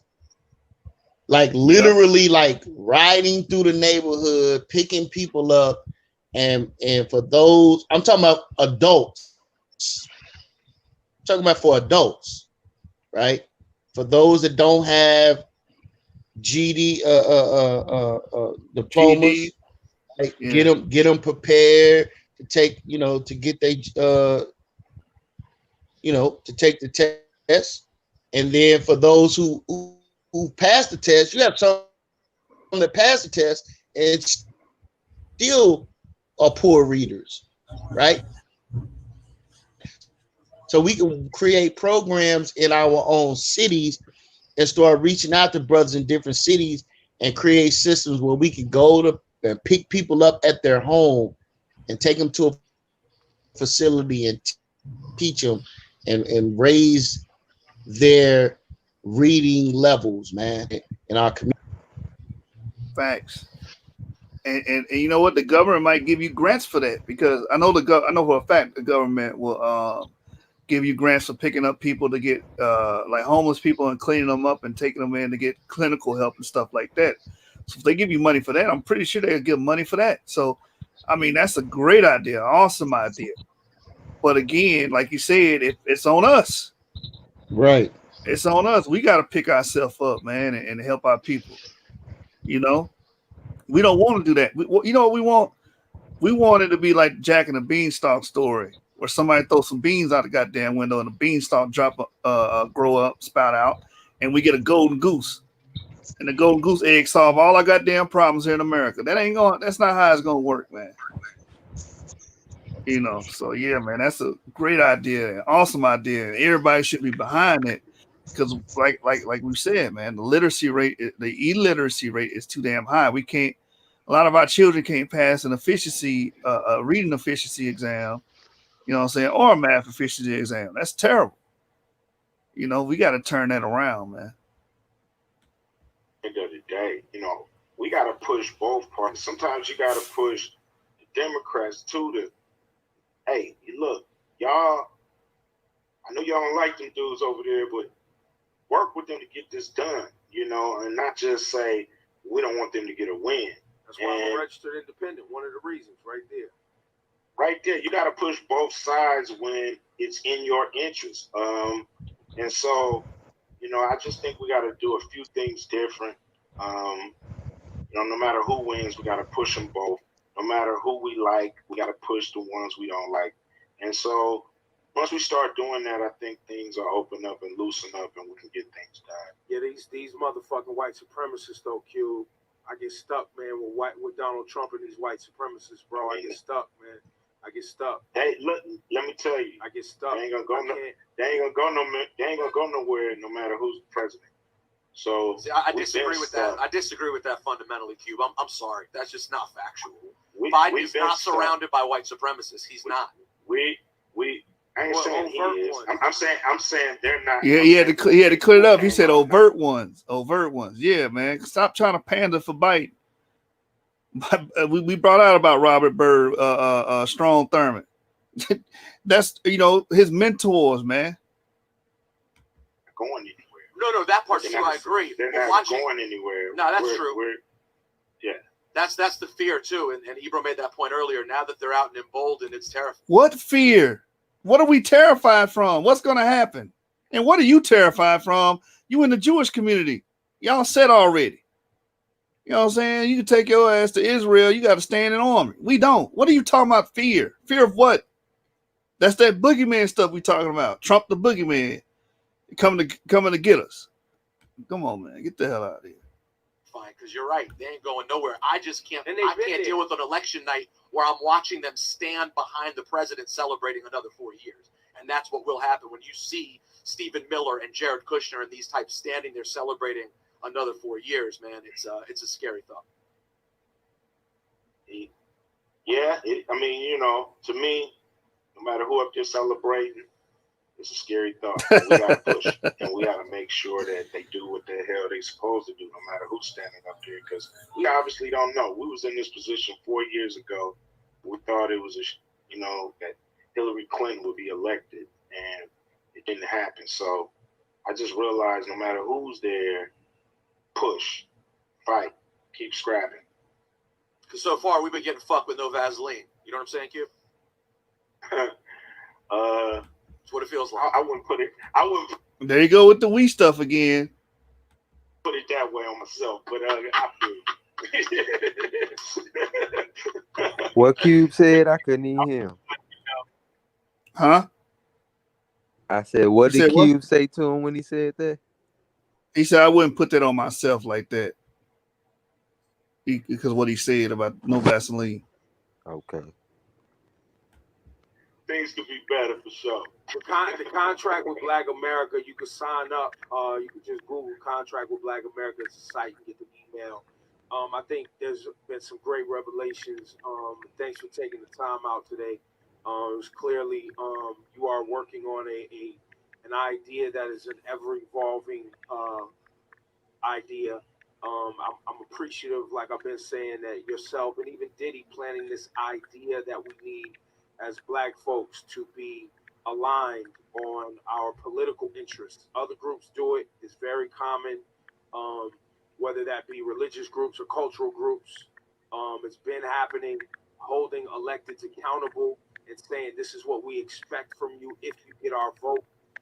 It's very common, and I'm glad, Cube, that you started. He just contradicted himself. For the conversation.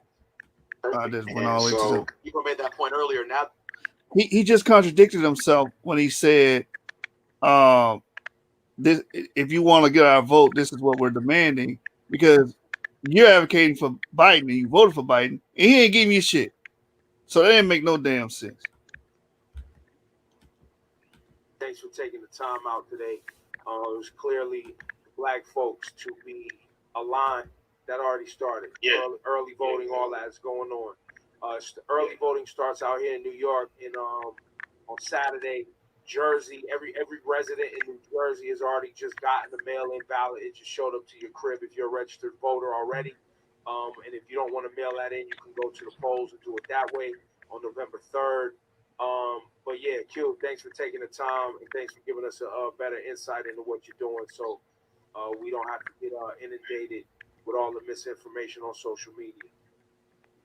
Hey man, thanks for having me, man. You guys always, bring me on and let me, spit, what I gotta say. So I really appreciate it. And I love giving understanding because there's no worse thing than misunderstanding. So, understanding is to me the key to harmony. So I'm glad people can understand where I'm coming from, whether they agree with it or not. That's really up to them. So hey, listen, man, I love where your head is at on it and the idea of what you're doing, even if I don't necessarily agree with all the the exact method. That's you, and you made America the most. So I'm gonna default and watch and see how it plays out. Appreciate that. Thanks, Q. All right. Thanks, Q. Talk soon. Yeah. Yeah. I knew it. Yay. All right, man. That's it on that, man. Yeah, right. No to Sleepy Joe.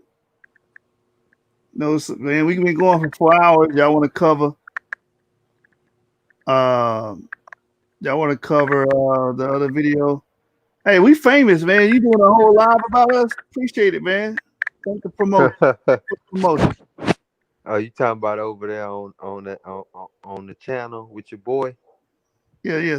Solar Vision doing a video about us. Yeah, I have seen that. I guess he got mad. He got booted up off the channel, so he went to his video. Yeah. Let's go do a video over there. Here's the difference. We gonna come over here off of facts and evidence and empirical data. Y'all gonna go over there on emotional tirade. That's all y'all gonna do over there. I guarantee you that's what's happening right now. Because one thing they can say about the source and the shows we've been having, it's been empirical data backed. We go to the article, we show you that. We break down exactly where we're getting information from. Y'all don't. As you said, the source has the most haters on YouTube. It seemed that way, don't it? Let my brother Christos back in here before we transition to the next video. The sister was asking about the contract with Black America, where the women where they are. And here it is. This is Mongolia, and we are Nada. The only company in the world who's created a premium 100% cashmere sweater for just $75. Now joining us now. Yeah, sometimes we can be our greatest enemy, man. We over here just bringing out facts, bringing out evidence, and that pissed people off. You know what? I think what pissed them off was the conversation we had last night about haplogroup E not being autochthonous to Africa. Maybe that, struck a nerve. But we don't give a damn. I'm a part of the We Don't Give a Damn committee. Asshole by nature. You know what I'm Asshole saying? by nature. We ain't tripping. The We Don't Give a Damn initiation. You understand? I support all those organizations. Get out your feelings movement. You know Yeah. Why you mad? Conglomerate. You know what I'm saying? Man, that would make a nice T-shirt though. Get out your feelings movement. Yeah, I like that. That's real smooth. That's right. So let's see. This is the one I didn't get to watch, but we're gonna watch it together here on the source. Again, I will be pausing this periodically so the channel doesn't get a strike. We got to pause it, do commentary here and there. But if you guys want to watch it straight through, just go to the video link that you see listed on YouTube. Now is a legendary rapper and film producer who is making headlines not only for his music but his involvement with policy and politics. Please, everybody, welcome Ice Cube. Hello, sir. Hey, what's up? How y'all doing? Hey, you. Yeah, what's up? What's up, Lisa Ray? How you doing? I'm great. Great. Thank you. Good. How's everybody doing? Blessed. Good. And we're also very appreciative of you taking the time to come talk to us here. I know everyone's trying to get a piece of you and talk to you and have you on their platform. So we definitely appreciate that. So thank you. I want to ask you just out the gate how you're doing. How have you been coping with the pandemic, the civil unrest? Black people have always been through trying times, but it's a little extra right now on top of our regular stress. We got another layer on top. We got 10 on 20 right now. So how are you doing? I'm doing good. The pandemic, it hit everybody and caught everybody off guard. Thank God for D Nice, who started spinning them records, man, and kept people just, kind of kept our sanity, you know what I'm saying? And then the thing with George Floyd happened. Yes. Which shook everybody to our core. When you hear a man scream for his mama, I think everybody in the world felt that. So, everything switched reels for me, and I just been on this quest trying to get us true equality. Not just equality on social issues, but economic equality, Right. which is just as important. Well, let's just jump right in then, Q, because I have been, looking at some of the bites from your interview. You did an interview with Roland Martin. Man, like that economic equality thing. We have to also understand that's also going to come from a competitive standpoint.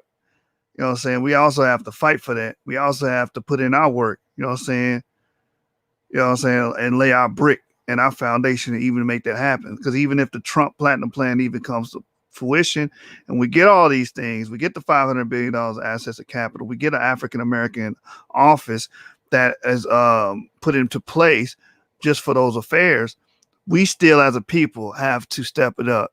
We still as a people have to grab hold onto these things and maximize everything we can from it, right? That's what we have to do. So never look at it as a fix-all or a magical bean that you throw out the window and you get the golden goose egg. That's not how politics work, and we're not advocating that on this channel. What we are advocating for is real tangible things that we can do to reconstruct and rebuild the Black community. Which helps me, I want to say, because I will say that when I first heard that you were supporting Trump, I was like, wait a minute, what? Hold on, because you my boy. So I was like, I got a person. Wait a minute, that don't even make sense.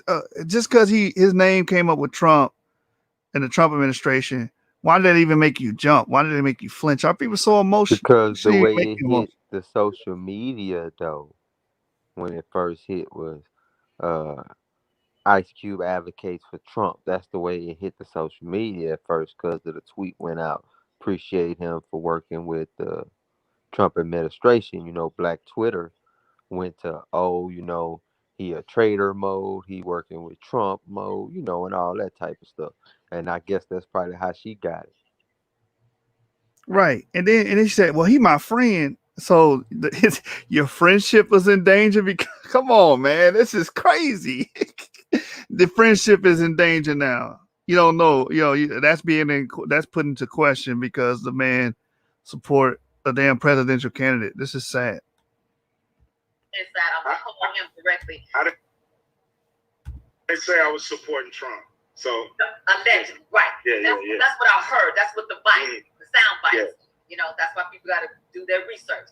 And I watched that interview, and I heard you break it down to why you were involved, why you met with both sides, and when you got involved, which was not just recently. And so when I said, what contract was he talking about? This contract of Black America, like, what is that? Where did it come from? I did not know. So when I think of things that I don't know, I automatically assume that a whole lot of people out there don't know. So I would want you to educate me as well. So what did make you go to the administration and speak with them?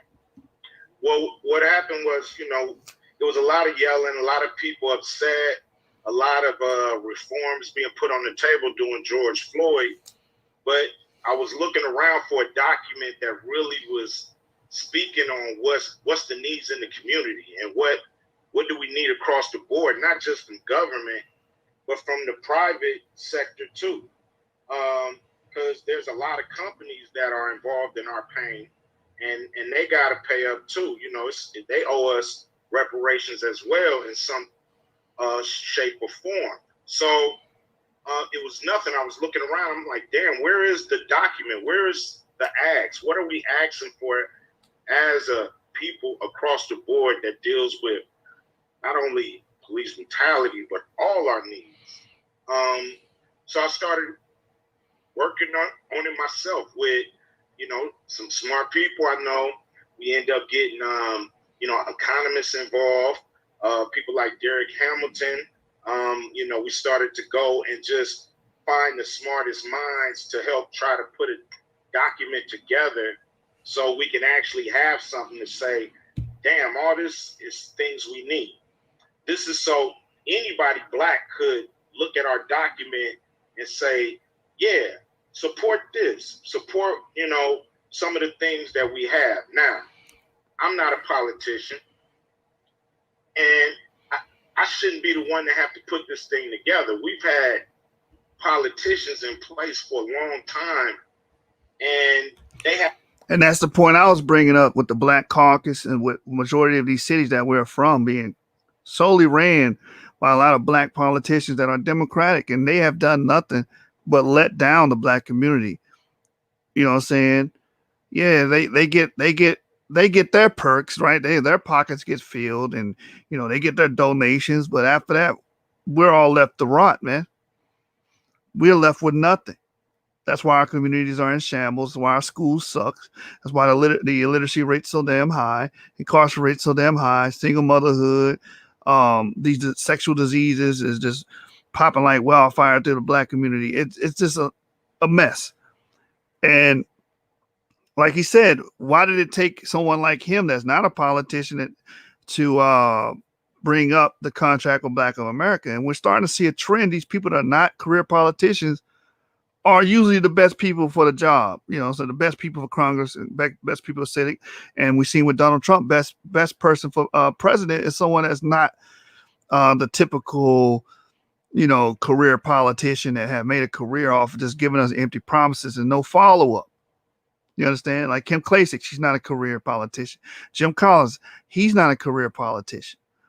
So I have more faith in them achieving and doing what's good for their districts, which is South Central LA with Jim Collins and Baltimore, Maryland with Kim Klacik, than I would someone that's been doing it 20, 30, 40 years and haven't delivered on any of their policies or promises.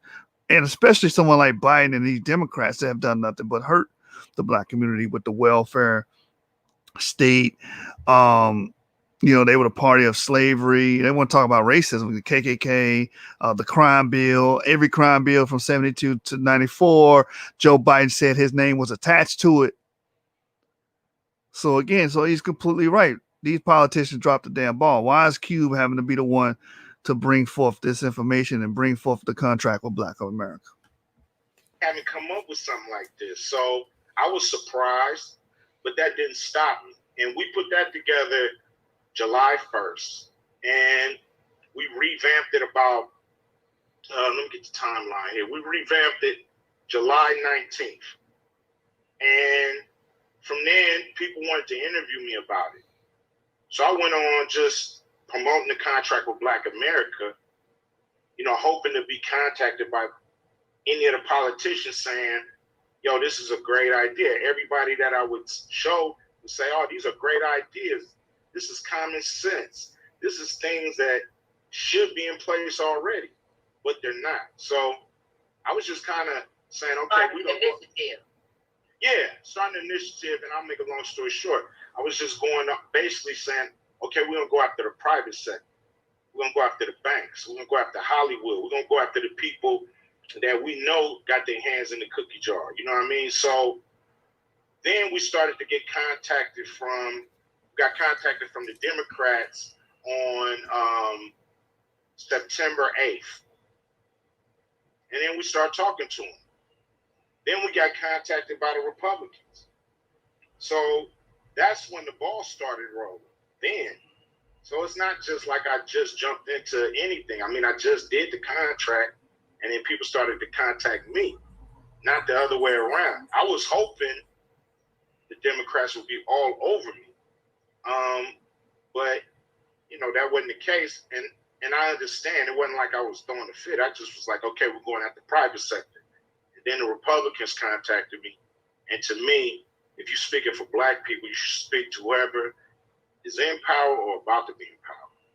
And I think you had a statistic when you said something about there has been 7,000 black people elected, and you felt like in offices for us, and you felt like they ain't made a change. We've not come far at all with 7,000 of us in there. What are we going to do? Who is going to take this and say? Right, because majority of these black politicians have been fighting for democratic causes such as LGBTQ, abortion, sexual reassignment surgery. You know what I mean? liberal causes instead of focusing primarily on black people. We've always been the last check off on the agenda list, and it's clear. So that's why I don't support the Black Caucus. And the Black Caucus was against the Platinum Plan when it came out. Why the hell would you be against anything that's for black people? That doesn't make any sense. So it's like, yes, we had these black politicians, but the majority of them are Democrat. Okay, I'll be in the front line of this, and then get in the front line and have everybody come on board with you. Because let's be honest, you are Ice Cube, and you do have a huge platform. So I would say that for me to know that you've been using your platform to be able to have an initiative like that, I think it's worth you doing the interviews that you're doing and letting everybody know and hear your voice on the I want to jump in and say, I just don't think it's that fair to the 7,000 black elected officials that have been in office. Right, to say that they've done nothing. Yeah, because I think that is, I think that's... See, you see how the irrational woman is thinking right now? Oh, it's not fair. It is fair. You're in a position of power. You ain't do nothing. And now we holding you accountable for it. That one word, accountability, our people are afraid of accountability, man. They let us down. And it is fair, because if you're going to put yourself in a position of power and all you do is walk off with the donation money that you raised during the campaign and didn't deliver on any of your promises, it's your fault. You didn't do anything. The hell wrong with this person? Slippery slope to walk. And this is more examples of operating on emotion and not dealing with pragmaticism, right? Doing what's rational, saying what's rational, supporting the rational. Cube has been rational, right? He's saying, look, we had these 7,000 plus politicians in there that were black, and they did nothing for us. They dropped the ball. That's true. And now here you go. Y'all finna cover. Y'all always cover up for the ills of our people instead of saying we need to do better. Just say we need to do better. Why cover up for the ills? That's just going to give them more of a incentive to keep effing up and not do better. Like when we say anything about the woman, oh, you woman bashing. No, we want them to do better. Say anything about the males. Oh, you a coon. No, we want them to do better. In the political world, we got to do better. Stop just voting Democrats. Stop just supporting the liberal causes when you don't get anything from it. Down, because as we saw with a lot of progress has been made. It's not as simple as you get elected and bam, you can make up. It is that simple, but Barack Obama would rather pander to those rich liberals and the liberal cause, because bam, just like that, he legalized homosexual marriage in all 50 states. He made that happen, did he? He made that happen. But when it came to the liberations, which is a leftist issue, which was proposed by the left, mums is the word. He said, oh, no, reparations is improbable and it'll never happen. That's what he said. Stop making excuses for our black leaders, because they will never change if we never hold people accountable to the things they do and how they ran their districts and how they ran their office. That's what's wrong with black people. You can't say nothing about black people because everybody's offended. And you support the deficiencies of our people instead of using corrective and constructive criticism. This is true.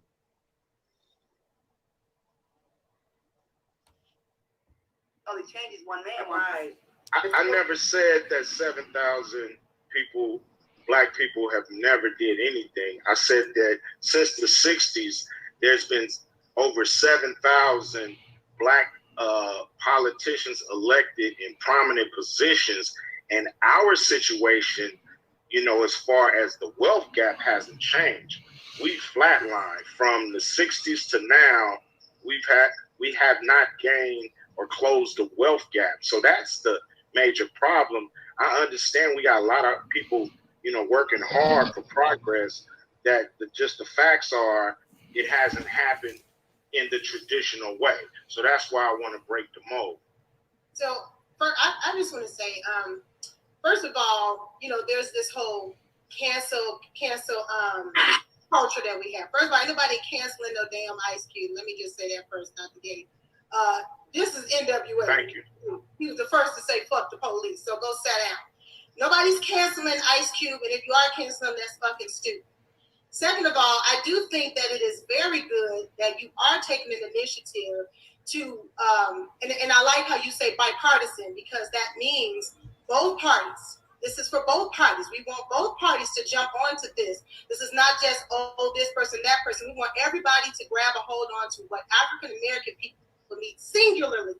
And I remember we talked about this on Cocktails. Remember, Lisa Ray, when you asked the question before, you were like, well, who's going to do something? Who's going to lead singularly for African Americans? Now, I do know that there have been tons of initiatives. CDC has initiatives all the time, Congressional Black Caucus, the Nation of Islam, right here, National Agenda. They've had an entire agenda that happened right after the Million Man March. It was presented to,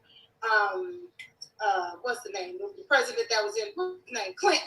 It was presented to the Clinton administration. So we have tried. There has been trying going on. But one thing I do like about your initiative is that it is singular to Black people. That gap, that wealth gap is a fool, and it does need to be fixed immediately. But here's my question. I watched you on the Black Report the other day, on Friday, and they asked you, hey, Q, what do you think about, when you see the Black Man March, and how does that make you feel? And you said something that was really profound and stood out to me. You said, you know what? I wish that Black people and Black men could watch this over again and get back to this, because you said, even myself, we need to get back to this type of unity, this type of connecting. And so my thing is, let's say whoever get in office, it ain't gonna matter. The initiative is set, and then it's like nothing's happening, or something is happening, or whatever, it's there. Now, let's say they give us all the $500 billion that we asked for.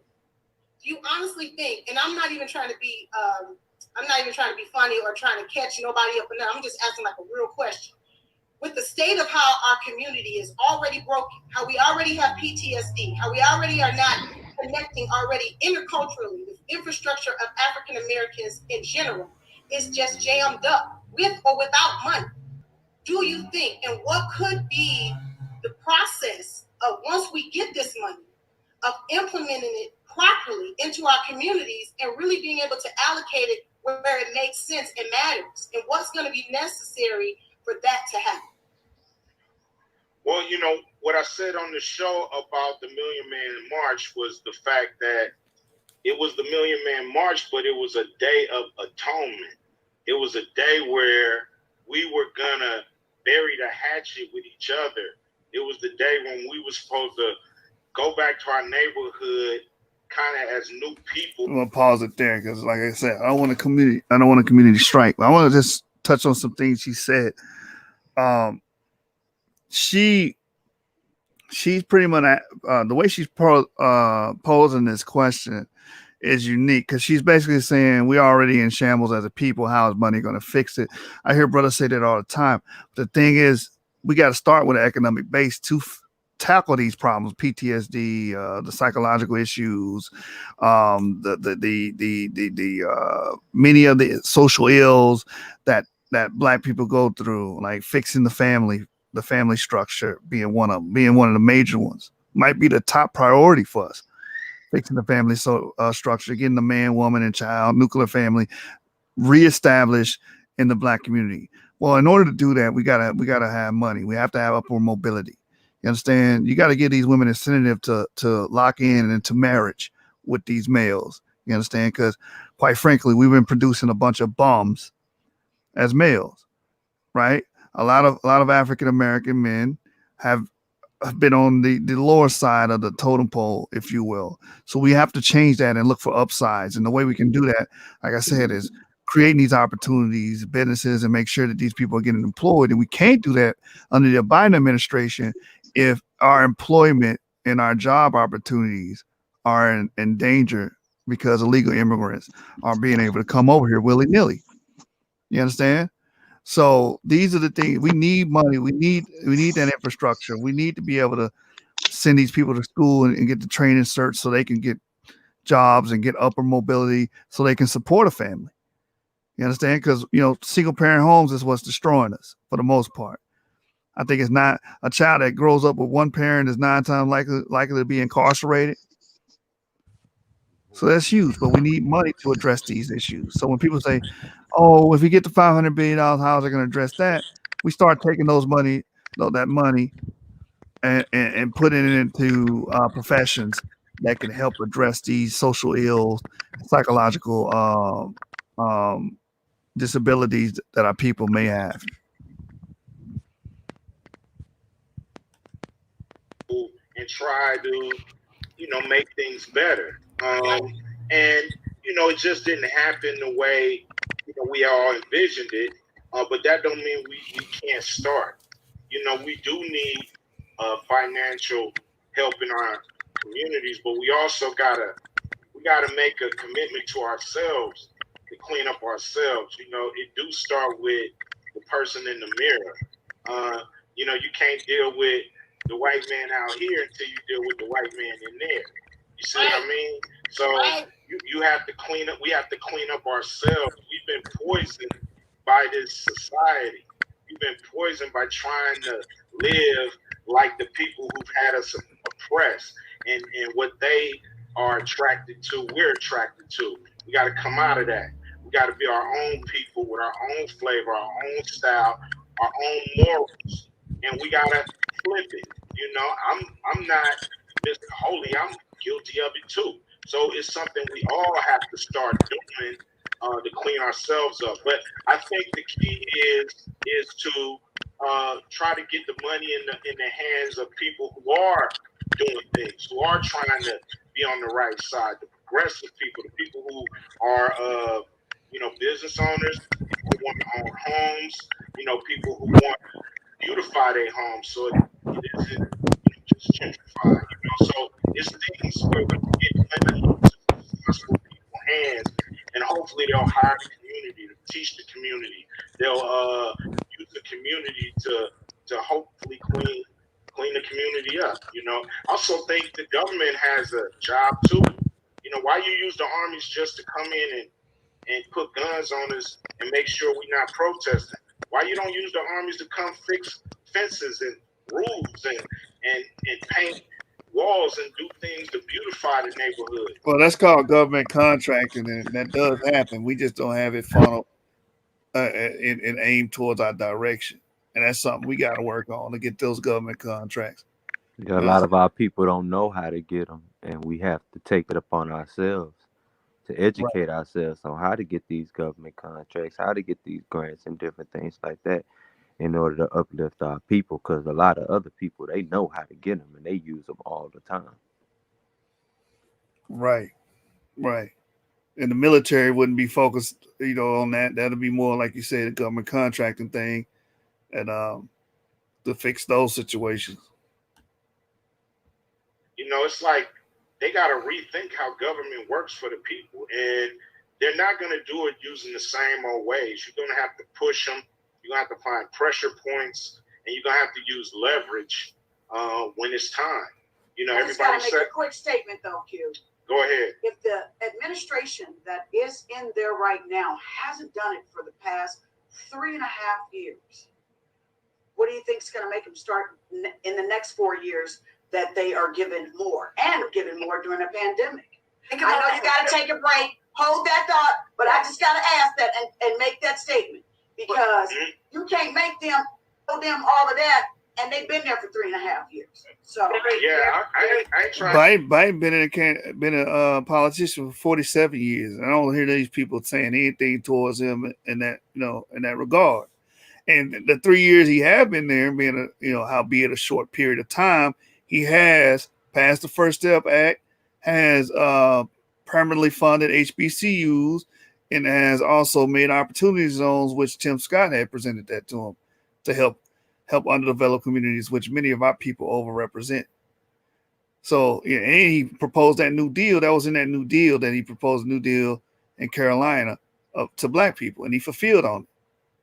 So these people need to stop just watching the media and start actually researching these things and looking into policy. I make them do nothing. So We We need them to do something if we're going to trust them to do it. Hold on, guys. We got to take a quick break. Okay. I definitely want to talk about that. I definitely want to talk about QB. Hit on some very, very good points about the military. But this current administration is using the military to enforce their own agenda, and we want to talk about that. So let's take a quick break. A lot of gems are being dropped here. We'll be back with more Cocktails with the Queens when we return after this break.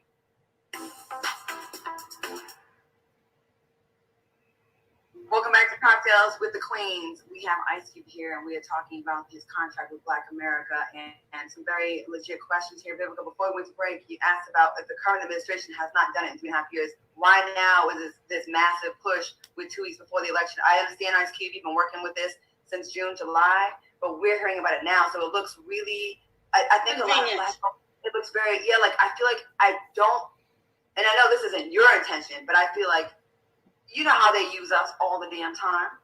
You know what I mean? When you say they, make sure you say the Democrats. The Democrats been using black people all the damn time. Goddamn, Republicans ain't been getting our support since the 50s and the 60s. You understand? The person that's pandering and using us. I mean, both sides use celebrities. Thank you. Thank you. I'm not here saying he don't do anything. But he can make a promise to me. He made a campaign promise to the world. So he's on record for that. Now, we wanted Joe Biden on record. He has a plan, but I don't know if his plan really pinpoints black people. Exactly. So we want a plan that pinpoints black people. We don't know if any of them going to do it. But when you have a person on record as a campaign promise, you have more to go at him with. Exactly. You can hold Trump on his word now. He got the Trump plan. He implemented the CWBA on it, contract with Black America. Now we can say, okay, well, you promised this. Where is this at? Biden didn't give you nothing. He didn't. So you ain't got nothing to hold him to. There's nothing to demand. Just simple logic from Cube. Cube on point. Because he's told the world this is what he's going to do, and if he doesn't deliver, he looks bad to everybody. Now, why hasn't dude done it in 3 years? I don't know. Nobody's been pressing him. Everybody's been like, he's the boogeyman, run, and nobody's been pressing him. Exactly. Oh, just to be the boogeyman, y'all ain't did nothing. You understand? Even though he did deliver for the black community. Like we said, the First Step Act, 91% of the people that benefit from that was African American. You understand? But they're not going to cover that because they're using talking points they get from biased media. That all they want, let's just get rid of Trump. He's the boogeyman. He's destroying this, and he's a racist and white supremacy. Like, get the hell out of here. He's taking our democracy from us. We're not a democracy. We're a republic. Anyway, let's keep going. On behalf of black people, because we've been just waiting for Democrats to get back in. I do not agree with you on that statement. I agree with Q, but you see that sass? I don't agree with you on that statement. Y'all just been waiting on Democrats to get back in here because y'all loyal to the Democrats. The Democrats are your pimp and you're the hoe. The black community is the hoe to the Democrat Party. We have voted for them in the 80 to 90% percentile for 50 to 60 years straight. Percentile for 50 to 60 years straight. Wait, can you rewind that real quick? Yeah. To everybody. Now, why hasn't dude done it in 3 years? I don't know. Nobody's been pressing him. Everybody's been like, he's the boogeyman, run, and nobody's been pressing him on behalf of black people because we've been just waiting for Democrats to get back in. You know? Exactly. For the most part, he was right. Y'all been waiting for Democrats to come back in because you married to Democrats. You're a monolith to Democrats. You're a super minority when it comes to voting for Democrats. That's all you do. That's why she got upset, because she know it's true. And QB said every election he voted for Democrats. And I'm pretty sure all those women in there voted Democrat for every presidential election. Now she's going, I disagree. Stop getting emotional and just go with the facts. Not agree with you on that statement. There has been a lot of people that have asked, what about the wall? What about the kids in cages? I mean, there's a lot. The kids in cages came from the Obama administration, and the wall is good for black people. What's wrong with this lady? Again, media talking points from the liberal side. That's all she's regurgitating. The wall was built and it's good for black people because illegal immigration disproportionately hurts black people. Because if it's simple, if illegal immigrants keep getting poured into our cities and living in our communities and taking our employment opportunities away from us, we're going to be more likely to do what? Crime and get incarcerated, and it's going to drop the wages, because if these employers find out, hey, I can pay these people from Guatemala, $6 an hour, $7 an hour instead of the 10 or 11 or 12 or 14, depending on where you're at, they're going to pay the lower wage because it's a smart business move on their behalf. And then you get stuck with no damn job, no source of income. So she's not informed, she's misinformed, and she's spreading disinformation on the behalf of the Democratic Party. Because for the better part of 50 years, we have been the whore of the benefit of the Democratic Party, and we've been doing their bidding. Especially the black women. 15 million of your vote, of y'all are registered to vote, and about 15 million turn out and vote Democratic. A lot of things that I understand that. I'm not going to give him no plus signs whatsoever. But check this out. Right, and just because you have sass and attitude don't make you right, man. I'm not gonna give it no plus signs. That's all you trying to do. Just say I'm a staunch Biden and Democrat supporter, and I don't want to vote Republican and Trump. That's it. Lying on the man ain't gonna help you, and regurgitating these talking points ain't gonna help you. Actually look into the matter. You understand? The scriptures say it the best. Be ye not ignorant of anything small or great. That's one of the greatest principles you can get out of the Bible. I'm talking about pressing him to give things to black people. These are country issues. I'm talking about black people pressing him to give things to black people. Everybody treated him like the boogeyman. Nobody would go and press him to give things to. With Facebook Shops, connecting people with your business just got easier. Yeah, man. So Cube on point again, and she just in her emotions, and she trying to talk to Cube like that's her child. Like, I don't know why. I ain't gonna get into it. Let's just go back to the video. Waiting on these ads to go away. But yeah, man, it's like Cube been on point on this, man. Y'all just been waiting for another Democrat presidential candidate to pop up so y'all can replace him with and get Democrats back in office. That's exactly what y'all want. You ain't even know what this man about. She ain't mentioned the First Step Act or nothing. She ain't mentioned none of that. That benefit black people. The unemployment rate drop. And the crazy thing about it, we seen a spike in black women entrepreneurs under the Trump administration. You understand? So be logical and not illogical and emotional like this woman. Rest of the country, I understand that, but we raggedy. We got to get our. We have to press any president that ends up winning. We have to press, or it's not going to work. We can't just press one side. He says when we keep pressing that the other people are fine people. I mean, is that right? I mean, and he won't denounce the people that hurt us. She lying again. The man that announced KKK and white supremacists 3 years ago. He's been done that. She's regurgitating these points she heard on TV. And then the fine people was talking about the protesters. Wasn't talking about the damn KKK or nothing like that. It was talking about the people that was protesting that day. But they take these little snippets and spin a narrative because that's what politicians do. You understand? And she's trying to regurgitate that and throw it at Cube and attack Cube for it. I would say, old girl with the pink on that's up to the right above his head. At least I think she came out with strong support. I didn't really see her hating too much. Right. Everybody else been looking for reasons to doubt. Exactly. I don't know who that is in the top middle, but she on one, man. She get off the gas. That ain't Vivica A. Fox? I don't know. I can't tell. It might be. I don't know, man. These people have aged considerably. You know what I'm saying? I didn't even know who Lisa Ray was. Which one is Lisa Ray? But I know who it is now. Hey, I didn't either until they said that was her name. I was about to say she looked like an Indian chick. Yeah, man. But she flipping the hell out on Cube and just talking these liberal talking points. She probably watched TYT, you know what I'm saying, the Young Turks, and heard this BS. And now, I'm not giving her no pluses. He KKK hurt us. Shut up. And you ain't even letting the man talk. Emotional rhetoric, man. And suppress us. And that and then the policeman had his neck on somebody's neck for 9 minutes. He never support them. I mean, I'm not here to fight. Yeah, that's you heard it. The one in the red at the top, that's Selena Johnson.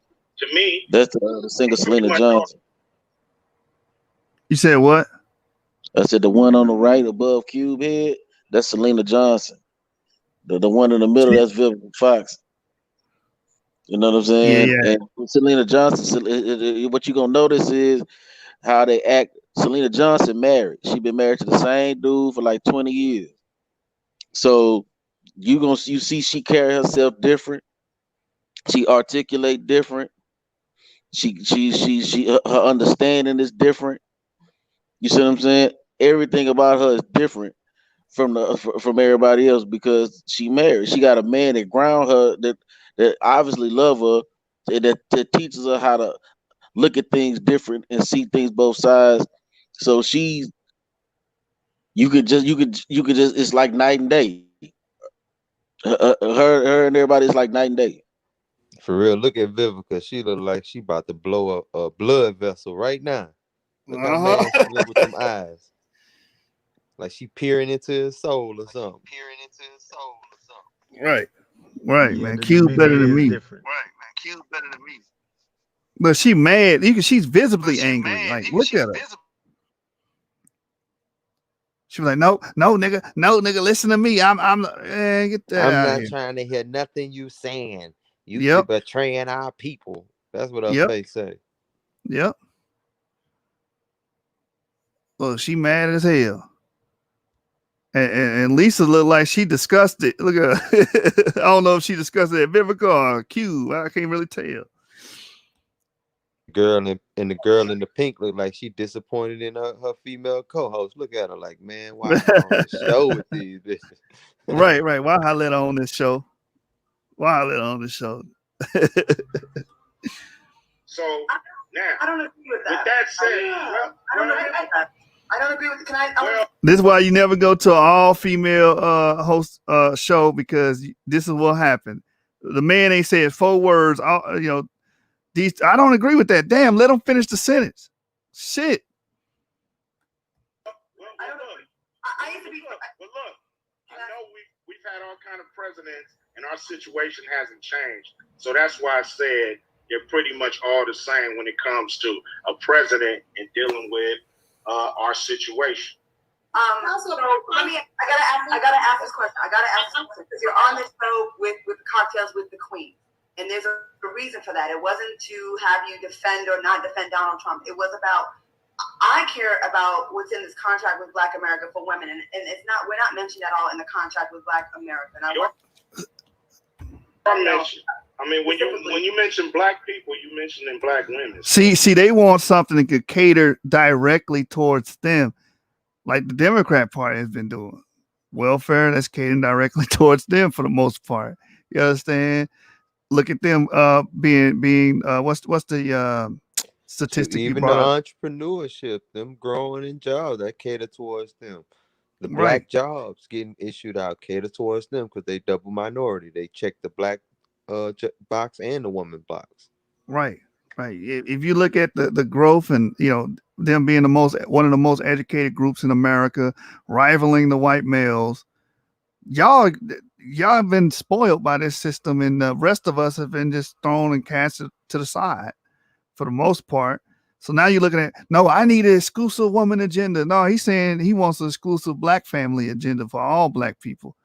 And for you to get upset at that, it's bothersome. It really shows where your loyalty lies.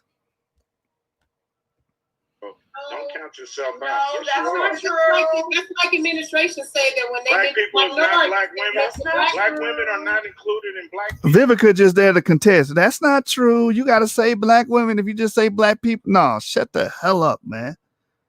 What the hell is wrong with this woman, man? I mean, let me click play for some idiot Now in we the see why comments. 50 left her alone. Yeah. Left her crazy ass. No, but that's like, you know, that's like you saying, that's like when the president says minorities, then he's including black people. But we all know that that's not the case. Black women have specific needs that are not also being met. And we also Hey, feel pause that real quick, Jashu. Look, people, when you say people, that includes the males and the females, right? If you Right. just wanted a plan for black men, it'd be called the contract with black men, right? Yeah. When you say people, okay, that means the men, the women, and the children, okay? So I don't even see what they tripping on. This is that irrational stuff that I was talking about earlier, that scientifically that gender is more irrational. I mean, you can hate me for saying it, but it's true. You're irrational as hell because the man telling you included, you're like, no, that's not true. That's not true. Damn. No, but that's the same as saying minority. No, it's not. No, it's Minorities not. can be 15 different things. People just means males and females. Yeah, man. This is why these women should, really get some education and formal education. You got all that money, spend it on some, studying. Because y'all sound like idiots right now. things that are specific to us and our plight as well. And I understand that. I feel like as And then what plight? If you want to talk about the plight, we just told y'all that the black woman was the fastest growing ethnic group in America. I think we brought out earlier. I can't remember exactly. And then again, they rival white males. And then there's an article showing that black males and black young boys are the least to succeed in America. So you want to talk about a plight? You need to be behind raising up your black males like Kim Klacik is. Kim Klacik was focusing on black males because these conservative women understand that no society is strong without the male. But you'll notice Selena Johnson quiet because she got sons. So like you can pay attention. When Lisa Ray got a daughter, that has a daughter. Vivica Fox ain't got no kids, and Claudia Jordan ain't got no kids. So what you'll notice is when they got girls, they're not they're not thinking about the plight of the black male. But Selena Johnson had a husband that played basketball, that played pro basketball for a little bit, played a little bit overseas. She got sons, so she's looking at it from she just sitting there quiet like, you know what I'm saying? She just sitting there. But she did want them women mentioned though. I mean, yeah, of course. But what I'm saying is, you can look at her demeanor and how she's looking at the shit, and how she's carrying herself and how she talked. She talked totally different. She actually came with some information. She ain't just hooping and hollering and talking all dumb. She actually made some sense when she talked. So she's quiet until she actually has something intelligent to say. That's fact. Hey, Giselle, look in the private chat and see if you can pull that up real quick.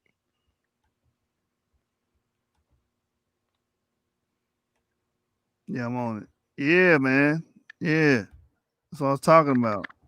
Our plight. Get the hell out. Really, really. Okay. You know what they really want to tell them is make a contract with the black women of America to satisfy our needs. To hell with y'all. To hell with us as a people rising up out of this together. Let's focus on the women. All right, here we go. Business Wire says women-owned businesses are growing 2 times faster on average than all businesses nationwide. The number of women starting part-time businesses, often referred to as sidepreneurs, is growing nearly twice as fast as the overall growth of women entrepreneurs over the past 5 years.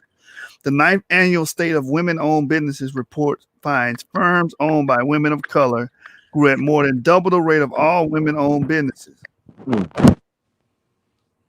Women-owned businesses continue to fuel the economy and now represent 42% of all businesses, nearly 13 million, employing 9.4 million workers and generating revenue of $1.9 trillion. According to the annual State of Women-Owned Business report, commissioned up by American Express, in 2019, these women with the diverse ethnic and geographic backgrounds started an average of 1,800 new businesses per day in the U.S. between 2018 and 2019, down only slightly from the record-setting 2018 number of 1,821. The annual report based the U.S. Census Bureau data adjusted by gross domestic product data found that women-owned businesses continue to trend above all businesses over the past 5 years. The number of women-owned businesses increased 21%, while all businesses increased only 9%. Damn. Total employment of women-owned businesses rose 8%, while all businesses the increase was far lower at 1.8%. Hey, go down to to the section where it say side hustle, women entrepreneurs, the ultimate task makers. Multitaskers, yeah. Multitaskers. As go work down to the third paragraph. Start where it say when looking at specific minority groups over the last 5 years. Read that. Yeah, when looking at specific minority groups over the last 5 years, growth in side entrepreneurship is up 90% among African American 99%. 99% among African American women. Look, they winning. They winning. They is winning, bro. They winning. They winning. And if you look right under that, it says women of color are starting businesses at a remarkable 4.5 times the rate of all businesses. Right. Come on, they's winning, bro. So it is a discussion. Like I said, people involves women. But the people who are hurting most in this country are black males. Let's see if we can find that article. Hold on real quick. Yeah, I know what you're talking about. Black males or black boys are the least to succeed, I believe. I'm paraphrasing it. Least likely to succeed, I meant. Mm-hmm. Where's that at? Research shows likely to be stuck.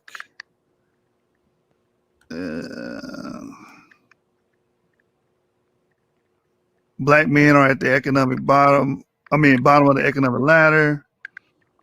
Yeah, man. Like we nowhere near them. Black women is killing it. They crushing it. Yeah, research shows black boys are most likely to be stuck in the cycle of poverty.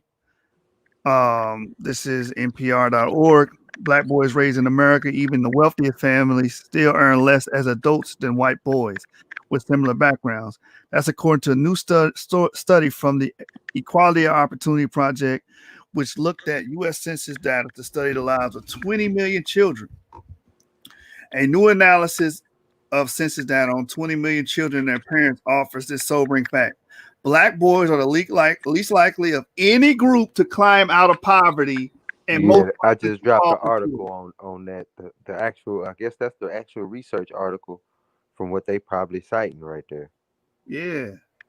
It says put them articles in the Hebrew Elite group. Okay, I will. It says that's true if they're born poor or wealthy. Leah Donella from NPR's Code Switch team reports. So yeah, man. I mean, come on, man. And that's why when LeBron said the most targeted person in America is the black female, he's lying. It's the black male.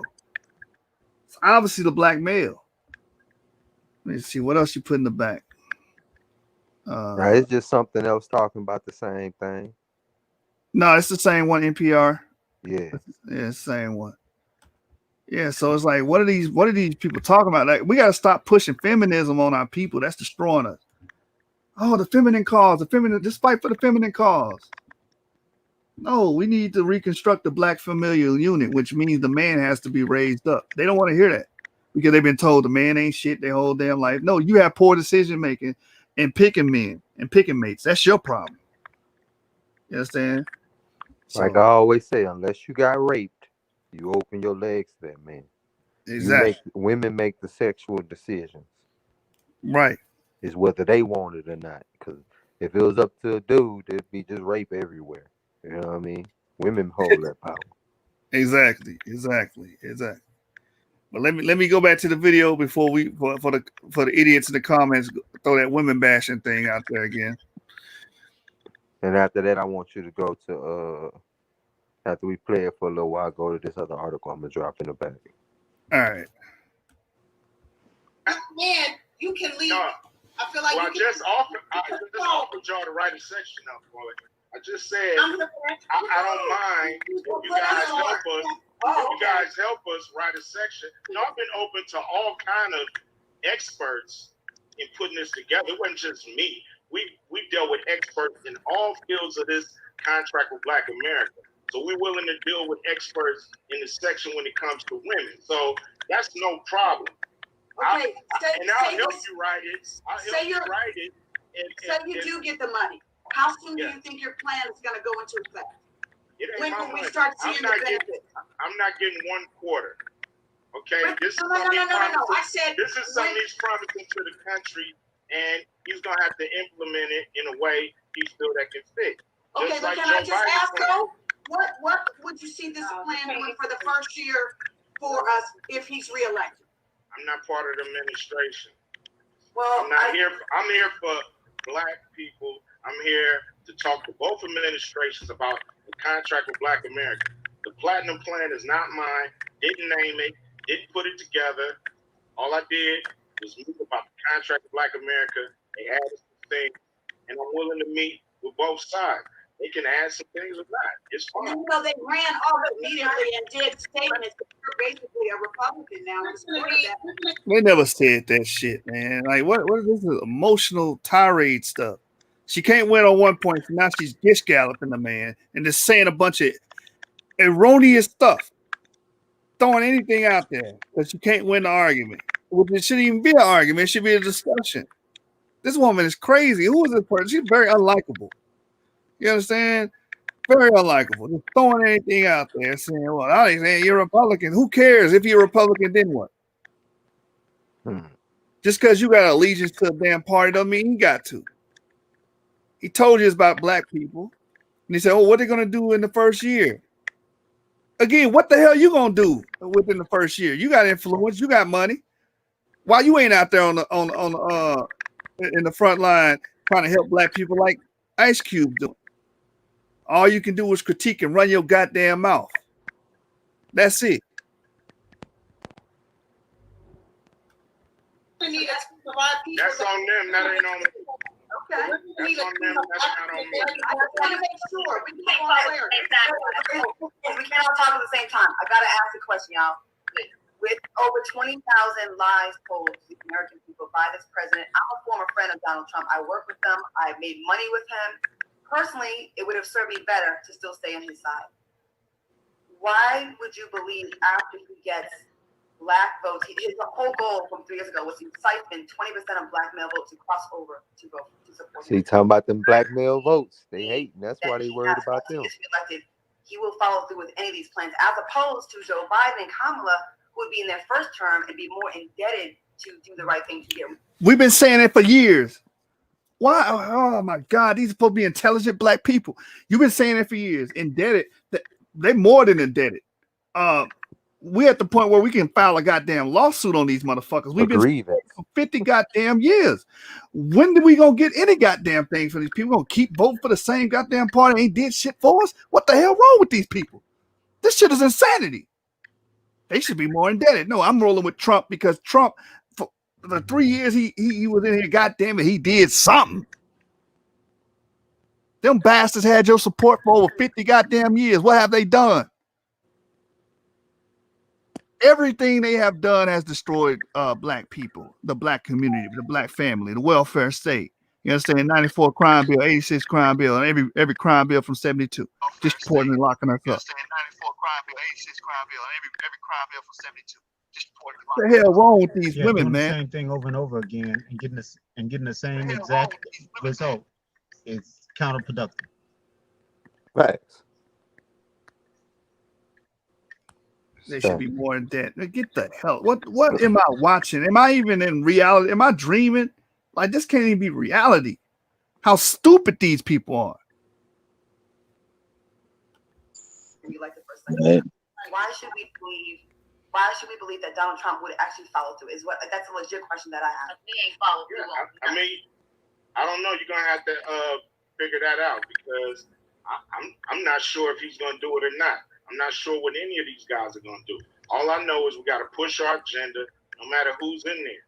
And I would, you know, in a perfect world, you know, the Biden campaign would have brought me in and we would have really talked about the plan, and they would have did, you know, great things to their plans to specifically target black people. Hey, he right, huh? Hey, pause that you show. Look, that's right. Like he said, I know he threw it in the old perfect world to kind of throw it and cloud it in sarcasm, but he right. The Biden administration should have came in, spoke with him, and made adjustments to his plan. Now, if he really was on the fence after going through all these interviews, I bet he vote Trump. Because he probably like, man, look at what the Democrats sent all these niggas at me to talk to me any kind of way. Right. Try to make it all about voting for Biden. I mean, he probably hate Joe Biden right now. Right. Rightfully so. Rightfully so. Shit. Chose not to. And he chose not to. He chose not to, Negroes. He chose not to sit down and talk and work with him. The administration that did was Trump's. End of story. That's the facts. And that's it. You know what I'm saying? Bang the gavel on it. Fine. You know, but the thing is, I'm not a supporter of neither one of them. No, I'm saying that's what's the problem. I'm an independent person. I got a call in to get out your feelings movement on these ladies. Yeah, because every 2 words, all of them saying shit. Like, shut the fuck up. And look at Vivica. She over there mad than a motherfucker right now. I can't believe he she just like, said, damn, that nigga just said that Biden should have called him in too. Man, how'd I come back on that one? That's what she mad about. I ain't got no comeback to that. You know, women always like to be able to have a snapback. You put them in a corner, they lose their mind. They just sit down and be mad for a week. You know what I mean? Right. Right. Mad as hell, man. I can't believe this woman, man. And let this man talk, man. Come the wins, it's not too late. So I don't think it's fair to dismiss what they are. Now it's not too late. It ain't about if it's not too late. You had your opportunity, you fucking blew it. For real, he's an example of how the Democratic Party always push Negroes to the background. That's all. He just exemplified that real quick for us and made it clear to them, as much as y'all advocating for Biden to me right now, he didn't bring me in and talk to me. You know what I'm saying? Right. And he had a chance to. He decided not to. Yeah. Yeah, it's that simple. So it's not fair. You should give him. That's how women think. It's not fair. Give him a chance. No, don't be so harsh. No, fuck that. We've been playing with these people too damn long, man. That's the problem. We've been playing with them and coddling people. And oh well, maybe the next Democratic president. Damn, when we gonna break this goddamn chain of not getting shit from fucking politicians and still supporting them? For real, if a politician ain't offering me nothing, they cannot get my vote. That should be the black stance. That's it. That's it. Now, oh, that's not fair. No, what's not fair is that we ain't been getting shit from this goddamn party. Hell wrong with you. In power yet, so they really can't say. They really can't say and promise things because they're not yet in power. Yes, they can say and promise things. What's stopping them? They don't got nothing to do with power. And this nigga been in office 47 years trying to stop cussing y'all. 47. It ain't stopped them from promising stuff to the LGBTQ community and getting it through. It ain't stopped them from promising nothing to the goddamn illegal immigrants. And the East Indians, yep, with the visas. Ain't stopping them. But we've been here from the foundation of this country. We can't get a promise to nothing. And if we get one, they sick our own people on us, the men and women. Yeah, man. Yeah. We But you seeing it. notice, ain't none of them cast. They're not gonna cast us out. They're not gonna castigate white Zaddy. They're not gonna do it. They're not gonna be like, you know what I'm saying? You know what? We need to get in Biden's ass. See, no, it's not. This would go back to when it come down to ultimately niggas are scared of that cracker. That's what it always comes back down to. Niggas are scared of the white man. See, you scared to charge that white man up. Now you'll be on here charging Cube up. You'll be DL Hughley. We be talking shit about Cube. You had all these coon ass niggas talking shit about Cube. You had these goofy ass bras talking crazy to Cube, but they ain't saying nothing about. You know what? We need to get in this white man ass. Because why ain't you meet with him? Brother, do not dare commit heresy against their God. All right? Because that's what it is. They don't believe in blaming God. Right. Right. That's blasphemy, huh? Yeah. Blame that white. Wait, what you mean? The white man the reason I'm in the position I'm in right now. What you mean? They pay my bills. No, we ain't gonna blame him. Democrats been supporting us for years. Right. And they talking to Cube. They talking to Cube as if he is Trump. And he be like, oh, I'm not that. That's not my administration. That's not my plan. It's up for them to execute that. They talking to him like, oh, he got the power and to say so. No. What the hell wrong with these women, man? Not even in power in Congress. You can't make campaign promises. So why they do have? That's what the plan make the promise when they're in office? What they put out the He about to yell at her ass. Consent plan. That is their promise to America and to the world. That is their promise. So the thing is, you can always promise the people who put you in power something more than what you just came up with. You gotta, especially when you know there's so much more that needs to be done, and he knows that it's so much that falls short in that plan when it comes to actually helping Black people, minority, people of color, diversity. All those are trick words, and Black people don't necessarily get a tenth of that. So we have to really be smart and really make sure that that money is touching the hands of the people who have really in this country for hundreds of years. Right. He the only one rational in this whole thing, and they just blurting Look, out. all of them ready to jump on him. All Right. of them. Right. Vivica Fox then sat back. She like, damn, he already put me in my place. Let me shut up. The rest of them, they getting ready to get him. He needs to just go ahead and put them in their place one by one, and then they just gonna sit back and let him talk for the rest of the show, and get out what his contract with Black America is really about. Right. And don't let him raise his voice too much. They're gonna say he misogynistic. Oh man. Question. You said that the Biden campaign didn't reach out to you, and well, you said they did reach out, but they didn't want to. They said we'll hook up after the election. And to be fair, they're not the power in party right now. I want to ask you this, if this is true, because I had heard from one of my sources that you were contacted for the Zoom call with Kamala Harris, with D.L. Hughley, Snoop Dogg, you, Killer Mike. They were all on the call, and you were not on the call. And that was that was in September. And why? Wait a minute. Pause that right there, Joshua. They wanted to get him in a room with a bunch of people who may have completely different agendas, all coming in there, instead of sitting him down and speaking with his camp one-on-one, like Trump camp did. Right. That's all I'm saying. The stuff is a publicity stunt. Oh, we're going to be all on a Zoom call together. We're going to have any Black person that's a celebrity that's been talking about anything political. We're going to throw them on the Zoom call and let Kamala Harris get a little minute or two with them. Come on, man. That ain't the focus on the plan with the contract with Black America. That's a publicity stunt. Exactly. Nothing but fluff. We've been getting fluff for goddamn 50 years. I'm tired of that shit. But watch how he check what, because he never let this stuff out the bag. He finna let something out the bag that he ain't let out the bag, but let it play. But Harris's folks reached out to you and wanted you to be on the Zoom call because they thought your voice was important. Why did you not participate? Use and not participate in that? Well, we had spent, a lot of people time putting the contract with Black America together. And, I just thought that getting on a Zoom call with 12 other entertainers, all shooting what they believe needs to be done, to me wasn't going to be productive.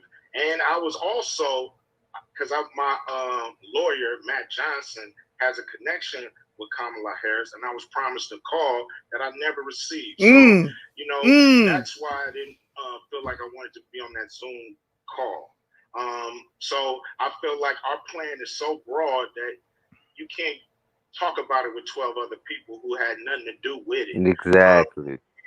These are a lot of things that really need to get done. So I wanted to have a serious conversation. So Kamala dropped the ball on him. Exactly. Bingo.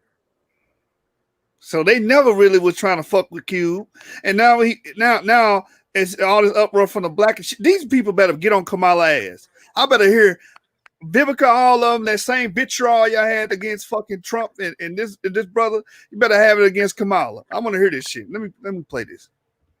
And not just a rally cry kind of conversation. But you said also you would talk to anyone that was willing to. Oh my God, you threw it back. This is an indictment on Ice Cube. This ain't even got to do anything to do with the facts and the truth. The brother told you that she promised him a call and never followed up on it.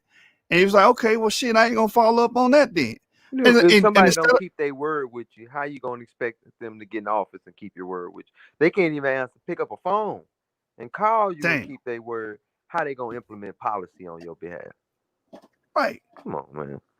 Right. And they ain't even addressing what he just said. And look at their face. Look at their face. Because they know. Women by nature want to defend each other. I don't know what it is. They just want to do it. And they just waiting on him to respond, hoping that he don't have a response because they know that don't make no damn sense. They hoping they confused him with stupid shit that he don't know how to respond. Yeah. Help, you said you were.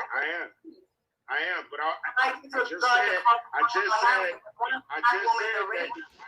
You heard that? Oh, why you wasn't on the call with Kamala Harris when she's the black woman in the race? Shut the fuck up. Why she didn't call him? Huh? Y'all ain't saying that. The fuck wrong with him? Just said that they said they were gonna call me direct, and I never got that call. Right. Now respond to that shit. So when you hear that, you're waiting for that call.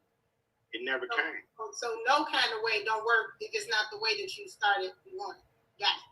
Well, I want to get things done. I don't want to just. That was some snarkly ass fucking comment. I got it. No, shut the fuck up. Why you ain't indicting fucking Kamala for that? No, she's trying to save her show right now. She being practical, all right? She's trying to save her teammates. Because they drowning right now. They jumped off in the deep end. Right, he fucked all of them up with that. Only one I can't say nothing about is Lisa at this point because she ain't really said too much. That's because they so animated they won't let her get in. Oh shit! Maybe Lisa understand and getting it. Or maybe she was like, you know what? I'm gonna save my image here and just be quiet. Man, this shit is irrational as hell. Spin my wheels. Talk to people who can't really make it happen. So I didn't want to just.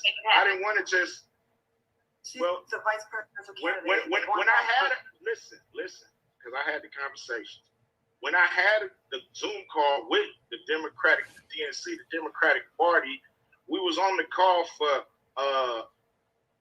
probably over 45 minutes, and we never even got to the contract with Black America. Oh shit! Hey, pause that right there. Same thing that's going on with all these liberal outlets.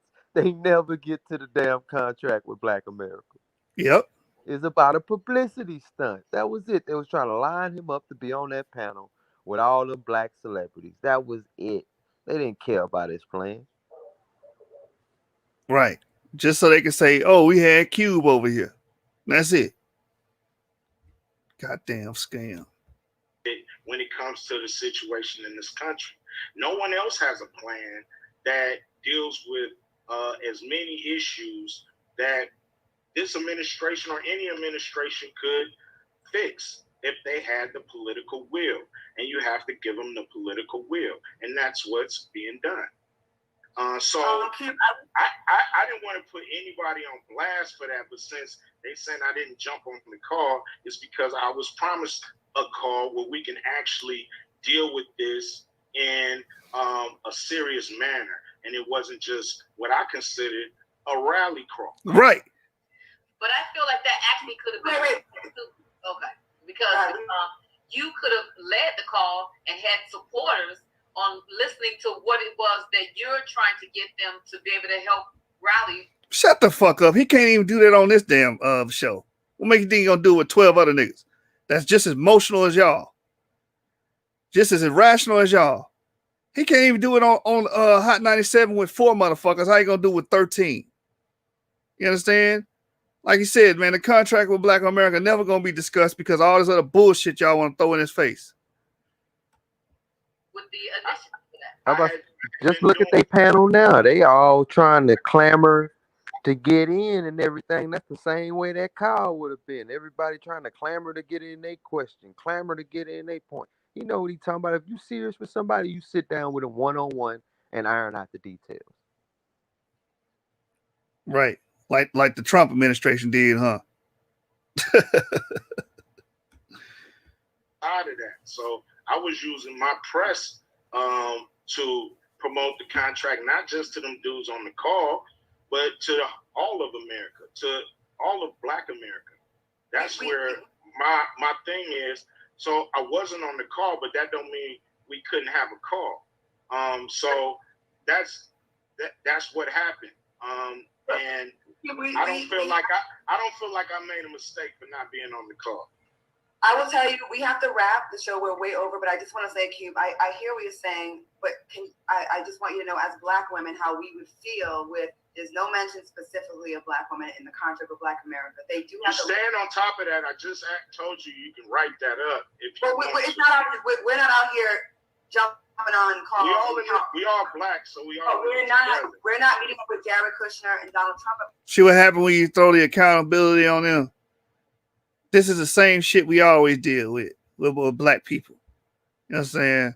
He said, listen, you can write it up yourself. Oh, no, well, we ain't, no, you don't want no part in money to work, you know what I'm saying, to restore the restoration of our people. You just want to talk shit. That's it, man. About this, you are. So you can't say, well, if you don't like it, add to it. You're out here. No, he can say that. The fuck wrong with you? If you got a problem with it, bring in your suggestion on how it could be better. He can say that. Here we go with these people trying to police people. Oh, you can't control what that man say any goddamn way. What the hell wrong with you? You took that job. You took that position. I'll write it up. So, like, I'll write up the Black woman's part of the contract for you. Yeah, how many words do y'all want it to be? The thing is, you guys are the experts, but here we go again. Just want to talk. Nobody want to help me. Exactly. You just want to talk shit. That's all y'all want to do is talk shit. Y'all got money and influence too. Why y'all won't get nobody in there to write one up for the edition then? Since it's he really just called them out and put them on blast with that one. He probably tired of their bullshit and about ready to get off that call because it looked like he about to snap on their ass in a minute. Well, I would have snapped at the 16-minute mark. You know what I'm saying? Show over with. Because he sure look like his temper getting short. Yeah, man. This shit is bullshit. No, you can't tell us. No, yes, I can. You got a problem with it? Well, what can you do different then? Oh, you don't have anything to provide. All you can do is talk shit. Shut the fuck up, then, man. Just want to talk, but y'all the experts on black women, so why won't y'all help me? See, that's the problem. I can tell you why. Looking asses. A whole bunch of cackling ass women. Yeah. They feelings got hurt just because he was real. Like, shit, y'all could have been helping me this whole time. Instead of asking me all these silly questions about Trump and the Trump administration. We should have been talking about the contract with Black America. Right. That was a cut to the what the stripper say. A cut to when he said these words. They The were cut to the sinos and the cut their ass. They went to straight cackling mode. Cack. Bitch, I ain't trying to hear all that shit. God damn. So now the initiatives have already been set. Well, yeah. I wish you guys, we're way over. I wish we would have you for more time because I feel like you have a lot to say, Ice Cube, and you're very influential. And yeah, he do got a lot to say, but every 5 fucking words you got the cackling. Shit. we appreciate this, and I hope we can respectfully debate and no feelings hurt. I don't think you are the type that. Now they want to have a debate with the man. The man said he wants your help. Hey, can you help me out? Let's debate. What the fuck? But I just need some help. No, we gonna debate. Yeah. But I bet if he was offering to ask a movie role, I bet they'd have took it. Hell yeah. All of them would have been on board. I would get hurt. I appreciate It's still crazy because he started off by telling them pretty much that people include women. Of course, we fan. I wouldn't have came back. Fuck that. I would have Kamala Harris their ass. He probably is. He probably just telling them, I'll be back. Yeah. I wouldn't go back. Women, Jerry's Run the Jewels will be performing their. Yeah, man. Like that was be putting pressure behind Kamala and go ahead and make that phone call and find out why she ain't do her half. And she said she's gonna call back. I mean, that pretty much wraps it up. And they keeping hard for it. That's the danger of it all. That's the biggest danger of it all. When they get into the whole party scheme, and now everybody at the party and nobody want to leave the party. You know what I mean? Right.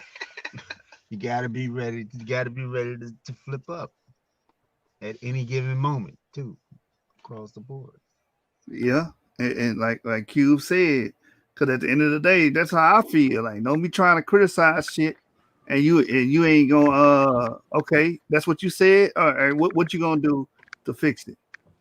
No, you got to do that. No, bitch, you do.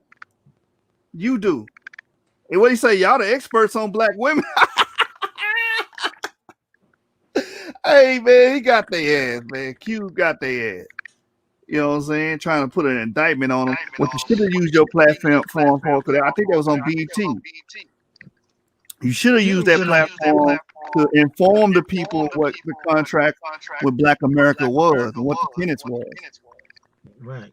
Q been on point the whole time, man. You know, and his demeanor is a whole lot more than what I would have expected. You know what I mean? Especially with some of these interviews get kind of long and people just grilling you and shit for nothing. I know it's got to be frustrating as hell. Shit. So my hat's off to Q. Right. Hats off to Q, man. He held it down. That brother said, "See, this is what I'm talking about. Y'all just want to talk, don't want to help." Killed their ass. All right, brothers, man. We 5 hours and a half mark. I do another show where we actually read the contract with Black America. But I think we've been going long enough. Maybe a little later on, we'll actually read. I wanted to read it now. I was like, dang, we went 5 hours, 2 videos. But it was a great show, man.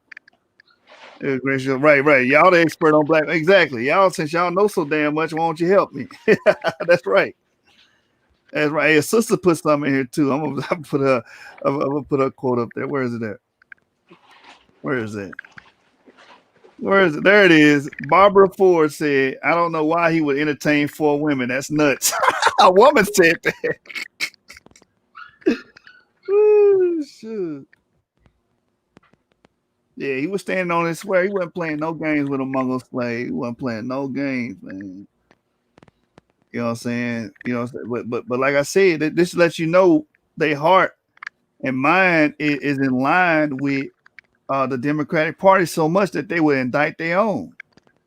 This was really a public indictment on Cube. Cube, you ain't talking about women and you supporting Trump and how you know he gonna like, yo, talk about the contract with Black America already and how it's beneficial for Black people and how y'all support it because all of y'all doing well for yourselves. Put your dollars behind it to make sure you can lobby and get these politicians to pass it as law. No, you ain't having that discussion. You upset with Cube right now. You mad at Cube because he decided to do work with the Trump administration. Hey, Trump administration didn't stand him up like Kamala Harris did. You know what I'm saying? He wanted a one-on-one call so he can actually get things done instead of being on a rally call with 13 people where he ain't gonna be able to get his points out. You see what I'm saying? But you mad at him. You mad with Q. Your friendship is in question now because this brother did what was right for Black people. You understand? Hey, this politician listening to me. Hey, he want to implement my plan. I'm going with them. The Democrats have been playing. He said he was on the phone 45 minutes with the DNC and didn't even get to touch on the damn contract with Black America.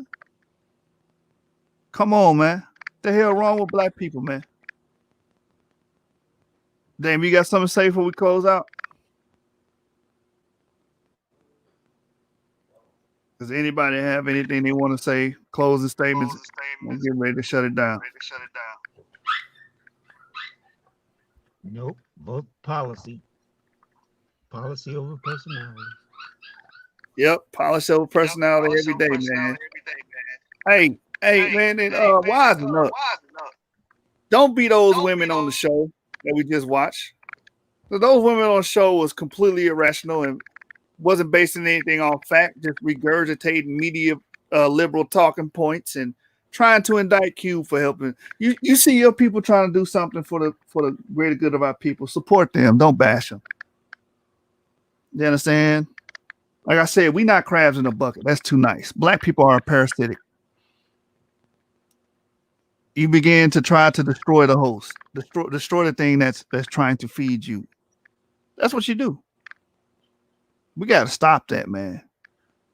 He did it to Kanye West, called him all type of coons when he went up there to the White House to discuss prison reform, something that's disproportionately hurting Black people, and you called this man a coon.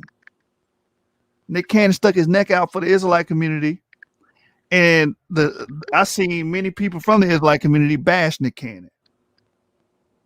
All these people with money and influence, why are you bashing them and destroying them when they stick their neck out for your Black ass? That's why I don't understand Black people some damn time. They should have been rallying behind his contract with Black of America, putting their political allegiance to the side. But again, it's like D-Red said earlier, a political allegiance with the Democrats is more important to them than Black people. It's just that damn simple, man. It's just that goddamn simple. See what I'm saying? I believe Q, like the brother said, Mongol Slave Q was standing on the square. He wasn't playing games. He didn't get emotional. You know what I'm saying? Like I said, I wouldn't have had that much temperance. The show would have been over 10 minutes in. You know what I'm saying? I would have been snapped. It is what it is, man. We gonna keep doing what we're doing moving forward. I'm praying that this Trump administration do the right thing and we get this thing into fruition and it's a bill and we grow as a people at the end of the day. We grow and we get the economic growth and upward mobility that we so need as a people. We desperately need. And like I've been saying, Biden ain't offering nothing. All he doing is pushing the immigration, abortion, and all things that hurt Black people. You understand? They're not focusing on us. I played the clip. Kamala said, matter of fact, I'm going to end it with that. I'm gonna end it with that. I'm gonna end it with what Kamala said about reparations. Again, so just in case y'all forgot. Just in case y'all forgot what she said about in regards to black people. She holding a campaign right now. Let me see. Here we go. Do you support reparations for black people? I'll play the whole clip for y'all. Well, listen. Again, we had over 200 years of slavery. We had Jim Crow for almost a century. We had legalized discrimination, segregation, and now we have segregation and discrimination that is not legal but still exists and is a barrier to progress. We have disparities around housing. We have disparities around education. We have disparities around income. And we have to recognize that everybody did not start out on an equal footing in this country. And in particular, black people have not. And so we have got to recognize that and do something about that and give folks a lift up. That's why, for example, I'm proposing the LIFT Act. Give people who are making $100,000 or less as a family a tax credit, which will benefit and uplift 60% of black families who are in poverty. So by default, it affects black families, but there's not a particular policy for African Americans that you would explore. But no, if you look at the reality of who will benefit from certain policies, when you take into account that they're not starting at the same place and they're not starting on equal footing, it will directly benefit black children, black families, black homeowners, because the disparities are so significant. So if we focus on the specific issues that have resulted in the greatest disparities, and we understand that that's part of why we're doing it. Yeah, white liberals say this shit all the time. That's correct. Listen, the reality also is this. Any policy that will benefit black people will benefit all of society. Let's be clear about that. Let's really be clear about that. So I'm not going to sit here and say I'm going to do something that's only going to benefit black people. So you got your question. You got your answer. You got your goddamn answer, Black America. They're not going to do shit. Let's be clear about that. Right. Let's be clear about that. But where's the panel on the Cocktails with the Queen on the BET show, on the BET network?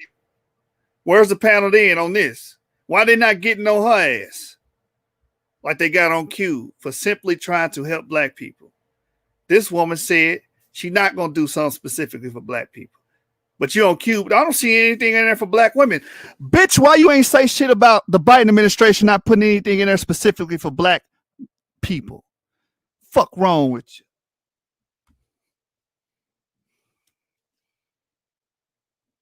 So I'm not gonna sit here and say I'm gonna do something that's only gonna benefit black people. One more time for the slow people. So I'm not gonna sit here and say I'm gonna do something that's only gonna benefit black people. You see how she bounced around when she said that, though? She was sure about that. That's body language. She was sure about that. Right. Man, I'm telling you, it's us, man. We ain't. She thought she did something, huh? Yeah, she did that. She did that. When you bounce around like that, that's clear body language. Like, I'm gonna do that. you know. Right. It's like my brother said, man. Why they not castigating her? Mm-hmm. They ain't did no video on Cocktail with the Queens. Right. Get in her face. Ask her when she in the middle of a little media's interviews, whatever. Ask her what's up with that phone call to Ice Cube. Right. That's all you gotta do. Where's the phone call? Why you didn't call? Why you didn't contact Ice Cube in regards to the contract with Black America? Right. They made all types of for. That's bullshit, man. That's just utter bullshit. But I mean, I'm gonna end it there, man. Listen. At the end of the day, we all need to practice utilitarianism, supporting policies and that benefit the greater majority of us. And that's just simple. Restoring the nuclear family will help all black people. Economic growth for black people will help all black people, man. Period. So that's what we should be behind. And I'm gonna end it with that, man. Shalom, brothers and sisters. Subscribe to the Source Debate League on YouTube. All right, we out.